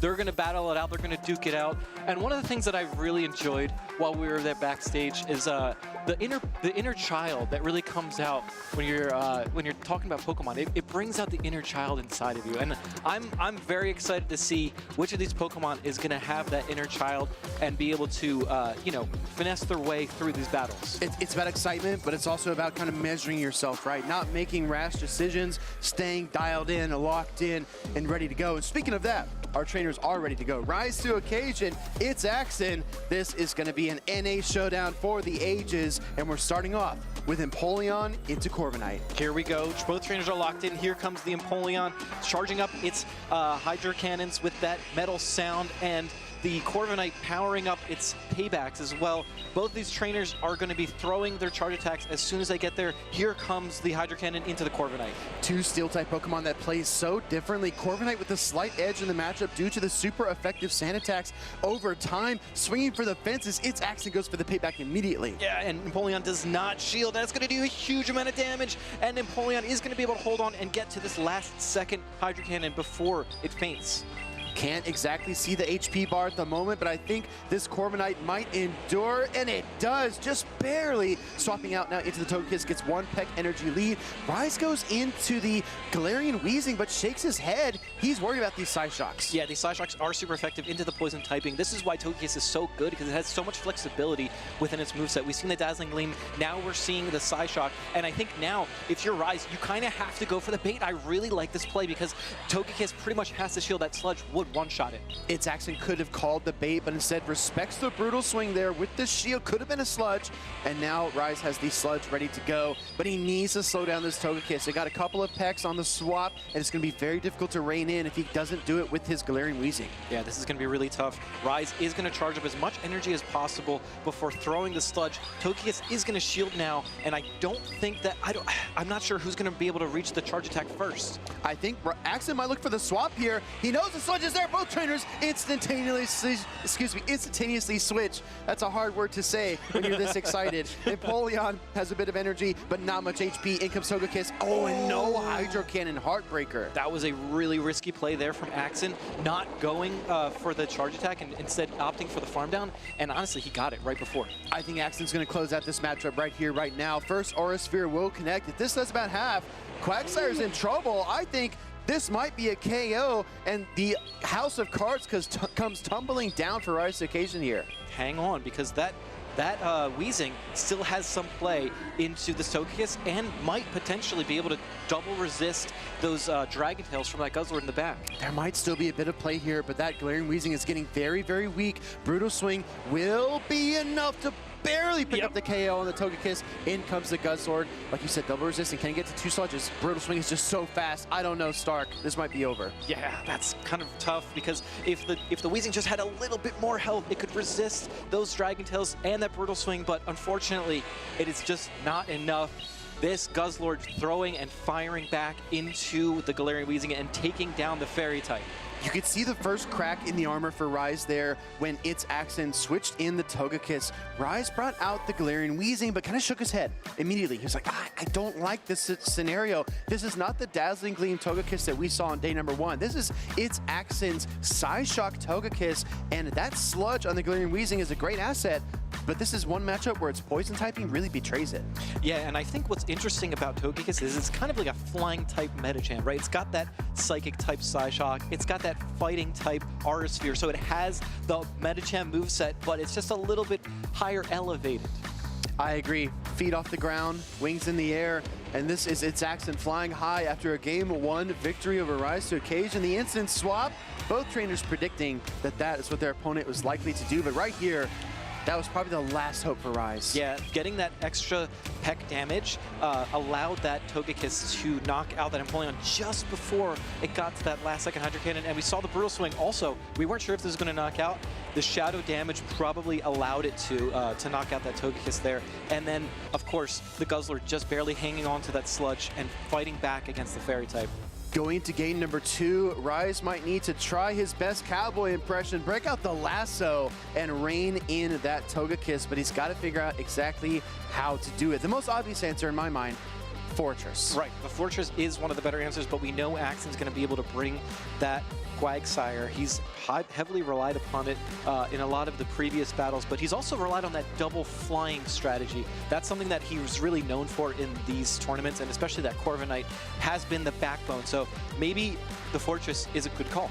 I won't quote him, but he does say he loves to play Corviknight. Let's see if it's Axon brings that out into battle number 2. Togekiss into Guzzlord, and this is a Dragon Claw Guzzlord. Devastating lead for Rise. Yeah, and now Togekiss can not only reach the charge attack first, but also punish this safe switch from Rise. This Arceus is super effective. Yeah, I think it's Axon has a leg up in this battle number 2. Takes the shield, pivots out into Corviknight. Doesn't go to Quagsire. Fascinating call there. I mean, maybe he's anticipating the Fortress as a third. Right, possibly. Maybe just making a call, but at the same time, this Empoleon is going to be able to fire off double Hydro Cannon just before this Corviknight gets to that payback. But actually, going for the extra Metal Sound, and now is forced to shield this potential payback from Axon's Corviknight. Yeah, Axon took the first shield. He knows that the pressure is coming, so Rise double shields down, 0 to 2 shields in the early goings of this battle. And honestly, Stark, I don't know if the second Hydro Cannon is enough either. Right, we saw that in that previous battle. The second Hydro Cannon's just barely not enough to knock out. We see a shield come in anyway, maybe potentially trying to hold on to that switch advantage because Axon does not know what's in the back. It could be that Gourgeist. He grabs both shields right back. Rise to occasion has to look out for the payback, though. Does he catch it on the Guzzlord? I don't know. He's got a decision to make, but the payback is locked and loaded. Yeah, this is really, really uphill climbing here for Rise. You see him shaking his head. He maybe thinks that, if I could have done this or that instead, maybe it would have been a different story. But in comes Guzzlord knowing that there's a Togekiss in the back, so potentially thinking that, okay, this might be the best place for this Guzzlord. It's Axon taking the battle as it comes, not forcing anything, stays in with the Corviknight here, firing the Air Cutter, chipping down the Guzzlord. It is absolutely within Aura Sphere range now. Meanwhile, Rise gathering energy on charge attack priority, finds it. Fantastic timing here from Rise. He is going to be able to knock out this Corviknight with the Brutal Swing. We know the Togekiss is going to come right in, so Rise is potentially aiming for a switch. Axon absolutely goes right for the Quagsire, knows that this is the matchup that he needs his Quagsire for. Zero shield scenario. Fortress can't protect itself from the barrage of Aqua Tails that are about to rain down on it, and it doesn't have much ability to fight back. It can weaken it with the Sand Tomb, sure, but those Volt Switches are not dealing much damage. I think this is Quagsire's matchup to lose. Absolutely. Not only that, it's really tough because you want to leave this matchup with some health and also some energy to be able to take out that Togekiss with a Rock Tomb, but it's going to be really, really tough to do this. You see Rise shaking his head, almost smiling, knowing that these two are very good friends, but at the end of the day, it's going to be really tough to climb back into this battle. Yeah, we see a knowing look across the stage. Two competitors talking it out. Rise says, watch out, this is a grass knot, but Saxon doesn't fall for it. Here comes the Guzzlord into the Togekiss and the Dragon Claw to boot. That is going to be a 2-0 win, an insurmountable lead. It's Saxon is all smiles as he takes down his friend and rival, Rise to occasion. Maybe Guzzlord tried to claw its way back into that battle, but unfortunately, it looks like Togekiss is going to take this win against the Guzzlord, taking down the Fairy type, and I think someone forgot to stop. Never stop tapping. Hey, never stop tapping, right? Don't take your eyes off the screen, but that game is definitely over. Off camera, a peck went through, the final knockout was triggered, and it's Axon. Moves on the loser side bracket all the way to losers round 4. Rise to occasion. He's already won an event this season. He won in Merida. Great showing here in Houston. I think that he's honestly building a case to have a very successful season overall. Let's see what he does next. Absolutely. I think the Guzzlord pick with the Dragon Claw, not only was it unique, but I think with his team composition, it made for a really intricate kind of line. And the only reason he went down is Axon. That Togekiss was just so good. Yeah, exactly.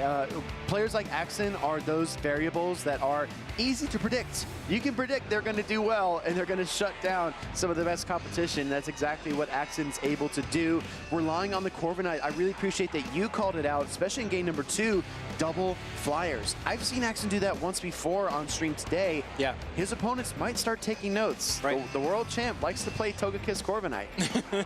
But I mean, it's a really good core because you have the Quagsire to kind of cover for the electric type damage from those Volt Switches, from those Chargebugs, or whatever else might be in the meta. But at the end of the day, that Quagsire is just incredibly strong to cover the weaknesses of both of those flying types that play completely differently.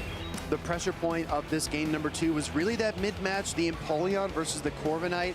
We saw Rise shake his head when the Empoleon fainted. Maybe he felt like he could have done more, but maybe he felt like he was just boxed in and had no options left. So either way, it's Axon taking the victory here in Houston. Yeah, really well played from Axon. His tournament run is still going on, so he's going to continue to build on his legacy here in Houston at these regional championships. We're going to see him climb and climb and climb through that loser's bracket and potentially face off against one of the winners bracket. Climbing as high as a Corviknight, and that is a House Stark pun, because that's the vibe you've been given all weekend, my friend. Or maybe as high as that Pidgeot on your shoulder. Hey, you know, maybe so, maybe so.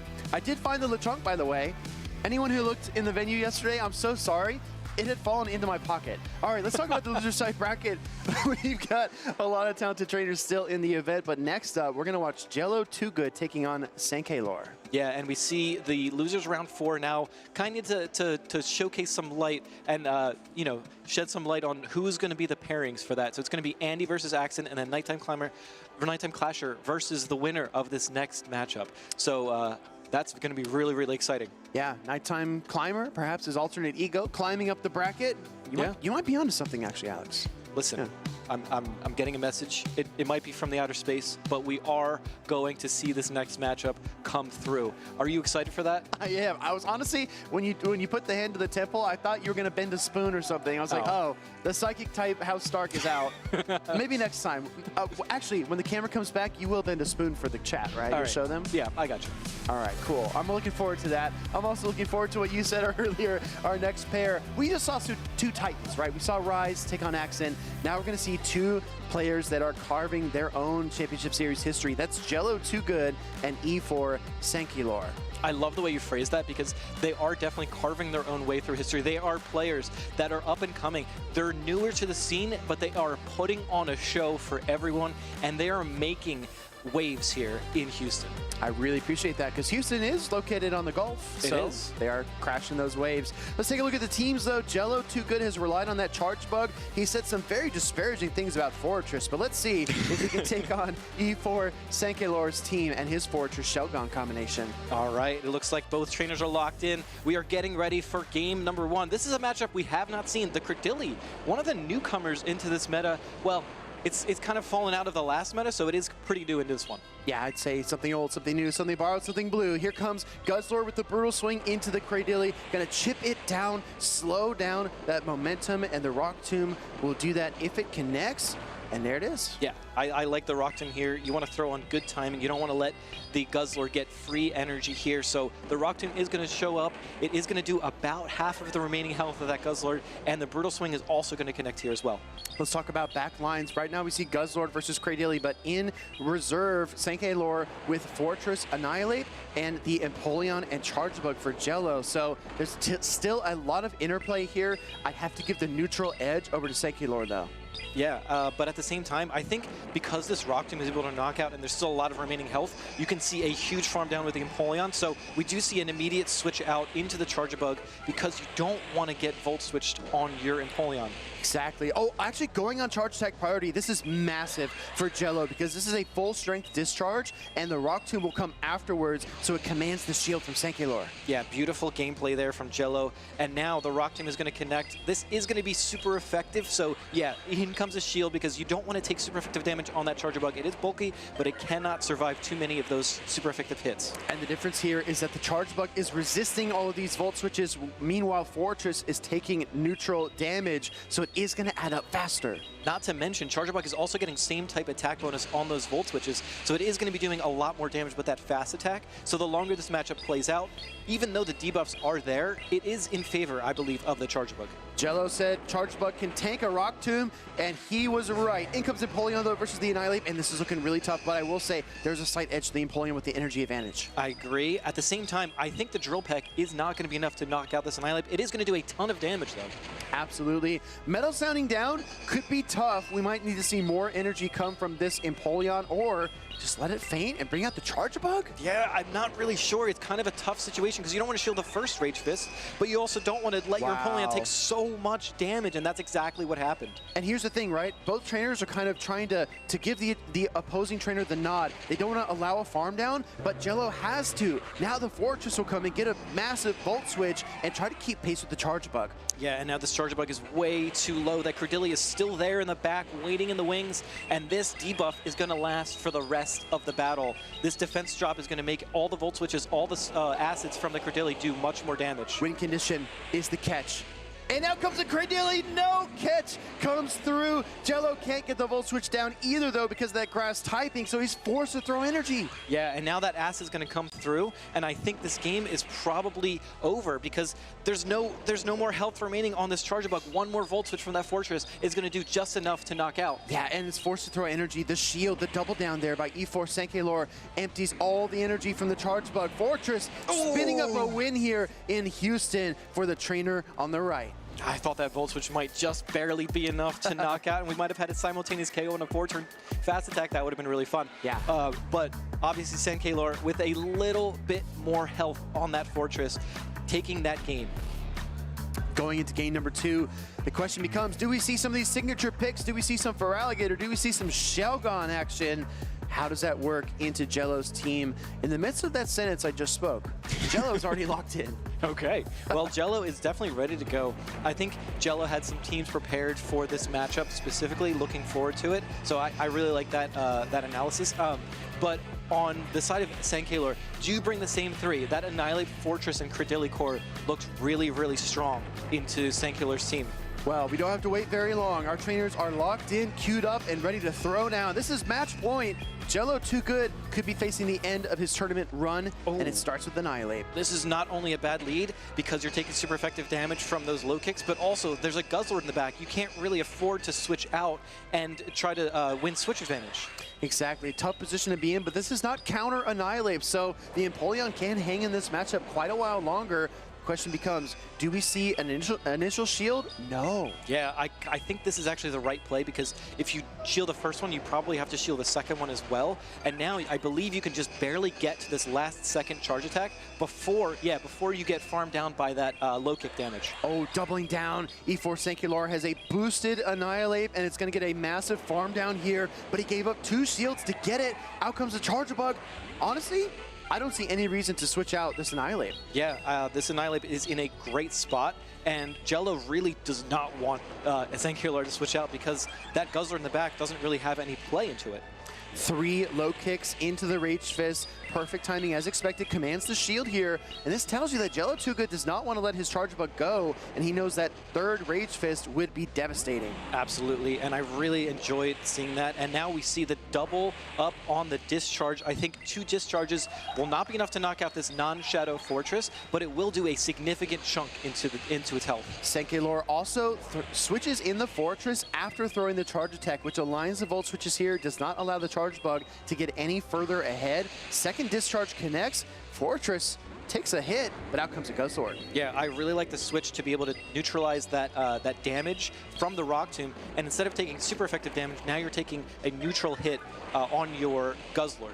I wonder if you actually Yeah, going for the Sand Tomb. I think the plan here is to swap the Fortress out. Do you agree? Yeah, I agree, because you saved up a lot of energy on that Annihilate, and now the Annihilate has free reign to do whatever it wants into this Guzzlord, but we actually see Credilli come in instead, which I think is a really good neutral ground play, because not only can you soak up some damage from this Guzzlord, but now you still have that Annihilate in the back to be able to deal with either the Guzzlord or the Charger Bug. Still a Protect Shield in play for Jello, too good. So if you were thinking that Credilli just needed the double up to win this battle, that's not entirely true. I do expect an overcharge from Sankey Lore, but he doesn't have time to get there because the switch timer is up for Jello. Yeah, and now we see another Rock Tomber here. We have this double Rock Tomb line from Stankaler. You see debuff here, debuff there, super effective damage there. It's really tough to try to get out of this matchup as the Charger Bug. There's no real neutral play. And now we are going to see a charge attack priority. The X-Scissor is going to come through, and I believe it's going to be just enough to knock out because it is a super effective hit on this Grass and Rock type. It is debuffed, though. Credilli can't hang on to it, and the Charge Bug picks up a knockout. In comes the Annihilate.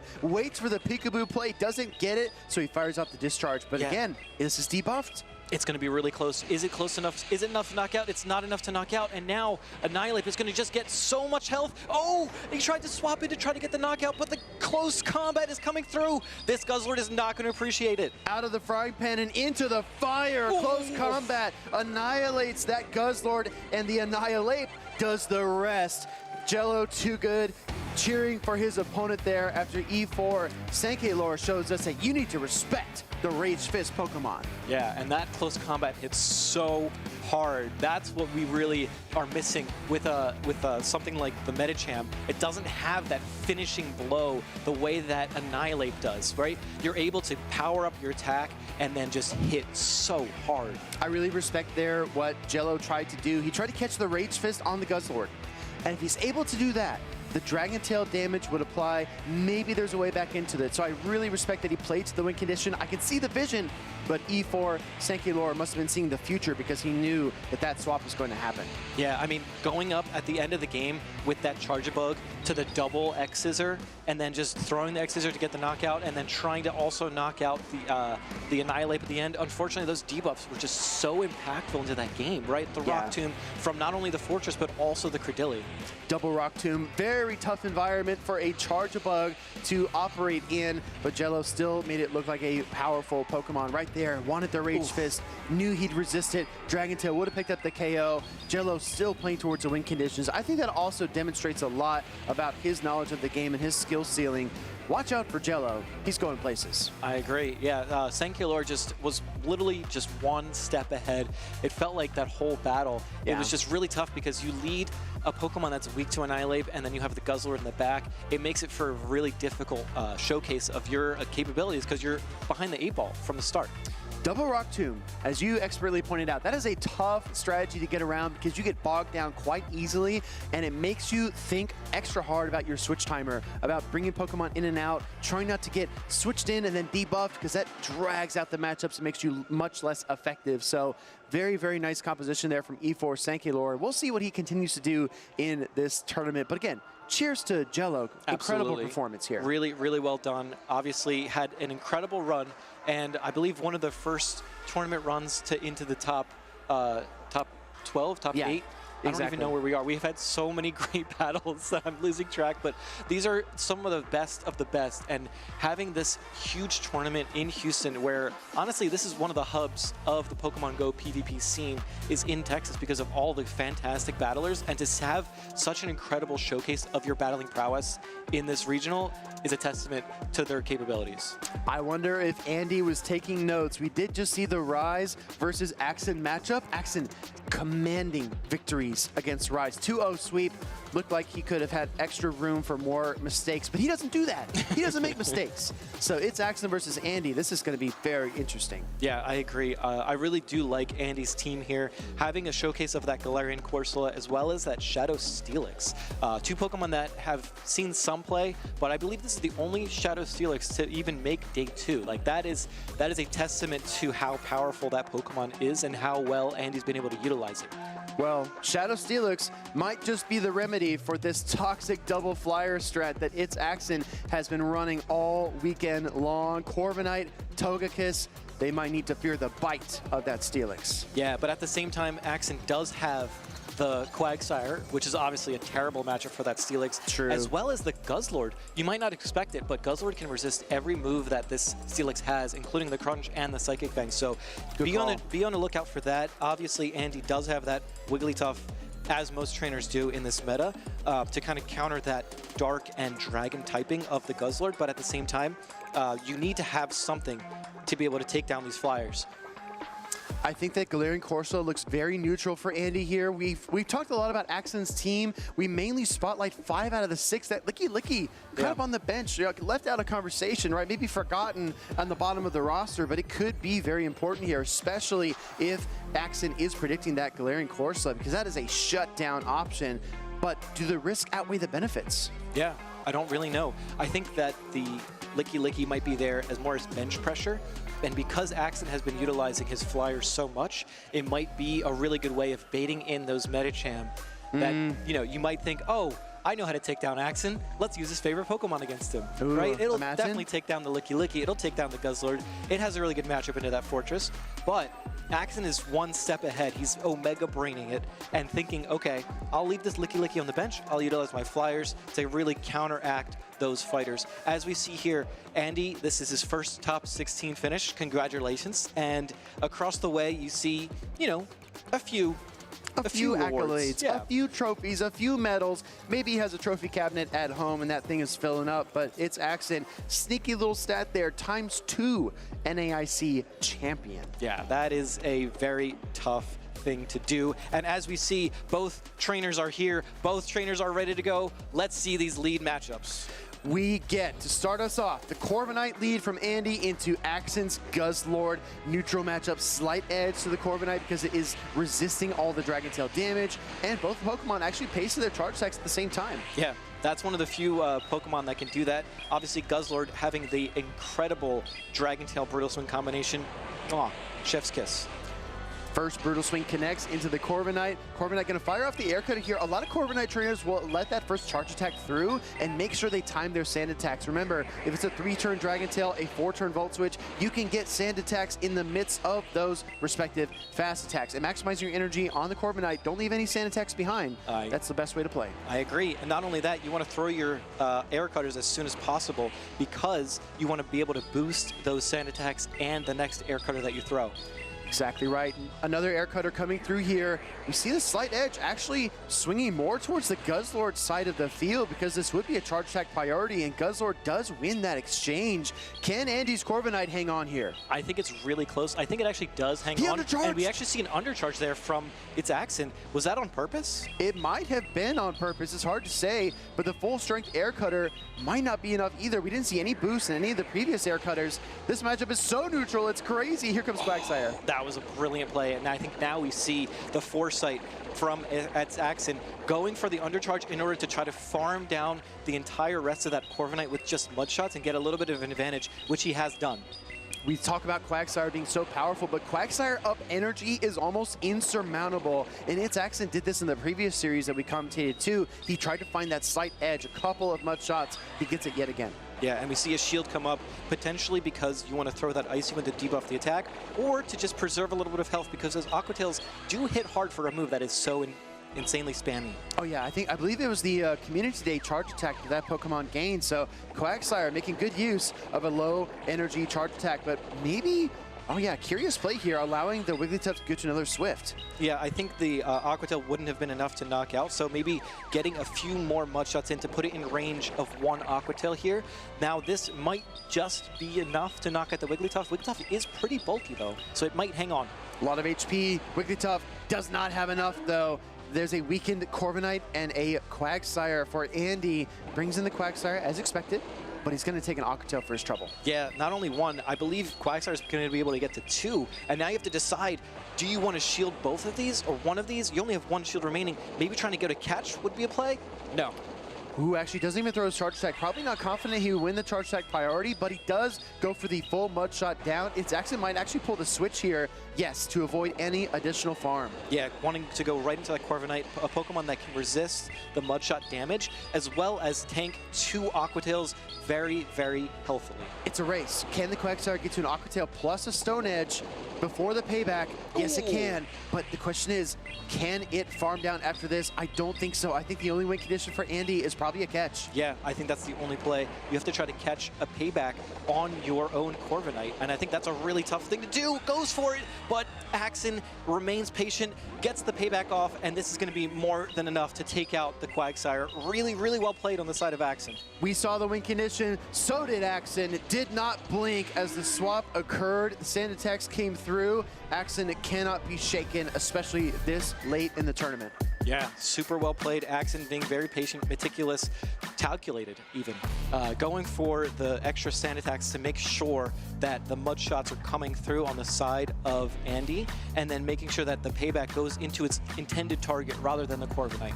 Let's talk about team compositions. No Togekiss in game number 1. No Steelix in game number 1 for Andy either. Do we start to see those MV Pokemon come out? Possibly. I think just going back really quick to that undercharged Brutal Swing, that is one of the most high-level plays that we can see. But going into game number 2, I think the Corsola and the Steelix are both a little bit afraid of that Guzzlord, and I think that's what Axon is going to be leaning on. It's just a matter of, can you line up the Wigglytuff into the Guzzlord for Andy, or do you go with a different strategy and try to go for the Corviknight as he did in this game, and then, you know, utilize one of the Steelix or the Corsola later? That's a great question. We're going to see what these trainers decide to do. Again, this is match point for Andy. If he loses the next battle to Axon, his run in Houston is over. It's Axon looking to continue his winning ways. A 2-0 over Rise. He wants to keep the 2-0s going. Let's see if he can do that. Yeah, Rise 2 occasion, potentially another 2-0 target. It's 2-0 Axon. He might need to change his name. Ooh. That would be kind of interesting. It would be cool. But I like more numbers and letters. I kind of like its Axon. It's very clean. That's true. He is its Axon. Let's go right into game number 2, everybody. Andy trying to topple a Titan here. We get a Galarian Corsola into Togekiss lead. Do you know this matchup? Because I only see one potential super effective hit, and that would be the Power Gem. At the same time, you don't go for your most efficient move, which would be the Aura Sphere, because that would be double resisted into this Ghost type. Kind of pigeonholed into throwing the Psyshocks here. Togekiss does not have the greatest matchups against Ghost type Pokemon, Galarian Corsola and Jellicent among them. But like you said, waiting for the swap, and here comes Andy. Yeah, I mean, this is a really good play either way, because this is the most neutral target for everything on his team. And now you can come in with a Medicham, and one Dynamic Punch will be more than enough to knock out this Quagsire. And we see as well with the team with Andy, like you said, calling out the Guzzlord, respecting it with the Medicham and Corviknight on this team. Yeah, all three Pokemon having pretty good matchups into everything Axon can throw at him, and at the same time, going for the Dynamic Punch on Charge Attack priority here. I don't think this is what Andy actually intended for, but it will work out if he can get the perfect amount of damage off into this Quagsire. We've seen this with a lot of top players, looking for that charge attack priority, finding it in the midst of all these fast attacks. Axon does that exactly here. Like you said, firing it off on charge attack priority, but does pick up the KO. Right, and that's exactly what I wanted. And now you come in and you have energy for this Togekiss as well. I think this is why Medicham is so good, because it has play into its counters. Got to swap here. I don't think if you leave the Medicham in, it does you much good. He's going to swap into the Corviknight now. 2 shields to 1. Andy is up in terms of protect shields, but he might need to give one up here. Yeah, Togekiss is going to be hitting hard and fast with these Aura Spheres. They are going to be doing neutral damage to the Steel and Flying type of that Corviknight, and the nice thing about Togekiss is you can resist those sand attacks, and this is not going to be enough to knock out. Exactly. Actually, double resist, right? It's a flying type, so... and he gets the boost as well. This might actually help quite a bit. Andy has to make an important decision. Can his Corviknight carry him the rest of the way, or does he need to save that Protect Shield? I think saving the Protect Shield allows both of the other Pokemon in the back to potentially have some play as well. But now, you kind of have to make a decision. Do you want your Corviknight to get dangerously low? And I guess you have to. I'm telling you, this Togekiss is like gum on a shoe. It just does not come off. It's so sticky in this situation. And the Sand Attack's not enough, but comes in with a Corsola. And I thought that would have been a KO, but it's not. It's not enough. I think the Astonish damage didn't actually register on the Corsola or on the Togekiss in time, but a brilliant play from Axon going for the Psyshock, anticipating the catch. Wow, yeah, great point. We're gonna see a Power Gem get fired off here, but it's Axon trying to cut that energy short. He fires off his own Air Cutter, and Andy forced to shield his Corsola here. Yeah, and we see the boost on the side of Axon's Corviknight. It's going to be really tough now because all these sand attacks are going to be doing even more damage. Exactly, Power Gem connects, but the bad news is that I don't think this Galarian Corsola gets too close to another one as it gets absolutely devoured by the sand attack pressure.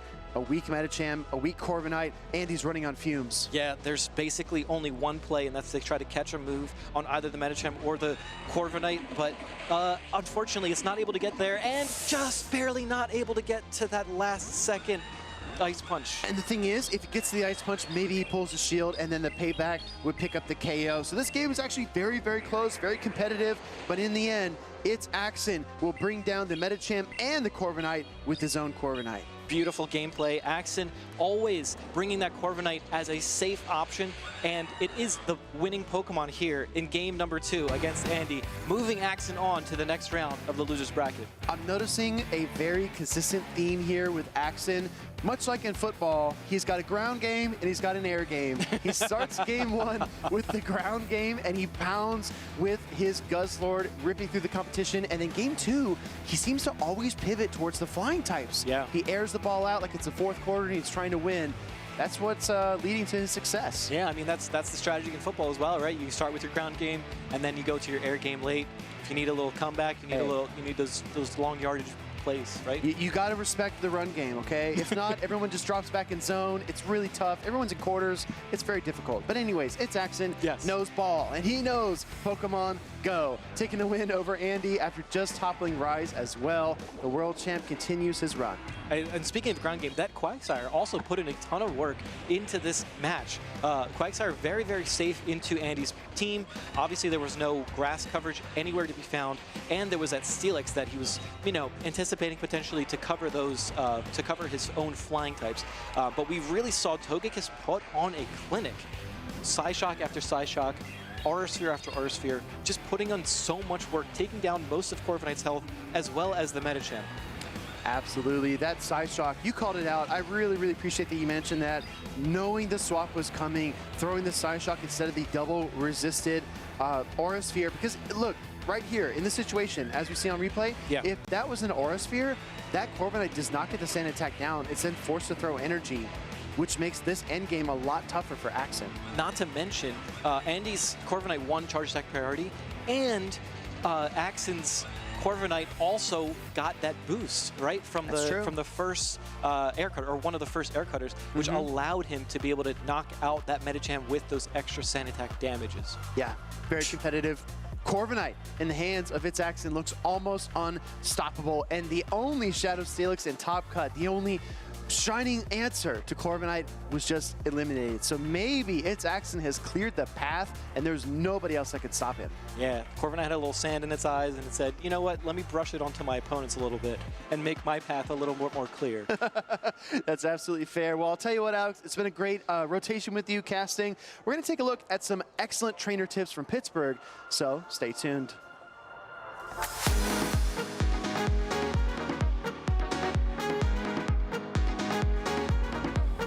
The best way to test your team is to get a group of friends together and hold a tournament.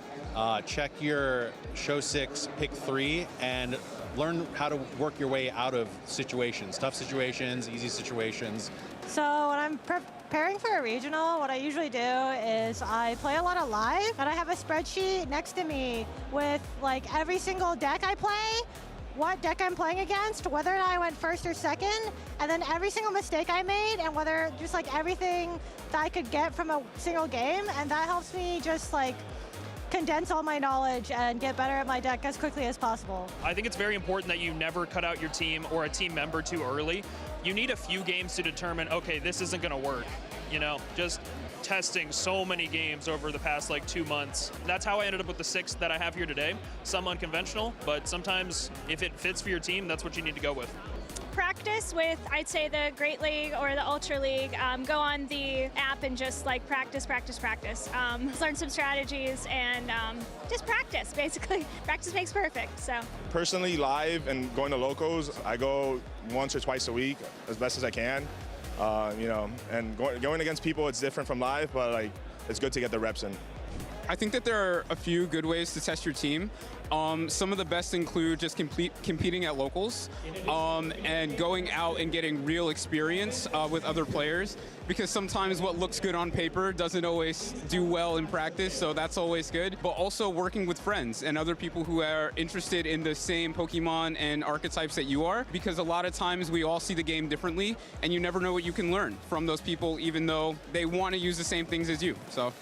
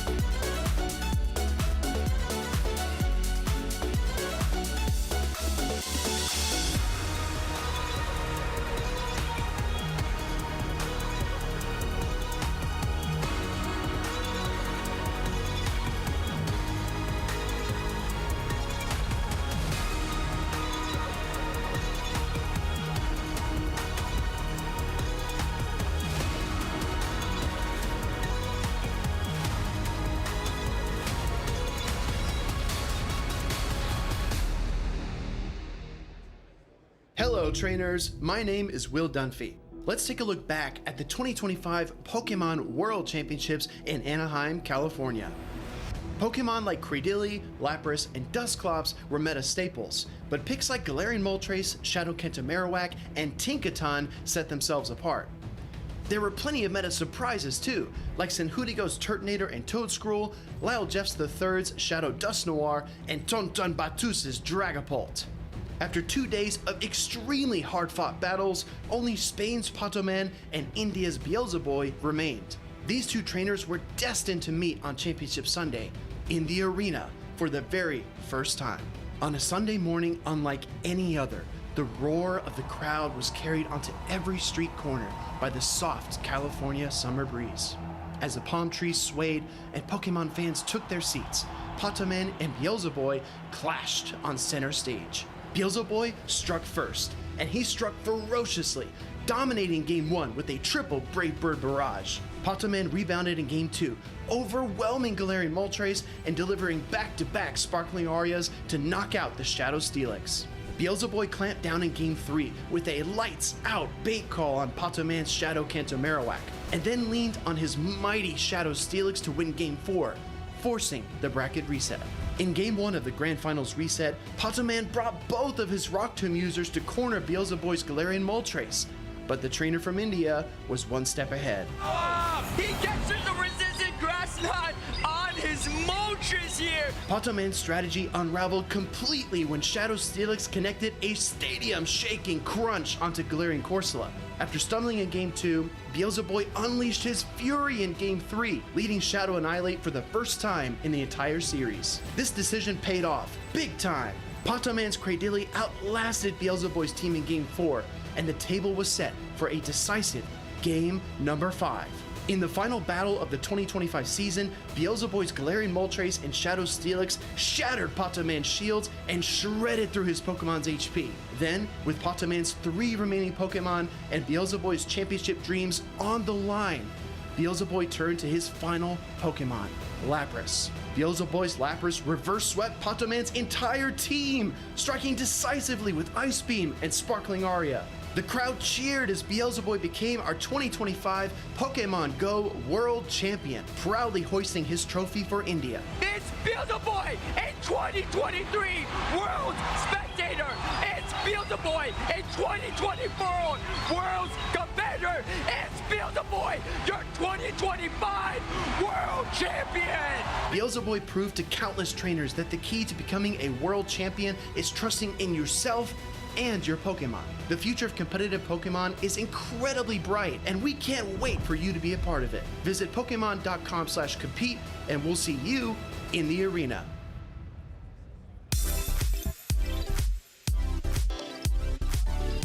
We are back. Welcome back, Pokemon trainers, to the 2026 Pokemon GO Houston Regional Championships. My name is Home/Henry, joined on the desk with DeFi. And we've had some incredible battles so far in day number 2. And as the number of trainers still alive in the tournament slowly dwindles, the action is only heating up. These are crazy battles. We have some of the best remaining in this tournament as we slowly reach to the pinnacle, the grand finals. And these two trainers are vying for that loser's finals shot to catapult themselves back up at a chance at the grand finals. We are now in our final top 6 matchup, so there's so much on the line here. Not only a trip to the loser semifinals, but a potential medal for whoever is winning this matchup. And looking at the matchup, we have the Shelgon, which has kind of been a highlight of the tournament, something really fun and interesting to bring. We've talked about how Shelgon does a lot of things better than Altaria does, especially with that newly buffed Twister. But Nighttime Clasher, I don't know how afraid of this Shelgon he is. What do you think?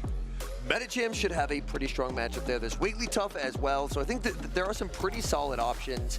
It feels like as the day has progressed, Sankalor has relied more on the Credilli. Credilli, a former Meta Titan, has fallen off from users in a pretty significant way, but Sankalor is still making it look pretty strong. Let's see who is going to take this. This is losers round 4. We have that Credilli, but it's met with the Wigglytuff. That is not what Nighttime Clasher was hoping to see. Immediate save switch into the Medicham.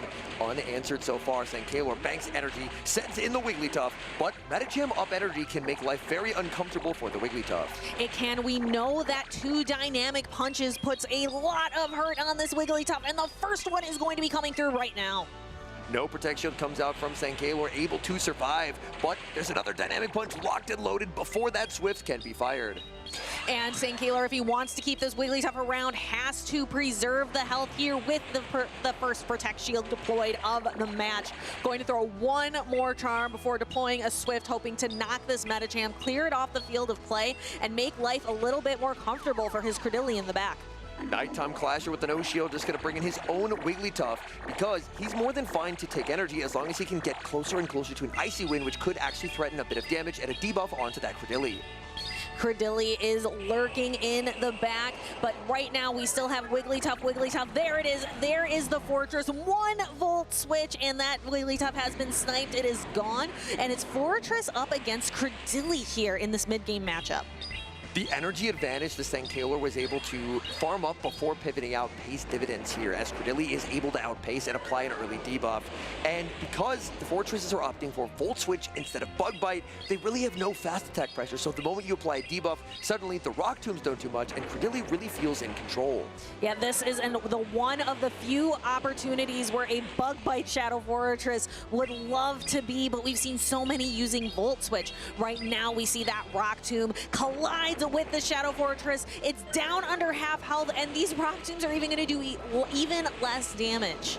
Nighttime Clasher over farming, gonna pivot out into the Wigglytuff, trying to make a move, but before he can get there, immediate Rock Tomb launched by the Credilli. And Credilli is going to do a little bit of damage, but Wigglytuff can stand strong. Now this Swift is debuffed, bringing in the Feraligatr. Feraligatr has absolutely no fast attack pressure. It can't Shadow Claw down. I'm beginning to like Nighttime Clasher's position in this game because Feraligatr is going to have a very difficult time trying to farm. The Swift is reached, all the energy on that Shadow Fortress, it had its debuffs reset, so suddenly it can actually threaten that Credilli now that the Rock Tomb debuff has been removed. But before that, we have the Swift. Can Wigglytuff charm it down before 2 Hydro Cannons are reached? It cannot. This first Hydro Cannon is going to knock out the Wigglytuff, then its Shadow Fortress stands alone.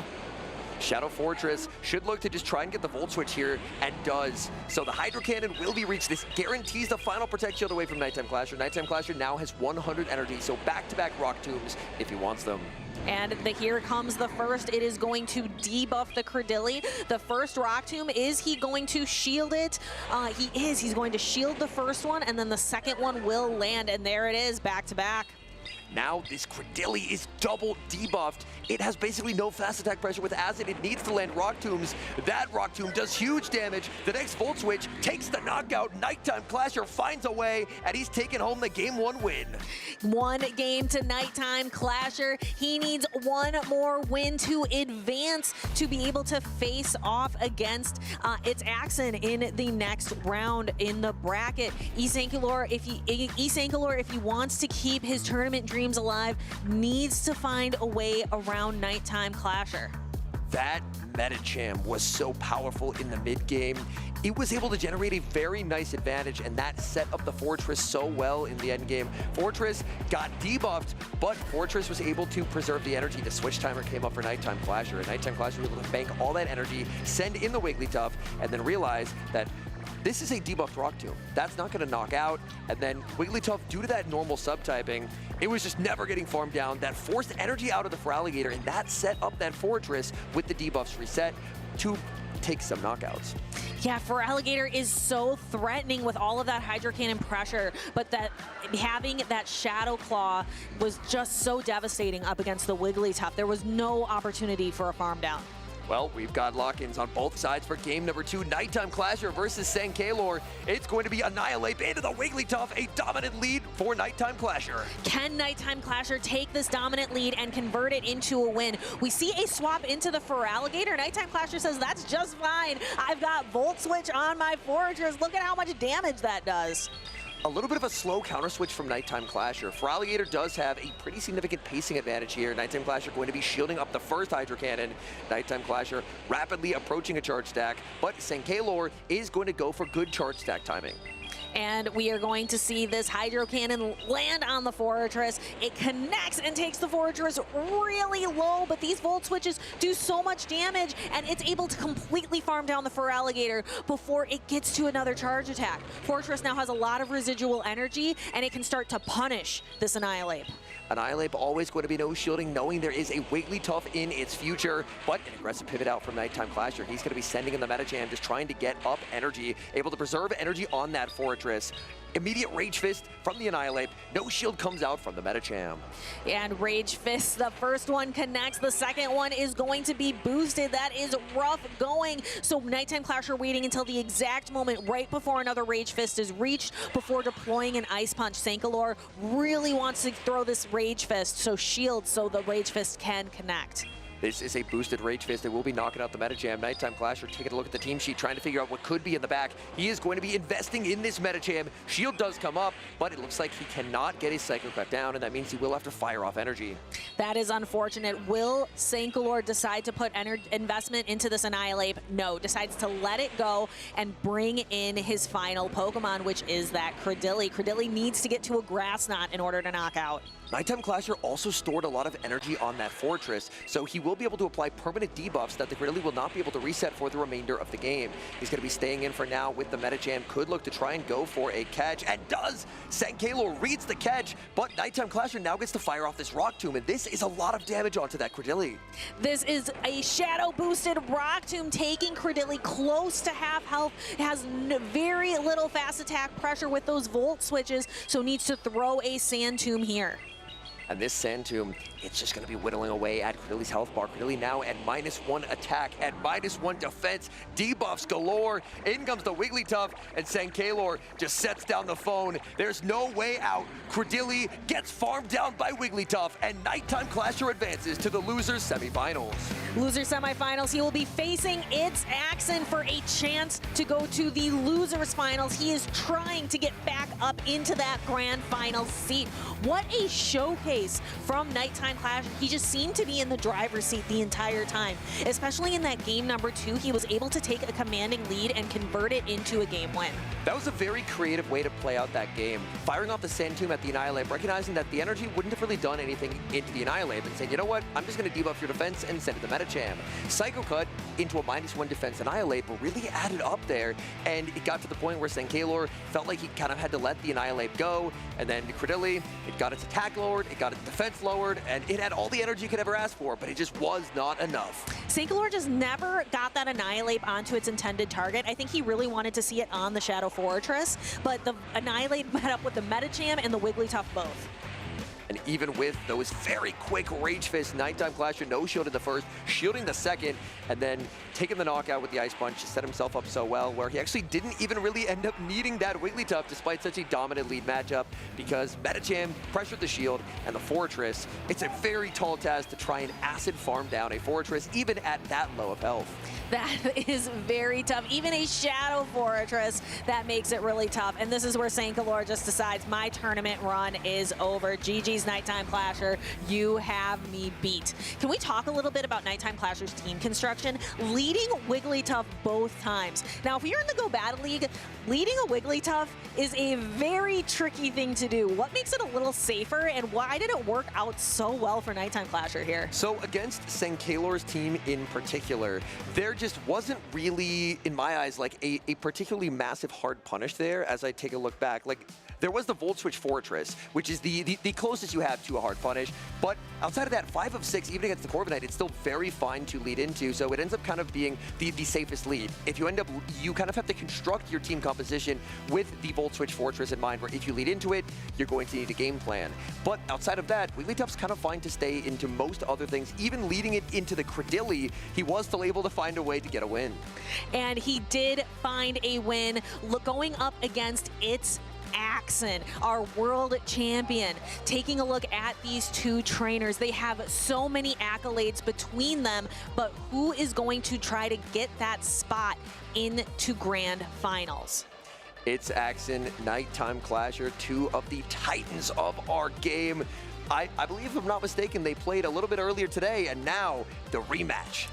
This is tough. Nobody wants to face its Axon. He is such a precision player. I remember this way back, NAIC 2022. That's all we talked about with its Axon. The precision of his plays. Like a machine, like robotic. He just knows what he's doing.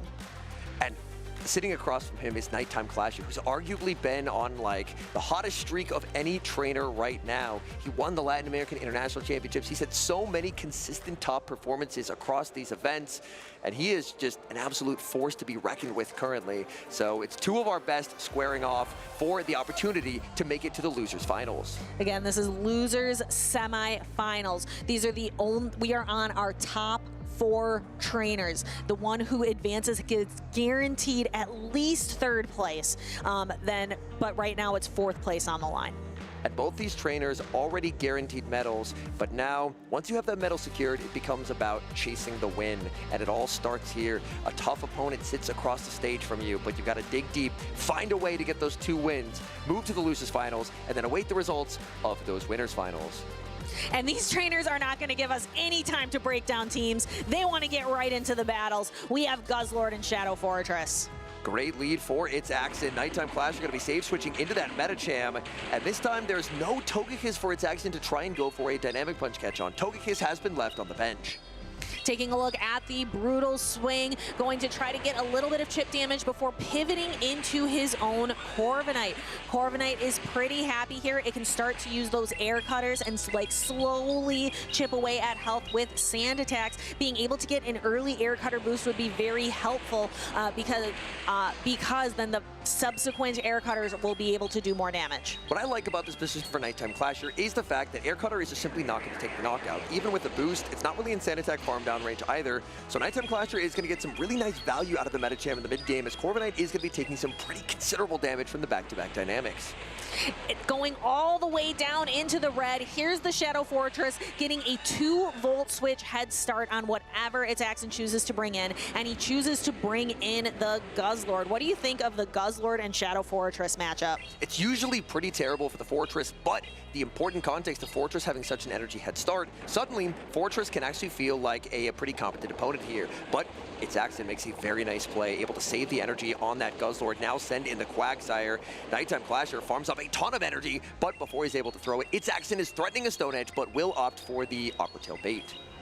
And a Nighttime Clasher does not fall for it. Shadow Fortress is able to stick around and actually goes for the resisted Rock Tomb, hoping to debuff the Shadow Quagsire, making all of its subsequent Aqua Tails and Stone Edges less impactful. And now he gets to send in the Guzzlord, the reveal. It's Axon going for the Aqua Tail bait, and Nighttime Clasher does put up the shield. Even with that Quagsire debuff, Nighttime Clasher trying to preserve that Guzzlord, but that bait does save Axon just that little bit of extra energy.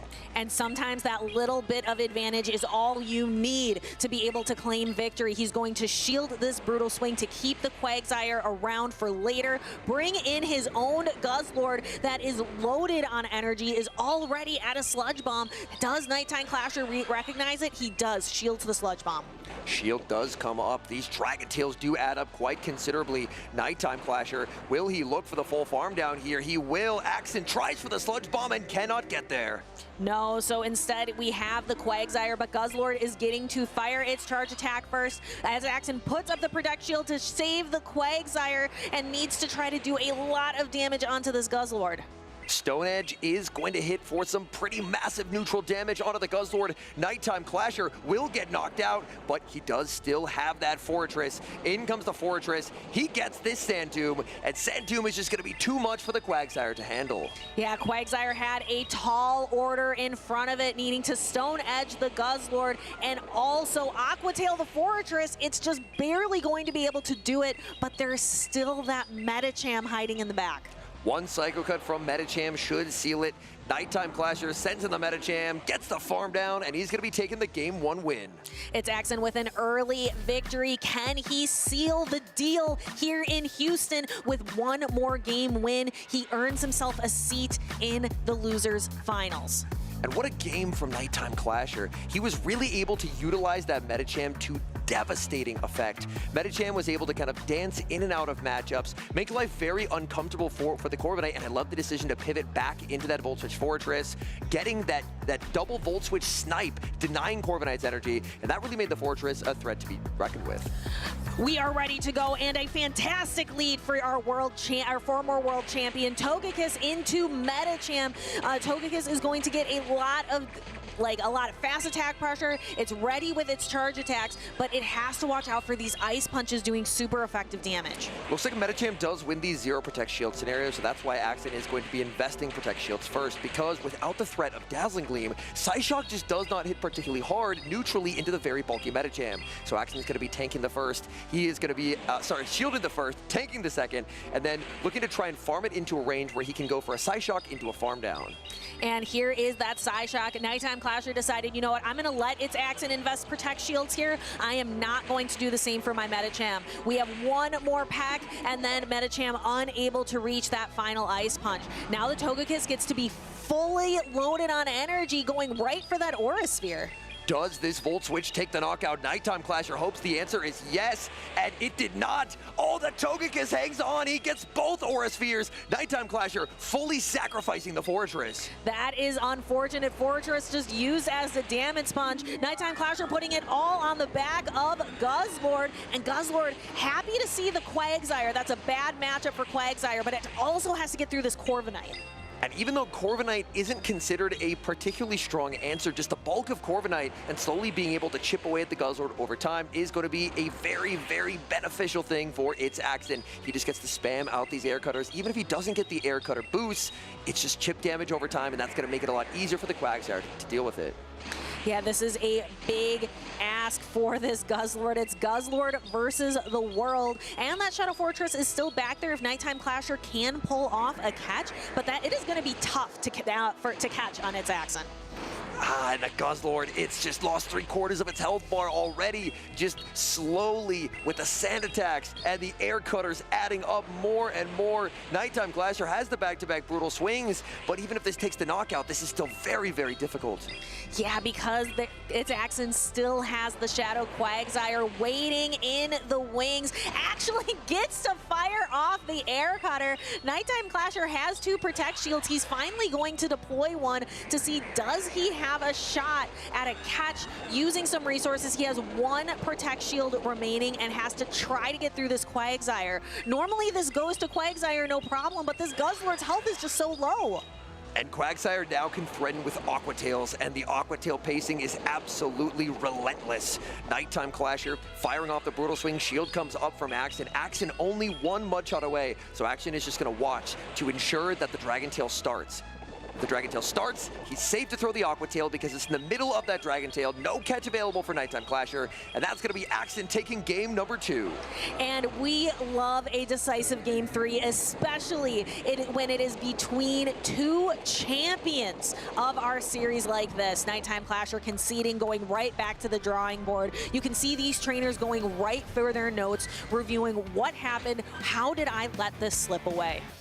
And it all comes down to this, a spot in the losers finals on the line. Will it be its Axon, former Pokemon GO world champion, 2-time North American international champion and regional champion, or Nighttime Clasher, the current reigning Latin American international champion, former regional champion as well?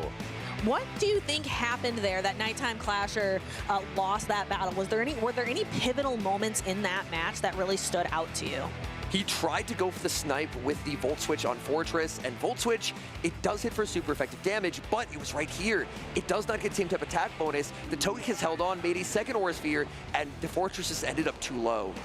Yeah, he had to completely sacrifice this Fortress, and it kind of left everything on the giant shoulders and many shoulders of the Guzzlord, but it just didn't have enough gas left in the tank to be able to get through Quagsire, which is normally one of its best matchups. And the reason why Nighttime Clasher had to sacrifice that Fortress was just because he recognized that Quagsire was going to be in the back. And Quagsire, a pretty bad matchup for the Fortress, so he kind of had to trust in the Guzzlord, because even had he Protect Shielded the Fortress, it still wouldn't have resulted in a win. Everybody out there in the crowd, we are in our decisive game number 3. A fantastic start for Nighttime Clasher. Shadow Fortress into Togekiss, and it looks like its Axon's going to stay in this lead matchup.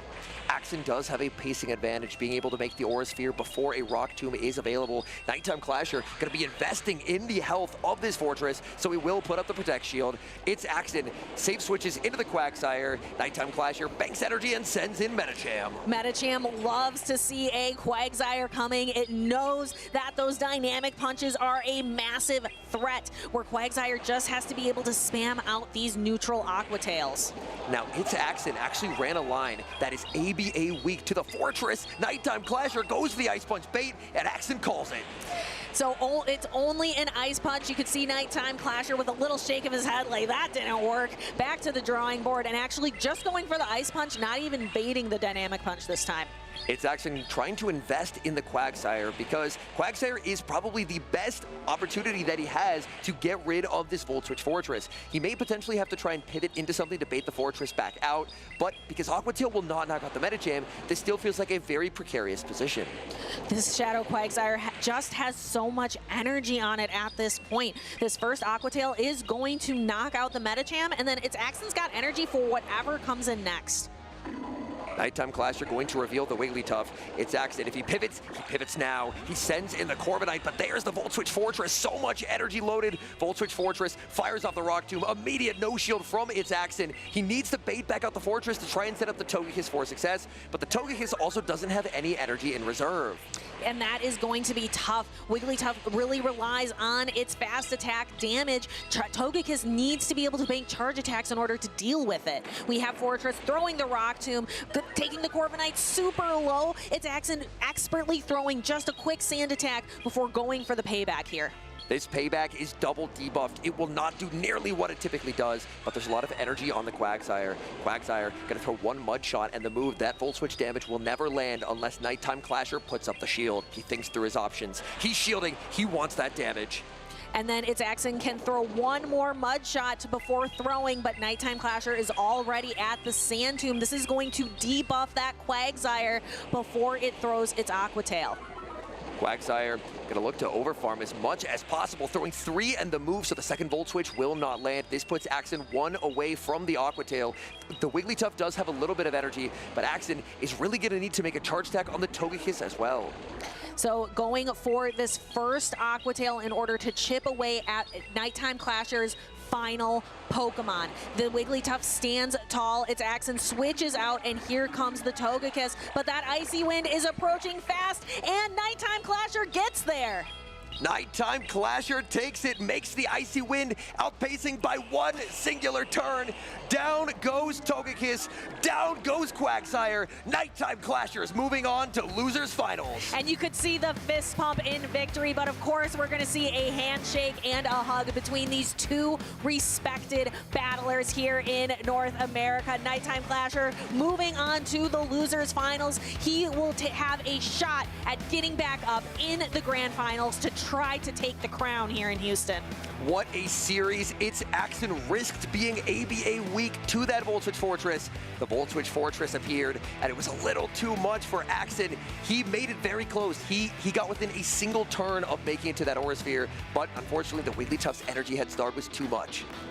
Yeah, Nighttime Clasher benching the Guzzlord, bringing in the Wigglytuff this time. It's Axon really just relying on that Togekiss, Corviknight, Shadow Quagsire line in the last 2 games.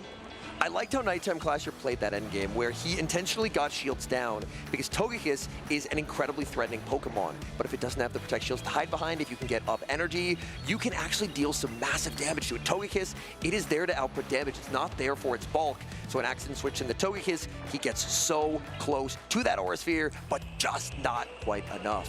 Do you think it was really impactful that Nighttime Clasher switched in the Wigglytuff and benched the Guzzlord for that 3rd game?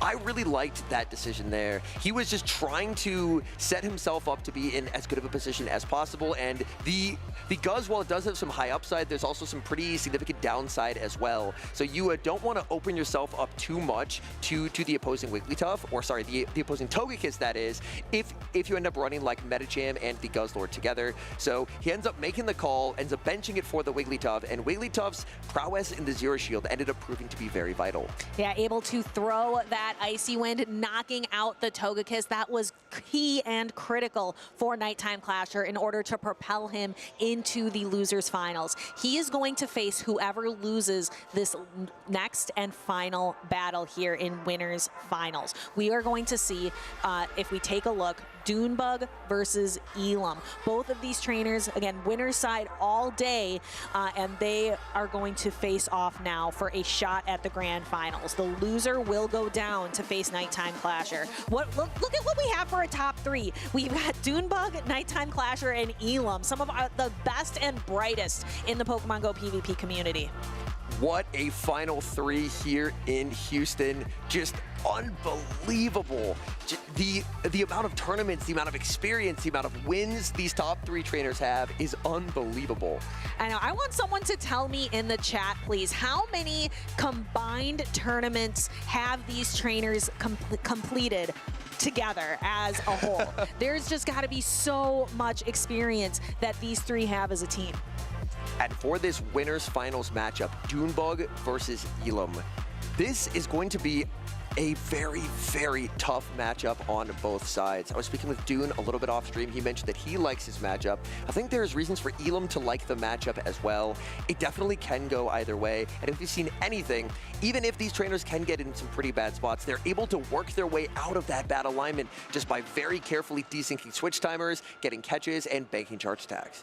I am really looking forward to Dunebug's showing off his really unique take on the team construction, really using using the Politoed, using the Gourgeist. Those are two really interesting picks, where Elam really hung on to a little bit more of a meta team. The Galarian Corsola is a little more unique, as well as the Clodsire, but definitely not as unique as Politoed and Gourgeist. I don't know if anyone would have predicted that from last week in Curitiba and this week, we have 2 Politoads inside the top 3. It won Curitiba. Now for Dunebug, he's guaranteed top 3 at least. He's trying to get back-to-back regional wins for Politoed. I don't know if that was on anyone's bingo card. I don't know. What is certainly on my bingo card were these 2 trainers doing well in the tournament in general. And here they are in winners finals. Now, don't forget, we have been best of 3 this entire tournament. We have now transitioned into best of 5. So this is a marathon, not a sprint. And this best of 5 matchup, especially between 2 trainers who have been to finals before. Dunebug, 6-time regional champion. Elam, 2-time regional champion.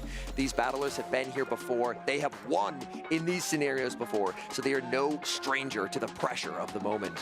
And there is a lot of pressure on the line. They have a shot at a gold medal here today in Houston. We can see them taking a deep breath and locking in. They have their team selected. They are about to, I'm seeing it. I can read their lips. I'm seeing the good luck, have fun's exchanged. Here we go, winners finals in Houston. Dunebug versus Elam. The battlers lock in for game number 1, and that's exactly what Dune was hoping to see, leading Licky Licky into Corsola, a dominant lead. And Elam has to pivot out immediately, bringing in the Wigglytuff, and Dunebug doesn't have a clear, quick answer to it, so opting to stay in with the Licky Licky and chipping away a little bit with a Body Slam.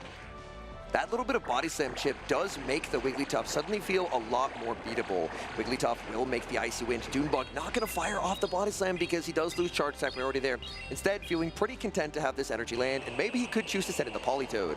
And that is exactly what he is going to do, because you don't want to stay in with the Licky Licky when it has debuffed, when it has been debuffed. You've got an option to bring in Politoed. Let's see this Politoed go to work. It gets to these weather balls just so quickly and is able to knock the Wigglytuff down into the red.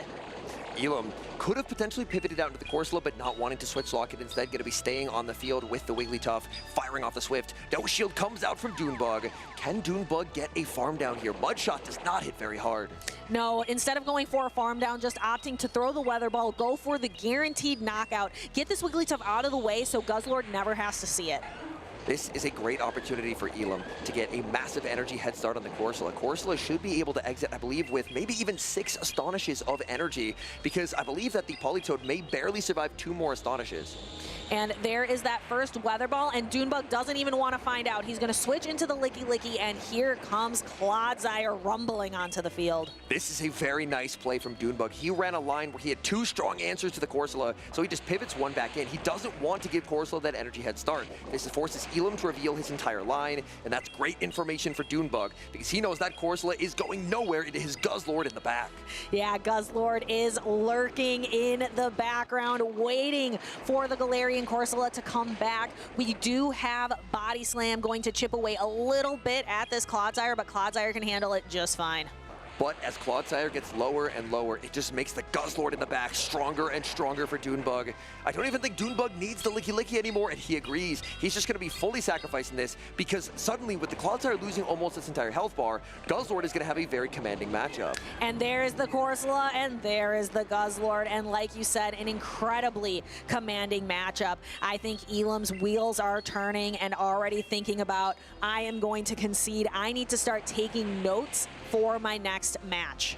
And he's just set down the phone as there is just no way out. Galarian Corsola has incredibly strong neutral matchups, but it did not find any of them in this matchup. Licky Licky lead, Guzzlord in the back. Corsola had nowhere to run.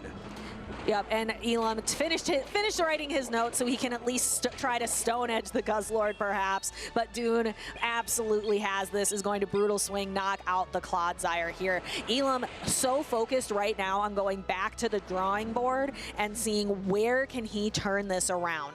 I do like the Corsola idea, because Corsola definitely has some targets onto Dune's team, but it appears that Dune was very aware of that. Dune ran as strong as possible into that Corsola, and Corsola just really didn't have anywhere that it can run. Corsola had nowhere to run, nowhere to hide. Dunebug is going in with an advantage. Remember, he needs 3 wins here in order to get a spot in Grand Finals. This is a man that does very well in Texas. Texas is good to him. Will it be good to him again? I loved this mid-game decision by Dunebug. He could have just let the Politoed get farmed down and given Corso the huge energy head start, but he viewed that as unnecessary. But he can pivot in the Licky Licky, take advantage of the fact that the Licky Licky was just so neutral across the board. Even if it did end up in a matchup that it didn't want to be in, it just has coverage for everything. So no matter what, he knew the energy would be valuable, and Corsola left the field to try and find a target, but instead, all it found was Guzzlord. And that is, Guzzlord is something I never personally, I think, want to find anywhere, but unfortunately, that is what Corsola found, and that's why Elam quickly conceded the match, recognizing he had no win conditions left available. So I don't know, has Dune successfully scared the Galarian Corsola away? Like you mentioned, it's not a bad idea, so maybe Dune can play weaker into that Corsola and pick some other options if he is in fact scared it off. I do like that kind of line sequencing of trying to run as strong as possible into something, and then maybe running a riskier line that's weak to it afterwards, because it takes quite a bit of courage to, after your Corsola just has nowhere to go, to say, you know what, I'm running that back, but we've got lock-ins here for game number 2. And Dunebugs brings the Guzzlord, but a catastrophic lead for the Guzzlord in the Wigglytuff. Dune is now on the one on the back foot, bringing in that Licky Licky, which, as you mentioned, Henry, is incredibly neutral across the board. But this Licky Licky save switch proves to be a little bit awkward for Elam, because Elam does not actually have a strong answer to it in the back. There's a Shadow Altaria, and there's that Galarian Corsola. So Wigglytuff will stay in, fire off the Icy Wind. After the debuff, Elam can potentially look to pivot out, but if the Shadow Altaria gets brought in, then that could set up the Corviknight for Dune endgame. Yep, and it looks like Dunebug did not successfully scare the Corsola off. It is still in the background, so maybe it will have a better shot here. And Corsola, it's so far able to avoid the Guzzlord and the Licky Licky, which is a win for Elam. Debuff Shadow Ball will still add up quite a bit. Switch timer coming up for Dune. He takes advantage as Guzzlord re-hits the field. Yep, so a little bit of switch clock misalignment here. Elam going to be able to fire a Sky Attack. Dune thinks it through and decides he's going to protect this Guzzlord, actually. There's just a few more seconds left before Elam can swap out. Another Sky Attack is reached. Dunebug already shielded once. He's not going to be shielding twice. Switch Clock will be available momentarily for Elam. He would love to pivot into the Wigglytuff, but doesn't get the snipe down. 1 HP survive from the Guzzlord, making the Sludge Bomb and forcing the shield. Elam is looking frustrated. That Guzzlord lived on probably what is 1 or 2 HP to be able to throw the Sludge Bomb, forcing that shield, and now Dunebug has a window of opportunity. In comes Corviknight. Corviknight down quite a bit of energy. Even if it throws the Air Cutter, it simply will fail to take the knockout. And Elam, after it takes this Air Cutter, is now going to have that Icy Wind available. Air Cutter connects Wigglytuff down to the red, throws one more charm before going for the Icy Wind. Now this is going to debuff the Corviknight, but Corviknight has the Air Cutter attack that has a very good chance at buffing, so he might be able to get this attack, the attack boost back. Elam's going to pivot into the Shadow Altaria. Shadow Altaria will actually force a little bit of energy out of the Corviknight, but where this matchup could get a little bit tricky is what does Elam decide to bring in? Elam's only fast attack pressure into that low health Licky Licky is that Wigglytuff, but by sending in the Altaria, he's now switch locked himself for quite a bit of time. So will he bring in the Wigglytuff? He's waiting out the timer as much as possible, and here comes the Corsola. There is still 1 Protect Shield remaining. Elam, is this a bait or is this the payback? He has to make a decision and puts up the correct shield. He does get the shield call right, but there's the Shadow Ball. In comes Licky Licky, and this is where things get tricky because that is a lot of damage being taken onto the Corsola. The Corsola is going to be at about half health. It is so thick. It is going to get to the Power Gem here. Actually just goes for the Nightshade. Dunebug gonna be no shielding. He is letting Licky Licky get KO'd. He still does have that Corviknight lurking, and the Corviknight does still have a bit of a tricky amount of HP to get rid of. Yeah, so Dune has a Protect Shield, so he can shield up this Nightshade, but that Wigglytuff is still in the back. He needs to be able to have this payback land on the Corsola. Oh, and Wiggly has an attack, so a little bit of a combo play there. Wigglytuff is going to have this Swift connect. Very well played by Elam. He found a way, and by banking that energy on the Wigglytuff, pivoting out for later, he's able to snipe down Dunebug and get a much-needed equalizer. That was such a fun match. I was surprised that Elam brought the Galarian Corsola back again, but it really did pay off. He was able to align it much better this time. It was able to avoid the Guzzlord and avoid the Licky Licky for the most part. And Corsola was actually able to get a little bit of revenge there as it was able to land the Nightshade. And then Corviknight, unfortunately, couldn't really deal with the fact that Corsola was now on the 4 cycle, able to make the Nightshade, pressure away that final Protect Shield, and then the combo play with that Wigglytuff Swift is resisted, but did do enough damage to secure the knockout. Yeah, and then having that Wigglytuff residual energy in the back, being able to knock out with the Swift here, really just put the nail in the coffin for Dunebug on this game number 2. So we are 1-1. These trainers need 2 more wins in order to advance into Grand Finals. This game 3 feels massive. The implications of being up 2-1 and only being 1 win away from making it to the Grand Finals. These battlers, I can't blame them. They are both taking extra time here to ensure that they pick the correct possible line, because whoever wins this game 3 is going to have massive momentum in the series.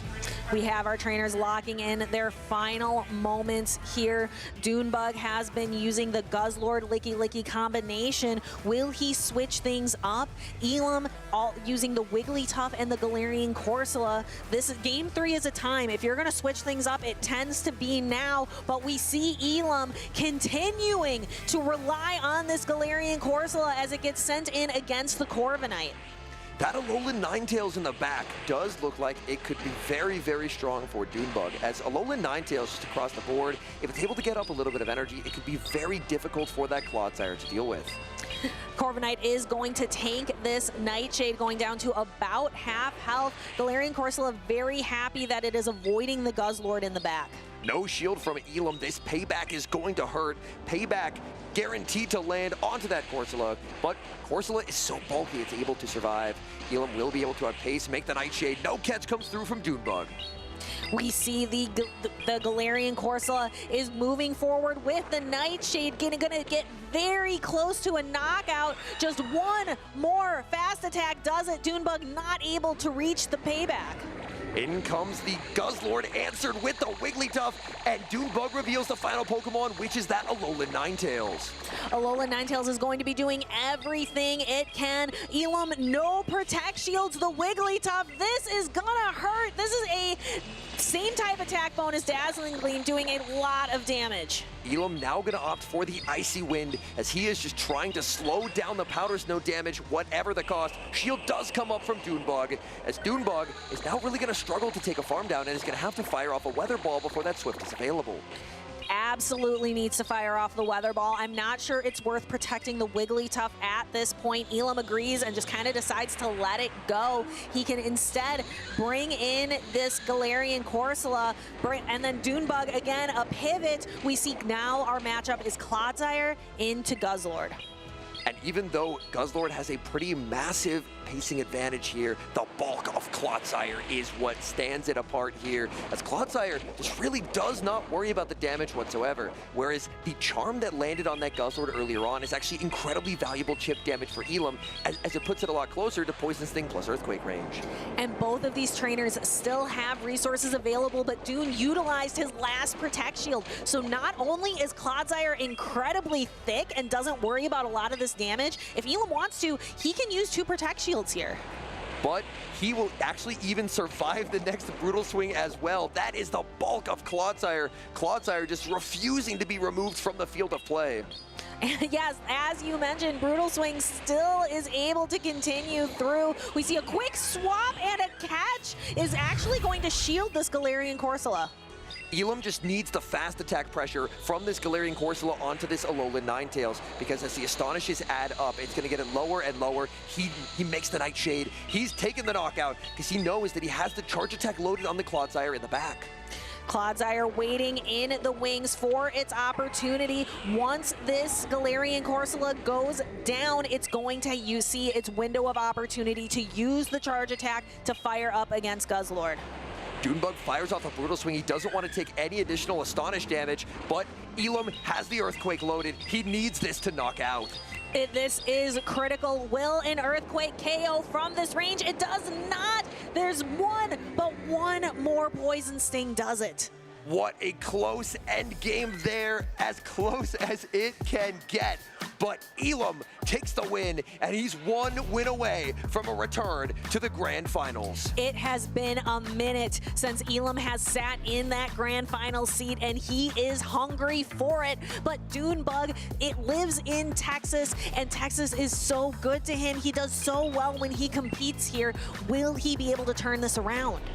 A decision in the match from Dunebug was he committed to a payback, which he was 2 sand attacks away from, and in doing so, by not settling for an air cutter, the Corsola ended up having a very awkward amount of HP remaining later in the game. So potentially if he had thrown the air cutter earlier on, then the Corsola could have been a little bit more manageable.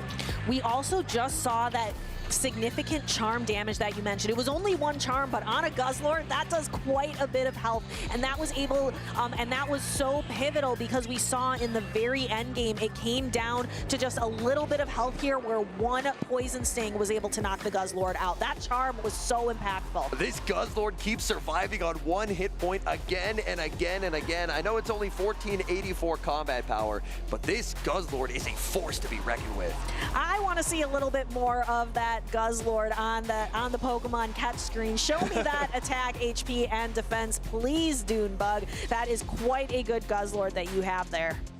I would definitely be willing to bet that it's a very low attack, very high defense, and very high HP. So like as close to a perfect PvP IV spread that one could look for. But it looks like the battlers are ready. Game number 4. We've got lock-ins.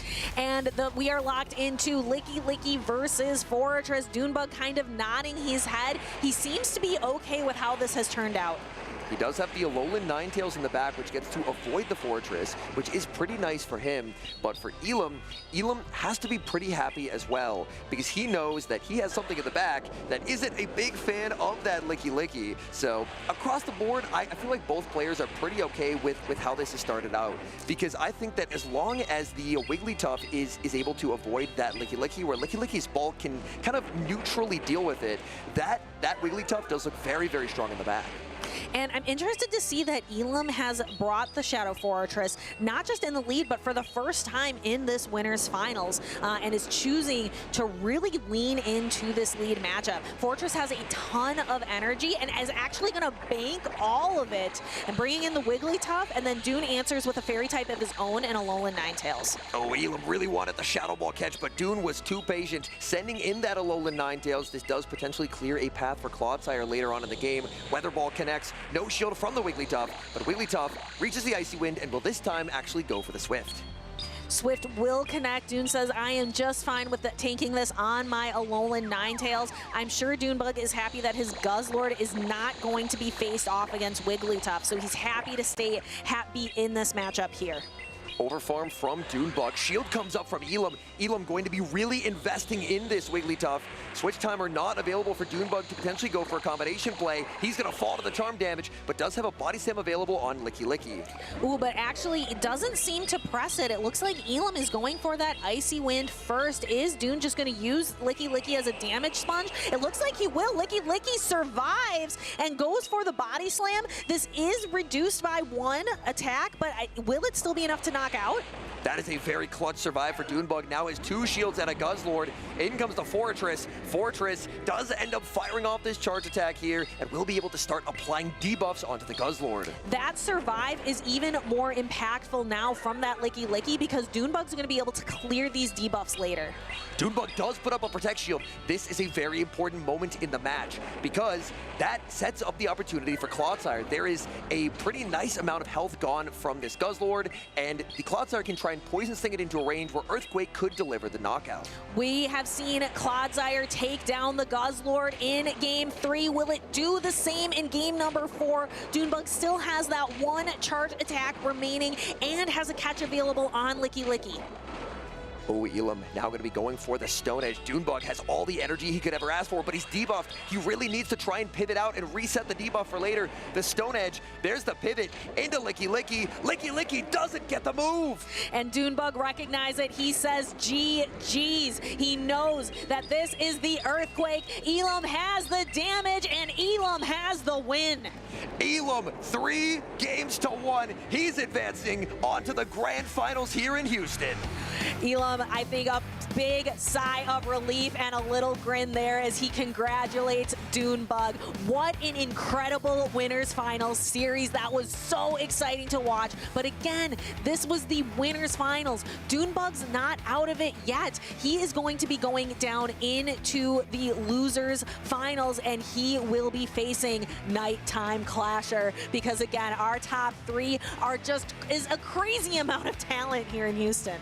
Now, I know we've spent a lot of day 1 and day 2 talking about the Quagsire, but it felt like the star of the show in this series was the Clodsire, the bulk of Clodsire being such an effective damage sponge against that Guzzlord. Even with Elam not getting the catch, the Wigglytuff was definitely able to do enough in this matchup, farm down, and even with Dunebug's Licky Licky barely surviving that Icy Wind, Elam just set himself up for great results with all that energy on the Fortress. Yeah, and I think also Elam was really showing why Wigglytuff was just so popular. He brought it in every single game, and I think he got a ton of use out of it in every single game that it was played. And it was just magnificent gameplay across the board from Elam. And the Clodsire just taking the knockout out of that Guzzlord. Guzzlord kept surviving everything on 1 hit point, but at the end of game number 4, it could not survive that. It got knocked out, and that sent Elam onto the grand finals. Dunebug just ended up putting so much on Guzzlord's shoulders, but it buckled under the pressure, just could not handle that Clodsire as the opponent. Elam going on to grand finals, but who will he face in grand finals? Will it be Nighttime Clasher? Will he be able to defeat Dunebug? Or will Dunebug be able to come back for a revenge match after defeating Nighttime Clasher? Which path will we take? It's so hard to say. Nighttime Clasher and Dunebug, both phenomenal trainers. One could argue it's 3 of North America's brightest stars in the top 3. He's already punched his ticket to the grand finals. Elam waiting there, awaiting the winner of the Nighttime Clasher and Dunebug match. And as we wait for these trainers to get on stage, we're going to be taking a brief break here, switching out the casters, and we only have 2 more matches left in Houston. Stay with us.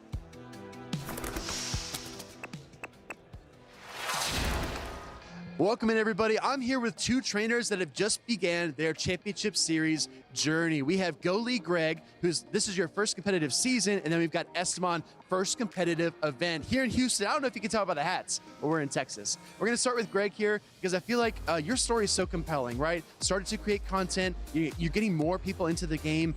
Tell us about your journey competing this season in 2026 and where that's taken you and how you're so willing to bring other people along. Yeah, absolutely. So I started this out because I've always loved PvP. I've always loved the Go Battle League, and I just never made time for it. So I thought if I made a stream and made a schedule, then I commit to the schedule. Now I have a commitment. Now I can kind of trick myself into allowing myself time to play my game. That turned into a beautiful community of just, streaming every night and all these great people. And it was the community that then introduced me to what a regional event was. I had no idea what it was until a regional was coming to Las Vegas, and I live in Las Vegas. So you got to go, and I was like, I don't even know what this is. And from there, it spawned into just this journey that's been so much fun. I've been to every North American regional for this season except for Puerto Rico and Toronto, and I already have all my flights booked out for the rest of the season. So I'm going to all of them.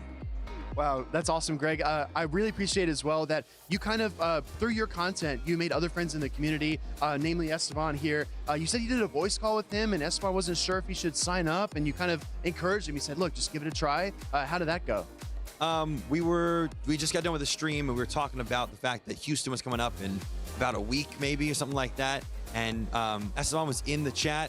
And I was like, man, you got to go. You live right outside of the venue. You have to be there. And so after the stream, I got on VC with him and I talked to him and I was like, you should go. And he's like, I want to be maybe I'll do a spectator. And I was like, no, man, you got to compete. You got this. So I stayed up with him all night and we went through the whole process. We went through every page, every form, and I made sure that he signed up for this event to be here because I couldn't do it without my friend. Greg, you've been so impressive. You made Top Cut here. Your best performance so far. Excited to see what you do next, but I'd love to hear from you as well, Esteban. This is your very first event. You walk in here, it's a huge convention hall. There are thousands of players, but you have your buddy Greg, you have other members of the community. Did you feel welcomed and excited when you got in here? Oh, of course. There are so many people to meet, new faces that I've never, finally get to meet for the first time, not just over Discord. Seeing faces on Discord is cool, but in person is a lot different. You get a lot of adrenaline, dopamine out of it. I like it. I really like your team as well, Esteban. You were playing Shadow Drapion and Noctowl. I think that new players are also able to be creative with their teams. So what do you say to players who maybe have fun playing in Go Battle League and they like certain Pokemon, but they're not sure if they would work in the Championship Series? Do you say just commit to your favorites and bring them? Honestly, yeah, I would probably go with what you're most comfortable running. But you do want to try to run something that can apply pressure. You don't want to just run anything random. You want to still run something relative to the meta. But yeah, Drapion really popped off for me. I love Drapion. The pacing on it is really good. It's 4 Aqua Tails, 4 for the Aqua Tail and then 5 for Crunch. So super fast pacing on that Pokemon. Same with my Shadow Annihilate. I was a little scared to bring it. I probably should have went with Greg. He told me to bring regular ape, but I brought the Shadow. But it's a learning experience for me. It's my first time being out here. I don't mind how far I got. I'm very proud of myself. I was very nervous. But that being said, if you're new out there wanting to play Pokemon Go in a regional, do it. Just go out there and do it. You won't know how well you do until you actually apply yourself. And speaking of how well you did, Esteban, you actually made day 2 on your first ever event, which honestly, we see a lot of the same names. We see a lot of the Dune Bugs, the Rises, the Axons. Those trainers are always up on the boards. But seeing both of you actually compete shoulder to shoulder, side by side with them is so, so inspiring. So Greg, Esteban, thank you both so much. Please come out and compete at a local event near you. Get started with your cups and challenges, and we'll see you at the regionals. Back to the stream.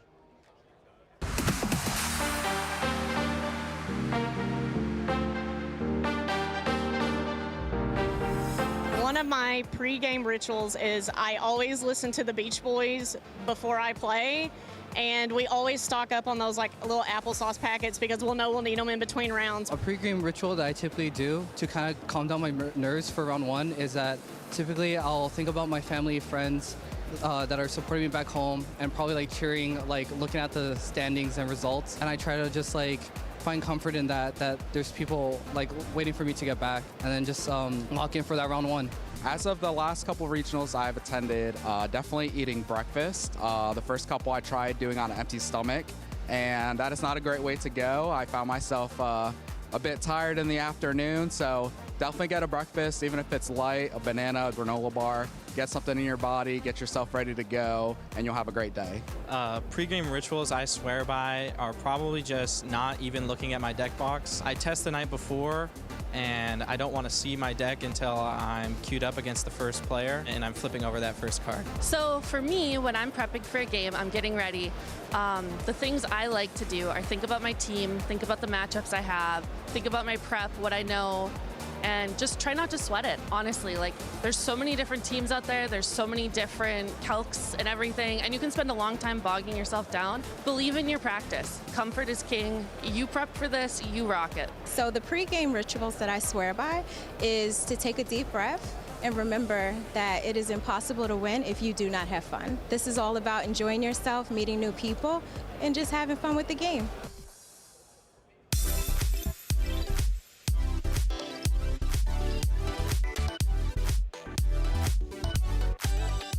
It's been a beautiful weekend here in Houston, Texas, and only 3 trainers remain. We are headed into our finals matches of the weekend. So grab a friend, tell a teammate, a loved one, that the grand finals and the losers finals are coming up in Houston because they don't want to miss this. Wait, really? I just got a phone call. Oh, really? Yeah. I don't hear anything. Well, just play along. Okay. Wait, I hear it. I hear it now. Yeah. So the phone call says we have the matchup of the century coming up on stream right now. of the century. Of the century. Yeah, that's what they said. All right, I'm ready to get into it. We're going to see Dunebug 97 and Nighttime Clasher. Nighttime Clasher just took on its Axon and won a close series. He's not done yet. He took down Axon twice, right? Oh, in the winner's true. side and on the loser side, and now is trying to take down one of the titans of Pokemon Go. He's a titan himself. He's come to the scene. I remember him running Togedemaru at NAIC, what was that, 2024? Oh yeah, way back. And now he's in the top 3 against Dunebug, one of the legends in the Pokemon Go circuit. All right, let's get into the analysis here. Dunebug 97, a very unconventional team, as he bragged about only having 3 of the top usage Pokemon. The Politoed, Gourgeist, and Alola Ninetales are otherwise nowhere to be seen. How do those 3 match up into Nighttime Clasher? Honestly, I really like the Politoed here because it's able to resist the Aquatails from the Quagsire and only really has to worry about the Guzzlord and the Fortress, but it still can fight back and play and hit them for neutral damage or super effective damage with that Ice Beam or that Weather Ball. Yeah, I think the Ice Beam coverage we might actually see come into play. I don't know if Dunebug has fired a single Ice Beam all weekend long, but he might need to start doing so as we get queued up here. Nighttime Clasher does have his trusty Medicham as well as his own Guzzlord and Fortress, which we saw a ton of his Fortress in previous series. He might like to bring that Pokemon back as well. Yeah, no, Fortress is one of the better Pokemon to match up with Dune. All you can do is hope to avoid the Gourgeist, and you're in a great spot. But actually, both trainers are locked in. Are you ready for the losers finals? It's Medicham, it's Politoed. We're locked in. We only have 2 more pairs of trainers all weekend, so the losers finals is a best of 5. Let's see if we take it the distance. Dynamic Punch gets queued up from Nighttime Clasher. Here we go.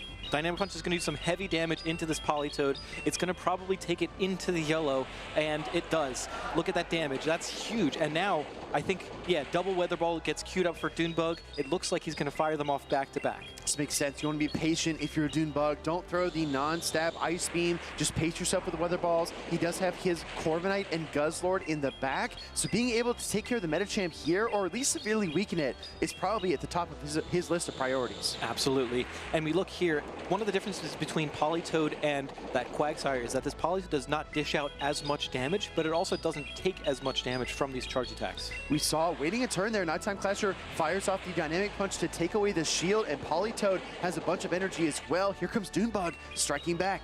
Yeah, this is going to be enough to knock out the Medicham, so I think Nighttime Clasher is just going to concede the Medicham and lose this matchup, knowing that he has the shield advantage going into this next battle. Shield advantage, and he's going to get an energy advantage with his Fortress. Dunebug is able to get off 1 more parting Weather Ball. I think he might actually be able to switch out of this matchup if he truly desires, but he does not want to go into the Corviknight, so he stays and he lets Politoed faint. Yeah, I think that's the right play, and now in comes the Guzzlord. It's probably going to be, oh yeah, met immediately with the Wigglytuff, and the Corviknight actually has a pretty good matchup here, although it is at a shield deficit. It's at a shield deficit, and I think that the Wigglytuff is just going to spam off those icy winds and try to slow it down even further. In a matchup this long, we are going to get back to our switch timers relatively quickly. Also, a boost on the first Air Cutter could change things. Yeah, that's the huge detriment to this Wigglytuff's ability to fight back in this meta, or in this matchup, because that Icy Wind is supposed to debuff that attack, but if you're buffing your attack with Air Cutters, it'll counteract that debuffing potential. Exactly. Keep your attack stat balanced, or maybe even raise it up. Corviknight with another Air Cutter. Do we get another boost here? Dunebug lifts his attack right back up with the Air Cutter boost, and Wigglytuff has taken a lot of damage. Yeah, and I think because of that extra boost, this is now enough to knock out that Wigglytuff because of that sand attack damage being increased. So we do see a shield come up from Nighttime Clasher to counteract that. Nighttime Clasher trying to budget that Corviknight's HP and decide if he can Volt Switch it down, decides to stick with this Wigglytuff for now. I would not be surprised to see a swap here for Nighttime Clasher to try to get the Volt Switch through. He doesn't go for it. He's going to go for some Charm damage and let the Corviknight fire back. Yeah, and I think now if you're Nighttime Clasher, do you shield this to try to get a couple extra charms through against that Guzzlord? Because that Guzzlord is just not going to be able to fight back. Look at this damage. Just 1 charm is pretty substantial already, but I think Dunebug playing it correctly, going for the Brutal Swing. Yeah, very important moment there for Nighttime Clasher. He chose that path along the decision tree, and he is going to go for the Rock Tomb just as quickly as he can. He wants to debuff this Guzzlord and slow it down. Yeah, I like this play a lot, and it allows the Fortress to be able to live these Brutal Swings a lot more cleanly. We did see only one Volt Switch come through here. Brutal Swing is going to chip down the Fortress. I got to be honest though, Alex, it looks pretty rough for Nighttime Clasher. He doesn't have a lot left on his Fortress. Yeah, the problem is these Brutal Swings come out so quickly. It's only 3 Dragon Tails to the Brutal Swing, and if you can't resist that Brutal Swing, it does so much damage and it adds up so quickly. The thing is, against the Guzzlord, right, Fortress needs at least 2 Rock Tombs to weaken it down to the point where it'd be knocked out, right? And I don't think that Nighttime Clasher's decision to shield the Wigglytuff and only get 1 charm, that didn't help him enough in that endgame scenario. So Doonbug was able to manage his HP and manage his Guzzlord perfectly. Yeah, and I think the game-changing Pokemon there was actually in that lead matchup. The Politoed allowed Doonbug to be able to beat that Medicham in that matchup, because one of the things that you don't really notice is that the Politoed does not take neutral damage from that Ice Punch. It forces the opponent to go for the Dynamic Punch, which allowed Doonbug to realize, oh, okay, this is definitely going to be a Dynamic Punch. I can shield and I can take this matchup. Exactly right, and that means that the pacing is in Politoed's favor. One of our trainers is already locked in for battle number 2. I want to remind everybody, this is the losers finals. It's a best of 5. We're heading into game number 2, so even if Doonbug wins this one, he hasn't clutched it up yet. All right, it looks like both trainers are locked in. We've got Corviknight, we've got Medicham. This is a relatively neutral matchup despite the fact that there's a flying type and a fighting type on both sides of the field. Gonna go for the Dynamic Punch, but only 9 turns to the Air Cutter means that Corviknight will outpace and land this flying type charge attack into the Medicham. Not gonna deal a ton of damage, but it is still super effective, and the boost comes through as well. The boost is a huge game changer here, because now the next Air Cutter is gonna put the Medicham dangerously low into the red. Dynamic Punch gets fired off here, no Protect Shield. Corviknight takes a big chunk, and out comes the Wigglytuff. Oh my goodness, swapping this in after seeing Doonbug's Guzzlord time and time again, this is a bold strategy. Yeah, I'm not sure if this is going to pay off, Cotton, but at the end of the day, I like this play a lot from the Nighttime Clasher, because now, if there is a Guzzlord in the back, you know that you have that Medicham to be able to counteract it if you need it in the end game. Exactly right. Gonna go for another Air Cutter here. This is what Corviknight does best. It just wears down the opponent, and the attack boosts are helping it along the way. Icy Wind will try to cool the Corviknight back down, though. This might not be enough to KO. Yeah, this is really, really close. Can Corviknight hang on? It can, and it can actually maybe take 1 more charm as well. Yeah, it does. And now, because of the attack drop, can Wigglytuff hold on to this one last Air Cutter? That is the question, and it does not. Corviknight able to get the KO and kind of reset things, allowing potentially the Gourgeist to come out. No, Alola Ninetales. And that's a huge decision because of the backline here. Nighttime Clasher has perfectly set up with the bait as well. Look at Medicham putting in the work, and Nighttime Clasher kind of just hiding that Guzzlord in the back. Yeah, I think he's really happy to get the bait there. That's tremendous. Weather Ball will pull a shield in kind, but Nighttime Clasher realizes he's got a slight advantage, and he wants to push that even further. Dynamic Punch is ready to go, but he overcharges a bit more. Oh my goodness, but he gets the catch on the Gourgeist. That's huge. That's a huge win for Doonbug. But now it allows Nighttime Clasher to come in safely with the Guzzlord and get some more energy. But not just yet. He wants to store a charge attack on the Medicham, so he is ready for that eventual matchup. But the Guzzlord bearing down on the Gourgeist, this is bad news for our Grass and Ghost type on the left. Absolutely, and I think Nighttime Clasher's best play here is to try to charge up as much energy as possible to be able to land Sludge Bombs, multiple Sludge Bombs against that Ninetales in the back. But we see this damage is actually very substantial. Those Shadow Balls still hurt. Resisted or not, the same type attack bonus, Ghost type charge attacks rip through the Guzzlord's HP, taking it all the way down into the red. But luckily for the Dragon type, it does resist the Incinerates. Brutal Swing coming through. This is going to be enough for sure. Yeah, Doonbug cannot afford to shield because you know there's the Sludge Bomb and the Dynamic Punch waiting in the wings. So in comes right away, going for the Brutal Swing, the bait. This is disgustingly beautiful for this Guzzlord. Nobody double baits Doonbug. Not with the Ice Punch Medicham, not with the Brutal Swing Guzzlord, but apparently Nighttime Clasher didn't get the script. Another Brutal Swing to weaken this Ninetales further. And look how little HP this Guzzlord has. It's not used to being that low, and now in comes the Dynamic Punch. Is this enough, Speedy? I think it's going to be just shy. I think so too. The Fairy typing does help Ninetales quite a bit here, and it does withstand the Dynamic Punch. It's got 2 Weather Balls, and no matter what what happens next? Dunebug's going to make sure this energy gets fired off. My goodness, what a gameplay. What gameplay from either side. Here in comes one more Weather Ball, needed just one more Powder Snow to get to the last Weather Ball, and Medicham was one Psycho Cut away. Wow, Dunebug locking down this game number 2 in all eventuality because the Guzzlord doesn't have much left in the tank, and the Ninetales double resist the Dragon Tails, so there's no reason to fear. Dunebug up 2-0. Alolan Ninetales coming in clutch. That was actually my caster pick for the best Pokemon, the MVP pick for our trainers. And I think it's coming quite handily here because not only does it have play into the Fighting type, it has play into the Flying types, it has play into Quagsire. It's got a lot of utility.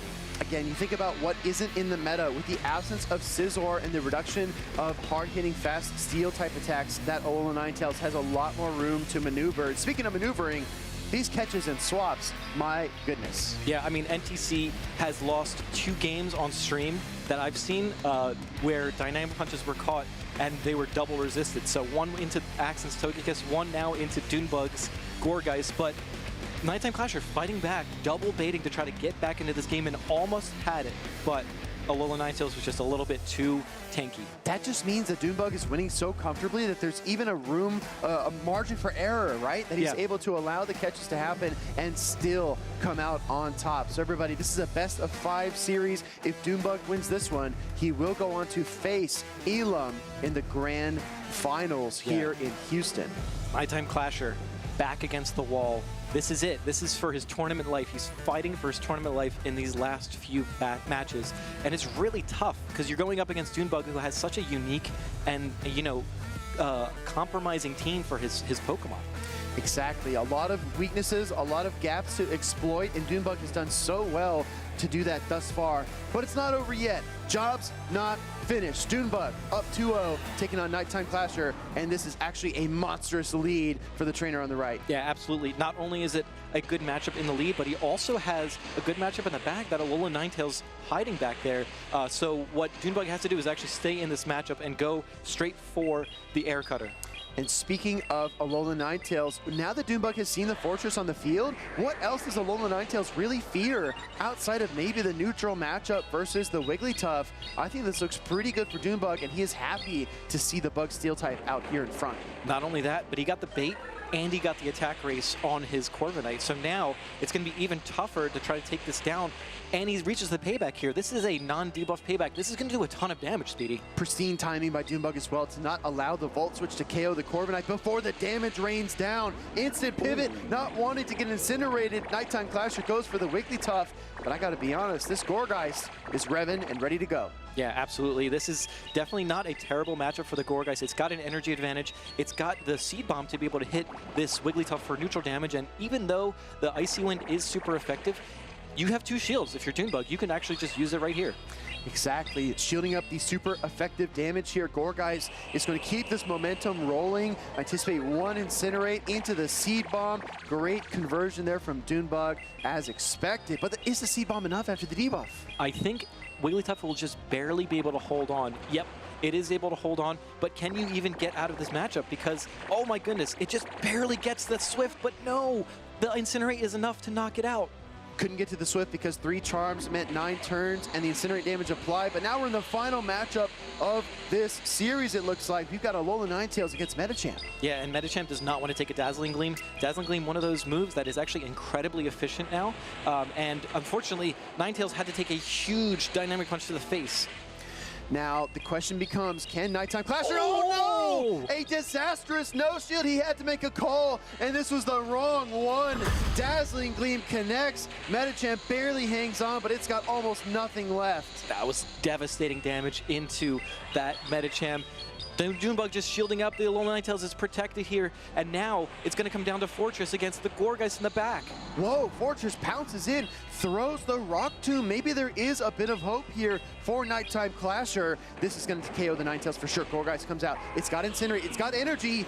Oof, but it's just not enough. The energy doesn't matter because Nighttime Clasher has the shield, but unfortunately did not have the health remaining. And Dunebug is going to make his way to the grand finals. Dunebug ascends yet again. Nighttime Clasher puts up a valiant effort, but it is nothing in the face of Dunebugs, Alolan, Ninetales, Gourgeist, and Guzzlord. A unique team has yielded unique rewards for one of the most decorated trainers on the planet, and Dunebug has now got to face against Elam. How often do you see that, where Nighttime Clasher has done so well, all tournament, calculated, precise, efficient, he's done it all, and then all of a sudden he hits Dunebug and he gets 3-0'd. Like, that is so incredibly tough to do. I mean, he's named Dunebug, but he might as well be a steel wall, right? You run right into it, and there's not many people that get past him, but right here again, trying to get to the Swift. This is, the vibe I got here was like desperate flailing, right? Just trying to make something happen. This is also a game-changing moment. Shout out to Chucky and Replay, because this Dazzling Gleam, if it was shielded, would have given Nighttime Clasher a fighting chance, but when this connected, that was the knockout blow. Yeah, that was huge, heavy damage, some might say. And unfortunately, Medicham was not able to hang on long enough to be able to do anything much after that. Fortress did its best. It got the Rock Tomb off, it knocked out the Ninetales, but that Incinerate from Gourgeist is just double super effective and does so much damage. And Gourgeist was ready to go. It had double seed bombs, but didn't even throw its charge attack energy, instead opting for the Incinerate damage. And again, a very unique team. Dunebug said in his interview earlier today that he thrives with unconventional picks.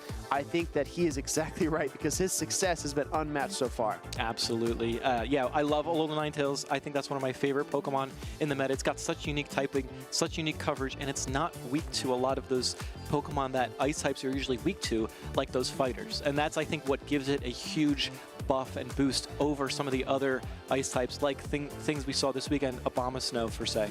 I want to give a little shout out to Nighttime Clasher as well, our reigning LAIC champion. He dominated that limited meta there in Sao Paulo, and I'm sure that he's looking to add more accolades to his trophy cabinet as well. But he's going to take home a third place trophy here in Houston, which is actually super remarkable, especially considering how many talented trainers were here. And I can't wait to see what he does next, because he's been one of our brightest stars. Absolutely. He's been incredibly consistent. He's been on the rise. He's been growing and growing and learning, and he's been consistently improving day after day after day, from tournament to tournament, and he's done a ton of different tournaments, and he's consistently still getting better. Exactly. Nighttime Clasher, one of the world's best. Some might call him Mr. Worldwide. Some weekends he's in Europe, some weekends he's in Australia or North America. I never know where he's going to be. Your guess is as good as mine, but wherever he is, you better bet he's playing some Pokemon, whether it's Pokemon GO or the trading card game. So that's not the last we'll see of Nighttime Clasher, especially considering that he's, I believe, leading the championship point leaderboards in North America. I think not just North America, but the whole world at this point in time. Oh, yeah. Because he's just, again, Mr. Worldwide. He's consistently top cutting. But let's show our congrats to Dunebug as well. Of course. He has his way. He's found his way back into the grand finals after losing in the winners finals. He's doing it again and again and again. He's done it so many times. And he said today that if he wins, he might bring Pidgeot back to Orlando. Oh my goodness, I cannot wait. I hope he does it regardless, but I'll tell you what, we have two Titans in the lounge. Let's toss it over to an interview for our grand finals. Thank you so much, Speedy and Stark. Home/Henry here in the lounge with our two finalists. We have Elam and Dunebug, two of the premier trainers in North America. I gotta start with Dunebug. I know you just got off stage moments ago with a hard-fought series against an international champion in Nighttime Clasher. So talk to me about how you're feeling. Yeah, I'm feeling over the moon right now. That was a well-fought series against my local Nighttime Clasher. So I have a lot of experience against him. Felt very good to get past that very tricky team competition I had. So two Texas locals battling it out in the losers finals, and Dunebug emerging victorious. And now for Elam, I would like to hear about your run, because it's been a pretty sensational one. What do you think has been your most difficult matchup so far today? Oof, that's a tough one. I would probably say my set against Nighttime. I think like game one, it was pretty dominant for me, but then game two, he came back, and then game three, I had I think it was like Wigglytuff lead into Fortress, and I managed to pull it back, and that was like a crazy series, so that was probably the toughest. That game, I felt like you had switch advantage at no point throughout any of it, but caught a dynamic punch onto a Corsola, just found a way to persevere. Now, Doombug, I was doing a little bit of research on you backstage. Did you know that at the regional level events you've attended in the 2026 season, your placements have been 5th, 3rd, 1st, 5th, and 3rd? What would you attribute that insane consistency to? Preparation, like knowing my matchups with the teams I bring, and I seem to have a trend of bringing a lot more off-meta picks, like the Politoed A9 here, for example, the Shadow Primate in my championship run in Vegas, and so I feel like that's been a big key to my success this season. Now, Elam, I know that you won back-to-back regionals last season, took a little bit of time away, and now you're back. Talk to me about how it feels to be back here in a grand finals. Oof. Well, it feels pretty nice, obviously. This weekend, it's been like really strange because the team building process, it hasn't been my favorite. Back when I won Toronto, I just did some little tweaks on my team from the LAIC to Toronto. Like it was like 2 changes. Then like a 4-month break, Atlanta, I just changed a couple other things, like added like Lapras and that kind of stuff. So it was pretty much like the same stuff that I kept running, but in these later metas, it has been pretty tough. But I forgot the question, but but yeah, could you repeat the question? It was just, how does it feel to be back in a grand final? Okay, yeah, it feels fantastic. Well, I'm pretty happy. I don't know, I didn't feel too confident yesterday, but I find myself doing good plays. Even though sometimes I do some misplays, I still do some good plays, so I'm happy with that. And well, obviously it brought me all the way over here, so I'm pretty happy. And well, I'm playing against Dune, that's a great competitor. Now, Doonbug, I do have to ask you, you have been one of the most consistent competitors across the Pokemon GO Championship Series for years. Year in, year out, your consistency has been remarkable. So I gotta know, what motivates you? What drives Doonbug to succeed? The motivation for me, it's gotta be to grind my way to a very good Worlds performance. I've been to every World Championship so far, have not been able to put together a good performance yet. So I'm trying to stay as consistent as possible so I can maybe finally put one together this season. And if your regionals results so far have been any indication, you are on a pretty fantastic track there. Because having a worst regional placement of 5th, that is an incredible level of consistency. And now, Elam, I'll turn to you here. I know our game that we love so much is oftentimes a very collaborative one, whether it's the team building process, whether it's trainers who you end up practicing with, getting ideas for when it comes into a tournament. So any specific shout outs or thank yous that you want to give for trainers who have helped you get to this moment of being back in the grand finals? There's too many people, but for now, I'm just going to say shout out to Softo, SJ, SS Thorn, PvP David, Joetti. Oh, man, if somebody else helped me and I forgot, I'm so sorry. But I'm just gonna go with those and we'll see later. And now Doonbug, you are running a pretty innovative team here. Politoed, Gourgeist. Do you have any people who you want to shout out as who were helpful in the team building process, practice, kind of bouncing ideas back and forth with? I want to shout out the Go Battle League for giving me a lot of success with Politoed. I had a lot of success with it in Open Great League when that was going on at the beginning of the season. But big shout out to Axon, AJ. They've been probably the 2 of the biggest helpers in my team building. And also shout out to Alex Brown, the other Alex. Doing a watch party today, I really appreciate you supporting me. So looking forward to making you proud. It's awesome to see that these top trainers have so many trainers in the venue, at home, supporting them. They are 2 of our absolute best, 2 of North America and even the world's brightest stars, and they're here to put on a show. Gentlemen, I wish you the best of luck. We'll send it back to the casters, we'll get you on the stage, and we'll crown the Houston Regional Champion. All right, thank you so much to Home Slice Henry. Those 2 interviewees, very excited, very pumped, and honestly, hearing about some of the results has been incredible.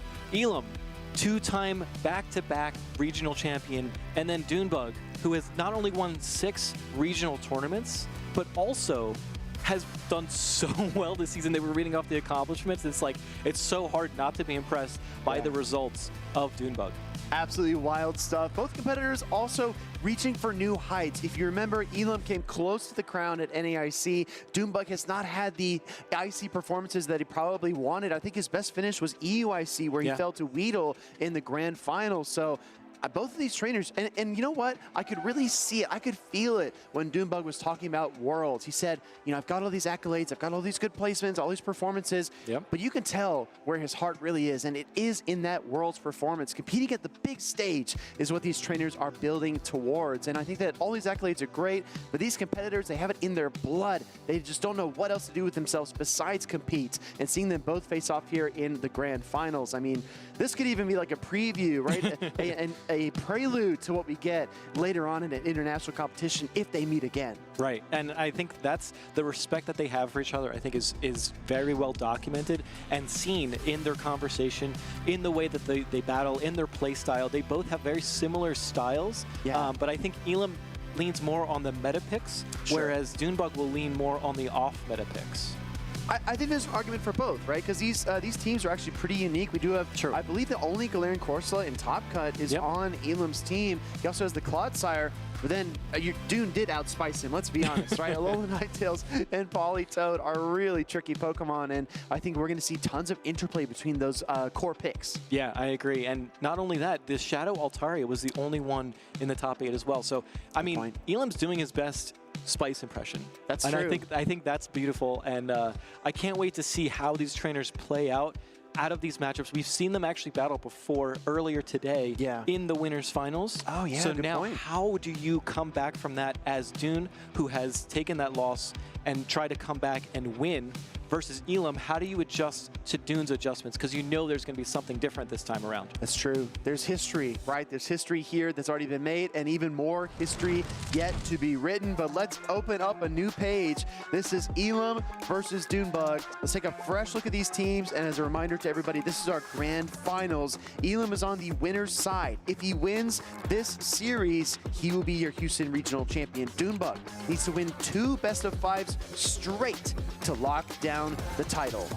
Yeah, this is going to be intense. This is going to be for all the marbles. These are the battles that make or break your destiny. You're going to be one in the history books, or you're going to be in second place. Exactly. Let's take a zoomed-in look at player 1. Elam on the left side of your screen. Shadow Quagsire, Galarian Corsola, Fortress, non-Shadow, I will point out. Clodsire, Shadow Altaria, and Wigglytuff. What stands out to you here, Stark? I think the new sets on the Clodsire probably is the best, because you do have that Stone Edge. You have a lot of rock-type coverage actually on 4 of these Pokemon, but no actual rock type on Elam's team. Just the coverage necessary to take down the flyers that have been everywhere. Not to mention just doing neutral damage into everything that's not steel type. So you see actually on Dunebug's team, there's nothing that resists rock, which is pretty interesting. But what do you see here on Dune's team that is the most interesting for you? Well, Alolan Ninetales, Gourgeist, Politoed, Guzzlord, Corviknight, and Licky. He's probably used the latter the least in this event. He's leaned a lot on the Guzzlord, the Corviknight, and Gourgeist. Honestly, with all the rock-type pressure, this is going to be very tough for Alolan Ninetales to succeed. So how does Dunebug perform when his best Pokemon has its arm tied behind its back? I think, honestly, the Politoed is probably going to be the play here because of the Clodsire, because of all the neutral play, especially into the Quagsire. But actually, we're ready to go. Guys, we are ready to go. This is the grand finals. This is Politoed. This is Fortress. Let's get it on. All right, Fortress on the left side of your screen. Politoed for Dunebug. Signature picks, spinning out energy as we kick off our grand finals in Houston. Weather Ball coming through as expected. Yeah, this is going to do some nice neutral damage into that Fortress. We may see a shield come up, and expecting that damage to be reduced by this Rock Tomb, so that the rest of the Weather Balls will be doing less damage. I mean, this really tells you that Elam wants to control the pace of the game, right? From the onset, he knows Fortress is probably his best Pokemon in this matchup against Dunebug's team. He wants to protect it early, keep it healthy, and like you said, control this matchup as it progresses. Not only that, I think Elam is realizing if you're not switching out as the Politoed, then there may be another Pokemon in the back that is weak to that Fortress. So keeping that Fortress healthy is a real good strategy. Weather Ball number 3 coming through here. Fortress will get the Volt Switch down, and that's going to force Doonbug to bring in the Guzzlord, but he knows as soon as he does, it's going to get pounded by Rock Tomb. Instead, the swap into Wigglytuff to pull out that Corviknight, that second target in the back. Not only that, this is a brilliant strategy from Elam because now he's pulled out the Corviknight, and now his Clodsire has been opened up its ability to use its charge attacks. Great call out there. Air Cutter does cut into that Wigglytuff's HP, but only slightly. Icy Wind ready to go. No shield from Doonbug. Yeah, this is a matchup that we've seen time and time again. It really depends on if you get that attack boost from that Air Cutter, because you can counteract those Icy Winds that we've talked about earlier. This is going to do some nice neutral damage. The nice thing about Corviknight is it's bulky enough to survive 2 Icy Winds plus all the charge attack damage. It is a bulky beast for sure, as it looks to ramp up another Air Cutter. Elam does not have the Icy Wind yet. Air Cutter will get fired off. I think Wigglytuff can endure. Elam agrees. Yeah, I agree. This is an Air Cutter. It's going to be fired off. It does half of Wigglytuff's remaining HP, and it gets the boost, but it might be too little too late. You don't know how much this Icy Wind is going to do. It might just leave Corviknight with a little bit of health remaining. And here's the trick, right? Doonbug is going to put it all in the back of his Dragon and Dark type, but he's got to get rid of this Wigglytuff first. He cannot afford to even take 1 charm worth of damage, and he is going to accomplish that first goal, but this is just the beginning of the end game for Doonbug. Yeah, I agree. This is the nice play because saving the Corviknight allows you to potentially reset your debuffs from those Rock Tombs or those Sand Tombs that Fortress is known for. We talked about it in the back. It is one of the Pokemon that can neutralize both your attack and defense, which makes it incredibly potent. Guzzlord has been nearly unstoppable this weekend, but Doonbug sees that Clodsire come out. It's formidable HP, it's formidable attacks. It's going to be really tough to get rid of it. Doonbug says it's a road too far to travel. He no-shields the Stone Edge and bends the knee here to Elam in game number 1. Yeah, I mean, we've seen this play, we've seen this song and dance before in their matchup before. Clodsire is just so strong and so bulky. It's so hard to get rid of, especially if your Corviknight has already taken that much damage. Elam with the masterful team composition build. Dune said, give me the Galarian Corsola, give me the Quagsire, give me anything besides the Clodsire in the back. And it looks like Elam was able to lock down that game number 1. We've seen him do this before in this event, where his composition is just so dominant, his opponent just puts down the phone. There's like nothing they can do. Yeah, it's really tough. I mean, Dune is doing his best. Obviously, he's playing out of his mind. He's doing it. He's maneuvering around. He's getting the Guzzlord matched up with anything but the Wigglytuff, anything but the Wigglytuff, and it's the Clodsire. Exactly right. As you take a look back at game number 1, not a lot that Doonbug could do here.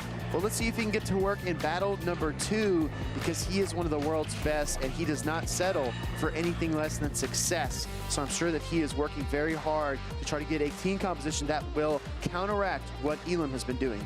Yeah, I think because of that Fortress and how much work it put in, Dune may be looking at that Gourgeist, right? Because Gourgeist is one of the few hard checks on his team to that Fortress. Other than that, I mean, everything else is either neutral or has a negative matchup. So Gourgeist coming in, maybe Elam tries to counteract that by bringing something like the Guzzlord, oh, no Guzzlord in his team, the Altaria or the Corsola. Exactly right. Well, Elam is 2 games away from becoming your Houston Regional Champion, but not if Doonbug has anything to say about it. One of our trainers is already locked in and ready to go. The other one is taking just a few more moments. And as we've alluded to throughout the weekend, there's an evolution in terms of team compositions and what trainers decide to bring. Let's see who made the right calls. All right, here we go. Game number 2, Corviknight on the side of Doonbug, Corsola on the side of Elam. This is a very neutral matchup, but that payback is really what matters here. Payback is potent. Galarian Corsola's got a lot of bulk, but it does not want to take a super effective dark type attack. So here comes Elam with a Nightshade. Early shield from Doonbug. Yeah, I really like this shield because not only are you ensuring that your Corviknight can stay healthy for later matchups, but you're also dictating the pace of the match, right? Now if Elam wants to fight back in this matchup, he has to shield himself, and he doesn't shield. The payback goes right through the shields. Yeah, right through the shield there. I guess that was an early call that Elam did not want to make. He wants to save those protect shields for later on in the battle, which is totally understandable. Nightshade number 2 coming off here. Do we see a switch out though at some point? Because Elam, I mean, he's going to absorb another payback pretty soon. Yeah, I think what Elam is playing for here is maybe baiting Doonbug into thinking that he doesn't have an answer for that Corviknight in the back. Well, we see the no shield on the air cutter there. It looks like this Galarian Corso is going to get a bit more energy and a bit more damage to boot, but can it get the Nightshade? Doonbug is forced to throw more energy to prevent the charge attack. Yeah, this is a really nice play from Doonbug, getting this knockout, but unfortunately he's down a shield now, and there's two really good answers to Pokemon in the back for Elam. Doonbug is able to get another boost off the air cutter there. He's going to chip down this Wigglytuff as soon as it hits the field, but I do think that Wigglytuff needs one more charm to pick up the KO in kind, and it does. Wigglytuff with the 2-charm advantage. There's a Gourgeist and a Politoed. Here comes the Gourgeist. What a great call. Yeah, really, really nice call. Maybe expecting something like that Clodsire in the back, because Doonbug has seen it time and time again. He's got Clodsire on the brain. Exactly right. Seed-Bomb does pull the shield away from Elam, and that's progress for Doonbug 97, but the Icy Wind is pending. Here it comes. Doonbug can probably withstand it, but does he think it's worth it? Yeah, it's going to be really close. Actually shields the Icy Wind, making sure he does not take that super effective damage. And now, here comes the Clodsire, met with the Politoed. This is exactly what Doonbug needs to get back in this matchup. Still a Protect Shield for Elam. Does he go for a double Stone Edge here in the Politoed matchup, or does he offer Earthquake plus Stone Edge? He's got to know his damage calculations. Yeah, I think the better play, if you want just one charge attack, you know that Earthquake is going to be the right play. But Elam knows that he can survive 2 Weather Balls, so he's actually going to go for that double Stone Edge that you talked about. Stone Edge number 1 connects into the Politoed, does about 40% or so. Elam closing in on a second one. Doonbug finding the charge tech priority, pushing this Clodsire to its absolute limits. And as you pointed out, House Stark, I do think Clodsire will hang on, but it's going to be really close. Ooh, Clodsire hangs on, takes that double Weather Ball for super effective damage, and is going to fight back now with that Stone Edge. It might just barely knock out, but we're not.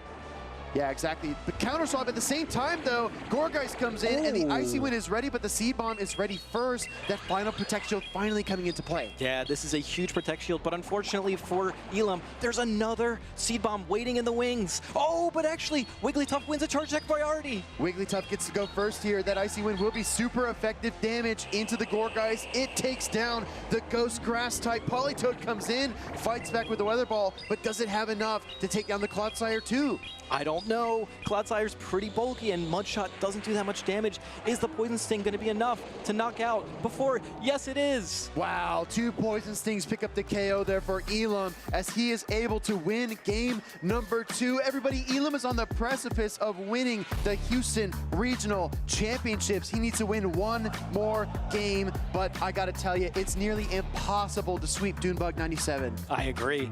I don't think many people have done it, and Elam is on the precipice of doing so. He's just so locked in.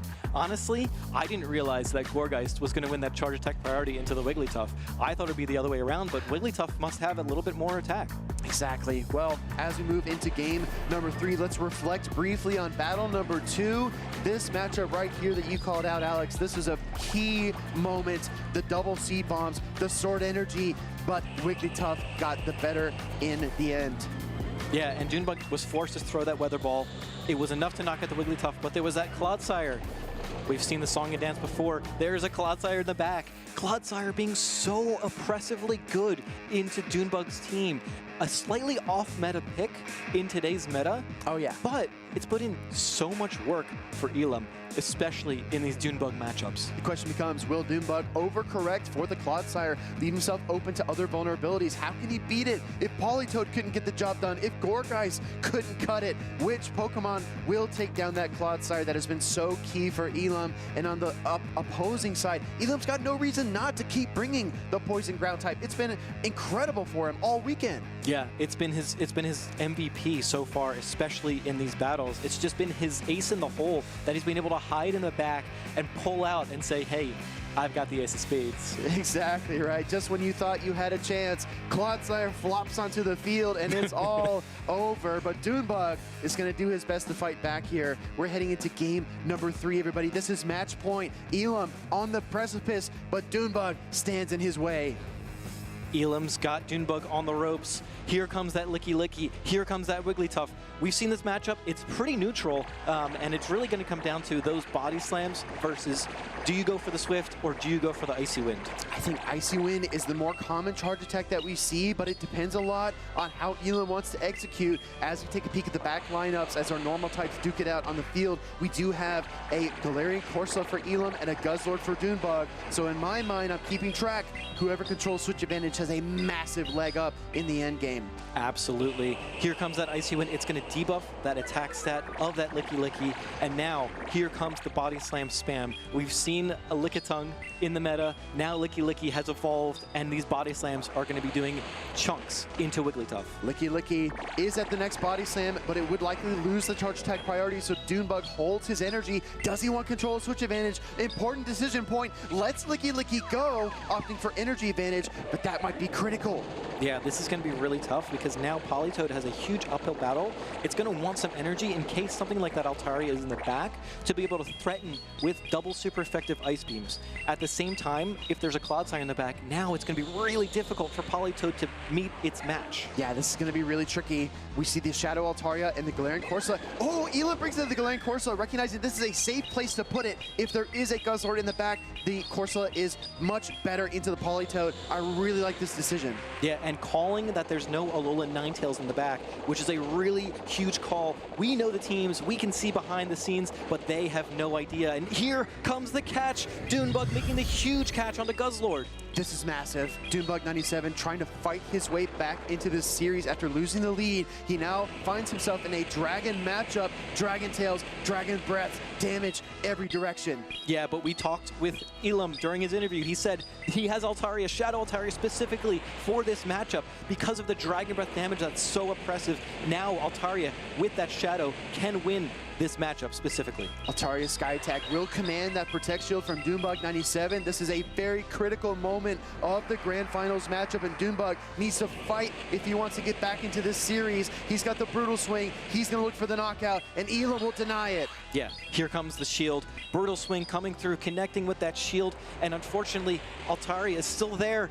Here comes the Weather Ball, the switch. Politoed switched out with so much energy, and now it's going to come down to Politoed. Can it take down the Altaria? Can it take down the Corsola? Sneaky swap. Politoed tries to get the element of surprise, but Elam reaches for that Galarian Corsola. It's so bulky. These Weather Balls aren't going to do much. Galarian Corsola waits as the Weather Ball is surely just going to bounce off of it. Yeah, this Weather Ball is just not going to be doing enough damage, and here comes the Corsola. Those Astonishes just keep adding up. It does so much fast attack pressure. It's going to come right down to the wire, you guys. We got another Weather Ball queued up here. Politoed doing what it does best and spamming off that energy. In comes another Astonish. Can he get the farm down? Junebug allows the farm down. He wants his Guzzlord to get the energy back. Dragon Tails coming through. Beautifully done by Junebug, allowing that Guzzlord to get that energy from that Corsola, and now hitting Altaria with a Sludge Bomb, payback into the other Dragon type. Toxic gameplay. GG from the Guzzlord gamer Junebug as he fights his way back into the series. That's one win on the board, and he's not out of it yet. Beautifully done. I think that was actually super high level that we don't really see too often, where you allow your opponent to get that fast attack damage on your Pokemon and let it faint so that you can come in now and get the energy on the Pokemon that you need in order to secure your win condition.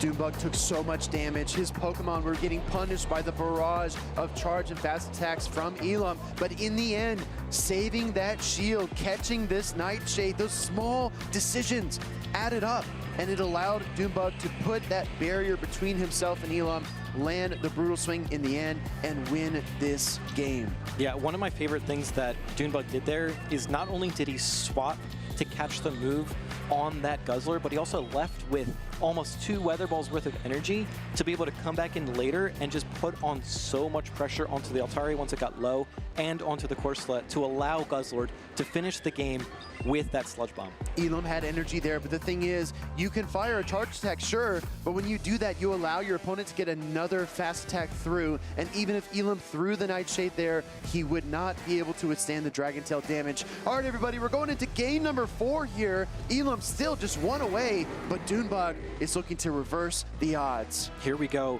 Guzzlord into Fortress. We actually see an immediate switch out into the Wigglytuff, and in comes the Corviknight to match it.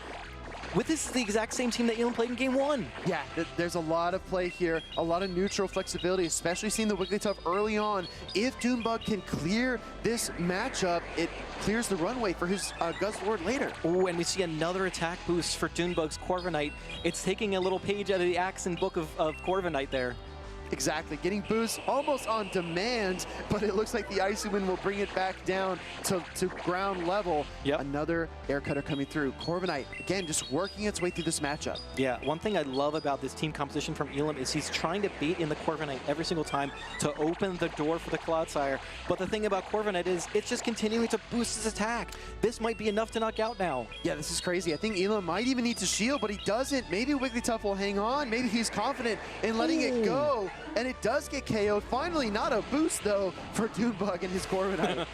It just kept getting boost after boost after boost, and now we'll see here, does he go for the payback? Does he go for the air cutter? And now Elam has a huge decision to make. He's going to shield up the Fortress, but now this doesn't allow him to shield up that Cloudsire later. Great timing there by Doonbug to get off the payback. Does not bail the Corviknight out. Instead wants to maintain his switch timer. Guzzlord, counter swap. Cloudsire, counter swap again. Alola Ninetales. Yeah, Alola Ninetales. This is a very neutral matchup. Both Pokemon doing super effective damage into each other with both fast and charge attack pressure. But Cloudsire has the defense point to be able to resist a lot of these charge attacks, even though it's super effective. However, Alola Ninetales outpaces severely. I mean, severely is almost like an understatement, right? It is blazing fast. It's going to run circles around this Cloudsire. The Stone Edge would hit so hard, but Doonbug saved both of those shields. I would not be shocked at all to see him use both of those shields as he finds a charge attack priority. Yeah, this is a huge charge attack priority tie. I think this actually allows Doonbug to take control and the stranglehold of this entire matchup.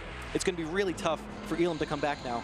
Elam taking a mental snapshot. He knows it's going to be tough sledding, and Doonbug sends out the Guzzlord to absorb the Rock Tomb and save his Alola Ninetales. Yeah, that was a beautifully executed catch, and now I think we're going to see another Brutal Swing come through and start chipping away slowly but surely at this Fortress, the Fort Knox of Pokemon Go. Exactly, but Fortress can take the punishment just as well as it can dish it. 2 more charge attacks. Here we're going to see another charge attack from the Fortress. This time it's a Sand Tomb. Yeah, debuffing the attack, now debuffing the defense of the Guzzlord, and now it's going to be really, really tough for this Guzzlord to do a ton of damage, but at the same time, this Fortress is just getting way too low.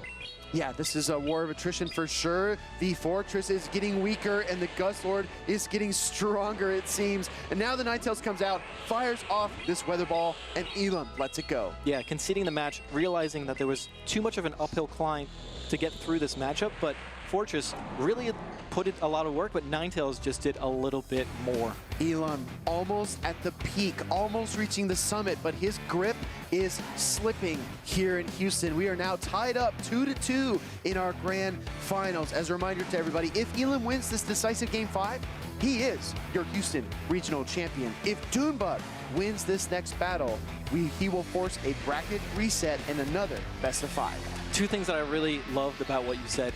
It's hard to 3-0 someone like Doonbug. We've seen it now. It's impossible. Right? He just is he's too consistent, he's too good. You can't just overpower him. He will run circles around you, kind of like the second point, the Alola Ninetales running circles around the Cloudsire. It gave me such a visual of Alola Ninetales just dancing around, setting up Aurora Veil, getting those weather balls through. That's great. And Cloudsire can only kind of flop side to side. It doesn't know what to do, but Elam's got to figure out a plan, and I do think that the Cloudsire and the Galarian Corsola have been great for him all weekend long. Does he go back to the signature picks, or does he reach for that Shadow Altaria, that tech that locked down multiple matchups for him? Is that the answer in a very, very tough question? Yeah, and I think for Doonbug, his Corviknight was actually a huge player into that matchup because it's one of the few checks into that Wigglytuff that allows his Guzzlord to really stand out. Here we are, game number 5, decisive game number 5. Who's gonna take this? Is it gonna be Elam or Doonbug? A story of stone and ice. Rock Tomb Fortress meets the Gourgeist swap in, and he's met again by the Galarian Corsola. Yeah, this is a tough matchup for that Gourgeist, but it does have Shadow Ball to be able to fight back.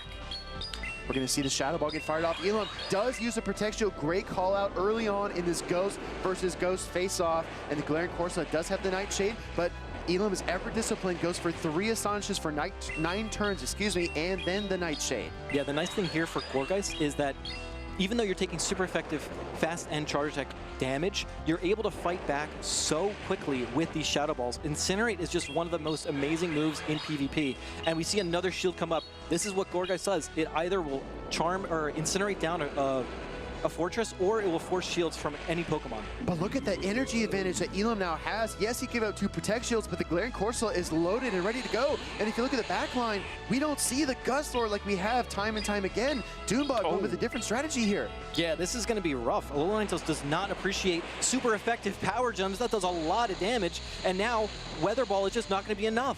Well, he did go on charge attack priority, and I agree with you. Weather Ball might not have the reach to pick up a KO against a bulky Galarian Corsola, and it absolutely does not. Doombug looking for the swap, but he's going to be faced with a decision instead. Does he shield this? And if you don't shield it, you're going to realize that it's impossible to go through that Fortress Wigglytuff core, because both of those Pokemon are going to be able to lower your attack. So needing to shield there in order to preserve the ability to switch in and out of matchups so that you're not stuck at -1 attack for the rest of the battle. Fortress comes in and it bows out. Wigglytuff, the top usage Pokemon all weekend, the king of the Open Great League meta so far in the Memories in Motion. It is bearing down on Licky Licky, and Doombug looks deflated. I don't know if he's got a chance to win this game or not. I think the Wigglytuff has the advantage here. Not only that, the Fortress waiting in the wings with a lot of energy for that Alola Ninetales. This looks like it's written in stone. It's very daunting. Icy Wind on charge attack priority, even in the final moments after a whole weekend of battling. Elam's counts are pristine. He knows exactly where Doombug is, and he is freezing him off the stage right now. In comes another Body Slam. This Body Slam spam is real. Is it enough to knock out the Wigglytuff? I think it's going to be really close. It's not quite enough. And now, all it takes is a little bit of damage into this Alola Ninetales. Can the Dazzling Gleam do enough? Trying as he might, Doombug 97 throws the Dazzling Gleam, the last cry from Alola Ninetales, but Fortress shakes it off. Doombug falls. It looks like Elam is going to be your Houston Regional Champion. In comes the Rock Tomb. It's going to be enough to knock out the Licky Licky. A clap of respect from Doombug to Elam. In comes the Rock Tomb. There's the knockout. Elam is your Houston 2026 Regional Champion. Elam pushed to the absolute limit, comes out to a 2-0 lead against Doombug 97. Doombug fights his way all the way back to a decisive Game 5. And just when you think Elam's grip is slipping, he reaches higher, taking the gold here in Houston. Wow, what a match. What a series. These players were some of the best that we've seen ever. I mean, this was a stacked tournament top to bottom. We saw the entire top 8, the top 16, all of these battlers back and forth, and in this final battle, we saw Elam, the only player to take Doombug down in Houston, take the crown. I'm telling you, Alex, I mean, we were back here talking, but I was biting my nails. I was like, oh my gosh, we're going to Game 5. Doombug might just reset it, and he came very, very close. So much of Pokemon Go competitively comes down to predictions, and I really feel like the Licky Licky was a bold choice in the end. It spent most of the weekend on the bench. He brought it out there, tried to make a difference, but it just wasn't enough. And Elam, persevering through thick and thin, Clodsires, Weather Balls, Alola Ninetales, whatever he came up against, Elam found a way to weather the storm. Yeah, those were some of the best battles. I think just seeing those highlights, seeing the plays from either side, that was some of my favorite battling of the entire series.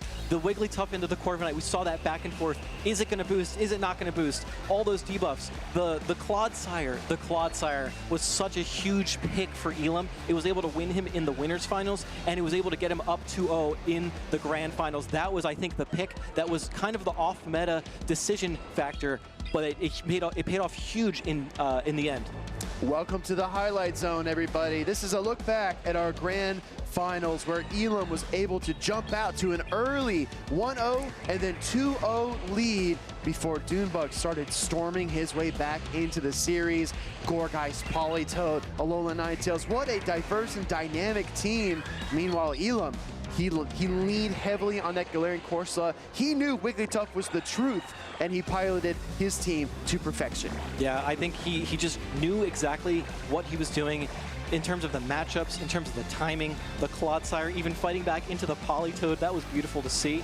And the Wigglytuff winning that charge attack priority into that Gourgeist, I think was a huge pivotal moment in that series because it allowed Elam to win game 2 and put him up 2-0. And Dunebug really did his best to fight back, but at that point, it was too little too late. Exactly, just a road too far to travel, right? And I really think the momentum was building so strongly for Elam at the end of that game 2. Clodsire poison stinging and flopping its way to a win. But Dunebug wasn't done. We talked about how difficult it is to sweep a player like himself, and he proved that he is no slouch, even when he's down. Yeah, piloting that Politoed is actually incredibly difficult because everyone knows the Shadow Quagsire matchups, but Politoed just plays a little bit differently, right? It's able to build up energy just as quickly, but it doesn't do as much damage and has slightly different typing. So knowing that matchup against things like that Corsola, being able to catch that Astonish or that Nightshade right there was so beautiful to see. You know what, Alex? We got everything we asked for and more in this tournament this weekend, and especially in the grand finals. But if there's one thing I would have loved to see, I would have loved to see an Ice Beam from the Politoed connected to an alt-target. That would have been so cool. That would have been poetic. Yeah, I agree. But unfortunately, we didn't see that. We saw so many other great battles, though, and I'm very, very happy to have been a part of it. It was just so much fun to see this 10-head level play from Dunebug, understanding that he needed the energy on the Guzzlord rather than letting the Politoed hit it, maybe get a simultaneous KO against that Corsola.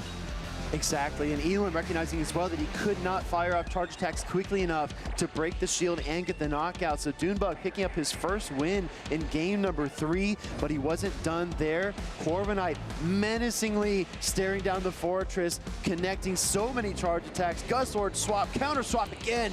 We're moving around the pieces like it's a Texas two-step out here, and the Alola Ninetales gets the better of the Clodsire. Yeah, that was the time when it was doing circles around that Clodsire. We love to see that. And then the catch, Dunebug just styling on Elam in the grand finals. We love to see that. And of course, Guzzlord being so good, but the Alola Ninetales picking up the KO against that Fortress. That was what brought Elam back into that game number 5. And unfortunately, he lost the lead, and it was really tough to come back from that point.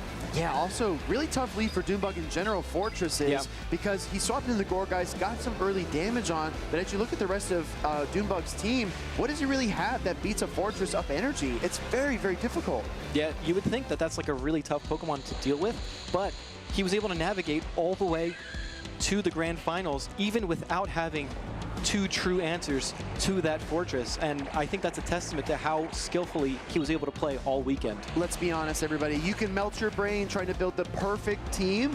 It's just not possible. Every team has some kind of weaknesses, and to Alex's point, if you do have a weakness, you have to learn it and learn how to maneuver around it, and that's exactly what Dunebug had been doing all weekend long as we see that beautiful sportsmanship on stage. Elam taking the crown here in Houston. He is your new regional champion in North America, and what a stacked top 8 this turned out to be. Yeah, not only did he win this tournament, but he cemented his spot in the World Championships of 2026. That is a huge achievement, and huge congratulations to him. We see the top 8 here, all fantastic battlers, all the way from top to bottom, and all weekend we had incredible gameplay, incredible battlers, people like Jello Too Good and Andy coming out of nowhere to run some off-meta picks, and now we see our top 3, Elam, Dunebug, and Nighttime Clasher. What a stacked group. Absolutely stacked. You have an international champion in Nighttime Clasher, a 6-time regional champion in Dunebug 97, and a brand new champion adding another medal to his trophy cabinet in Elam.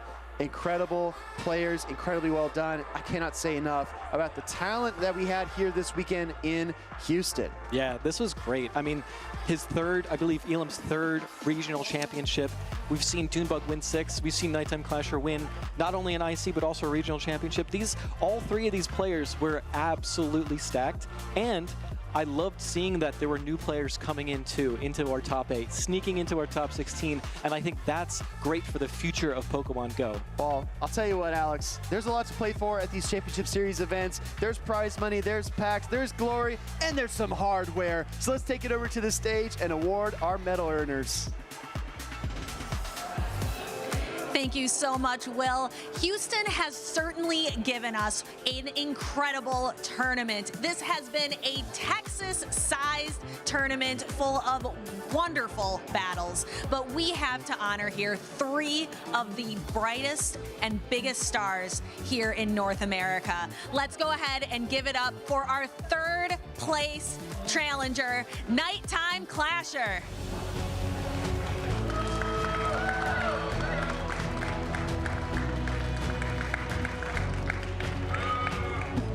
Congratulations, Nighttime Clasher, on 3rd place. Your tournaments are always very impressive, but I have a question for you. Out of all of your tournament run, maybe you were watching in the crowd or maybe it was someone who you played, you're so impressive, but who is someone that really impressed you this weekend? I was really impressed by Jello, kind of coming off of a couple of subpar performances and really just showing everyone how talented he is. It's always great to see some of the younger trainers like be up and coming and kind of take on some titans in the scene. So really impressive. Have to drive him back in a couple hours, but always great to interact with him and so proud of what he's done. That's so fantastic. I love how our trainers are carpool buddies all the time. I absolutely love that. But Nighttime Clasher, you've been flying all around the world, collecting championship points like some people collect Pokemon or even Pokemon cards, I could say. So you're clearly far and away top of the leaderboard still. What is your goal for the rest of this season, considering you are far and away the top trainer in North America? Honestly, just place as high as possible at all the tournaments, try to win more booster packs so I can build on my sealed collection. But honestly, just looking to like stay consistent and stay strong before the World Championships. I'm always looking to make that Deep Worlds run. Had a rough couple ones in the last few years, but maybe this one will be it. This could definitely be it. Everybody give it up for Nighttime Clasher. Thank you. And Texas has been very, very good to our silver medalists. Everybody give it up for Dune.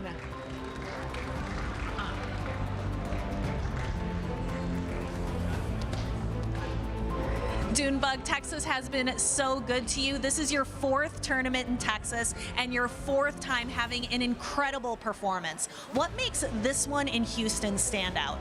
I'd say this one, Houston, stands out because we're another spicy team. And I will say, even though it ended, a way to describe the way it ended, in the words of Master Axon, haha, RPS, baby. But yeah, I'm very proud of my performance here. You definitely have a lot to be proud of, Dune. And I think a lot of trainers look to you as one of our most consistent trainers in the entire championship series. If there's maybe a newer trainer or a trainer who's working on their skills and is thinking, I want to be as consistent as Dunebug is, what would be the advice that you would give to that trainer? Keep practicing, try to get comfortable with Pokemon that you feel like are going to be good. And if you just keep practicing, keep going at it, you'll eventually achieve your goals that you're looking for. Everybody give it up for Dunebug!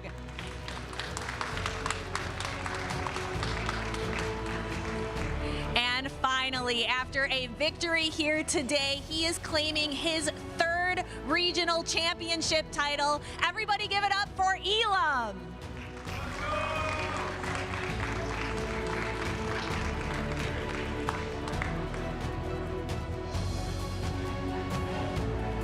Massive congratulations, Elam, to be standing up here again. Was there a moment in that grand finals that you knew and it had sunk in that you are now the Houston regional champion? Oh yeah, when I saw I think he like shadow bowled with the Gorguys against my Corsola, so I knew I would get the farm down. I think at that point I knew I was gonna win. And how does it feel now? It's been a little bit since you've been on this grand final stage. It's been since your back-to-back regional championships in 2025. How is this feeling now to claim title number 3? It feels great. I did the 2 wins and then 2nd place NAIC, but then after that it was like kind of like downhill. Not like terrible because I still got a couple top 8s, but I still want to, I want to be one of the best in the world, so getting these titles is what matters most, even though I probably would have qualified through points, so I'm pretty happy. You have so much to be happy about, and I don't think anyone can doubt that you are certainly one of the best in the world. Now that you've claimed this title, what is next for you? I don't know. So this weekend wasn't even going to happen. I was watching Seattle regionals, and then I was like, man, I really want to compete, because that's what happens every time I watch a regional that I don't attend to. So after I watched that, I booked this, and originally I was just going to attend Orlando because it's my local regional. So I guess that's gonna happen, and then after that, I'm not really sure. We'll find out. Yeah. All right, so definitely be looking forward to Elam in Orlando. And Elam, do you have any last thoughts for the crowd before I send you off to enjoy your victory? Well, I want to thank everyone that supported me, and yeah, I don't know, I just want to actually give a shout out to Samip. I stayed with him this weekend, and Ed, because I forgot to do it earlier, and I think that's it. Yeah. Fantastic, Elam. Thank you so much. Congratulations, and please go enjoy your victory. Thank you. We have had such a great tournament here today of Texas-sized proportions. Let's go ahead and send it over to the lounge to wrap this tournament up. Thank you so much, Stephanie. Home/Henry, joined here by the one and only Speediest Chief, the one and only House Stark. What an absolutely unbelievable tournament we had here in Houston. I'll start with you, Stark. What are your thoughts on what you've seen this weekend? Oh man, I've had just so much fun, not only because of the battlers were so good, but also because of how wholesome they were, right? It's like every single time they were thanking people, it was 17,000 people at home, right? And I love seeing that. I really do. Now, Speedy, I want you to kind of walk us through the winners side of the bracket here. How did we get to Elam claiming his third title? Hey, I've got one word for you, Henry. It's Fortress. So many Fortress across the board. But let's get serious for a moment. We'll lock in and look at these players. E4, Sankey, Laura, Andy, Dunebug97, Jello, Nighttime Clasher, It's Axon, as well as Elam and his opponent as well. We had so many talented players, but that run by Elam, I mean, first of all, taking down, I believe it was, I can't ever remember how to say the username there, taking down him, then Nighttime Clasher as well as Dunebug, and then rematching versus Dunebug in the grand finals. What an unbelievable winner side of the bracket, but the loser side of the bracket, the competition was fierce. So many top trainers like rise to occasion, starting in the loser side of the bracket, making a huge run as well, and it culminating with the Axon versus Nighttime Clasher showdown, which set up a losers finals where Dunebug was able to emerge victorious and climb back to the winner's side of the bracket. Now, Stark, you're a bit of a meta analyst, aren't you? I want you to give me your thoughts on the day 2 usage here, because there was quite a dramatic shift from day number 1. Absolutely. I think there were a lot more Medicham, and I think there was a lot more Shadow Quagsire. So I think those were the two big winners. Obviously, we saw Wigglytuff as the #1 Pokemon in the meta in general, but we also see a lot more Guzzlord in the second day than we did in day number 1. And actually, the non-Shadow Fortress overtaking the Shadow Fortress. I think that's a big deal because Elam had that Shadow Fortress, or the regular non-Shadow Fortress, on his winning team, and I think that was a big deal. Now, I know Speedy's got to be overjoyed to see 2 Fortress in the top 12, and I believe Fortress was actually one of your favorite Pokemon, so it's got to be a pretty good feeling to see the Fortress right there. But we also picked, at the start of today, MVP picks of trainers and individual Pokemon that we thought were going to succeed. Now, I think you, Speedy, may have picked someone, and it ended up turning out pretty well. Hey, look, let's start with the points where we agreed, right? Fortress across the board. I don't know if we've ever had that, but yes, all 4 of us picking that Pokemon, and rightfully so. But we thought other Pokemon would succeed. Medicham, I want to argue that I saw the vision a little bit earlier than other folks, but House Stark, I got to call it out too, man. Your Shelgon pick, that's a nice choice. I don't think the Shelgon actually made it too far. I believe it made it into the top 8. But look at DeFi with the Gourgeist, Politoed, Altaria. I think all of those Pokemon were in the top 2. That was really well caught. Yes. Very nice predictions from DeFi. We also had the most valuable Pokemon. Me personally, I went with Axon and the Togekiss. But, oh my goodness, I see someone picked Elam and Galarian Corsola. Talk to me about that, Speedy.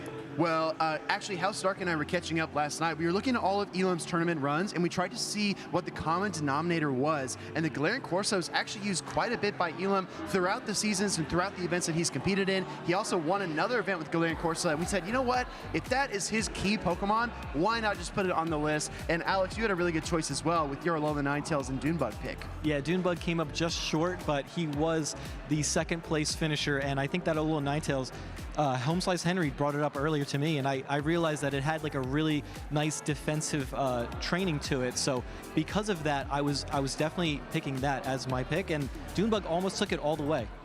Now, as we've crowned a Houston Regional Champion, we get closer and closer to Worlds. Now, Speedy, what event do we have coming up next year? No, absolutely. Keep your eyes on the schedule here. I can't believe we're already over halfway through. There's only a few more chances to compete, so if you're on the fence about Orlando, Los Angeles, or Indianapolis, go ahead and make that decision as soon as you can. And of course, here in North America, the North America Internationals are waiting in New Orleans.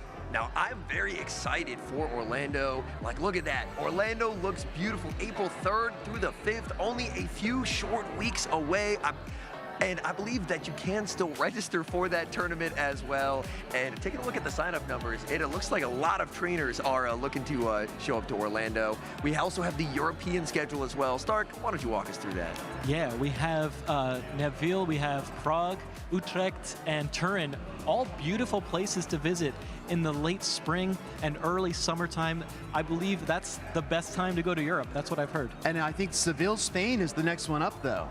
And Seville, I mean, look at that. That's just absolutely breathtaking. March 28th through 29th, that's next weekend. Oh, my goodness. So some of Europe's best are going to be competing to try and claim another title there. So the Pokemon action never stops. Week after week, champions get crowned and trainers get to punch their tickets for the World Championship. That's absolutely unbelievable. But before we have to get to the World Championship, it's all going to be about the North American International Championship, and we still have that promo. Beat the crowd, Speedy. Tell us how these trainers can reserve their hotel today. I got to be honest with you, I lived a large part of my life close to New Orleans. The best food, the best fashion. If you want to compete, you got to get out to NAIC, and those hotels fill up fast. So make sure to scan that QR code, see if Pokemon can help you get a deal. And after you get a deal, as you're watching these regional championships over the next few weeks, you're going to want to follow along with all of the action. Visit Pokemon.com/broadcast so you can stay up to date with the Pokemon Go action, as well as making sure to follow us on our socials. Why don't you walk us through them, Star? Yeah, that's going to be on Pokemon.com.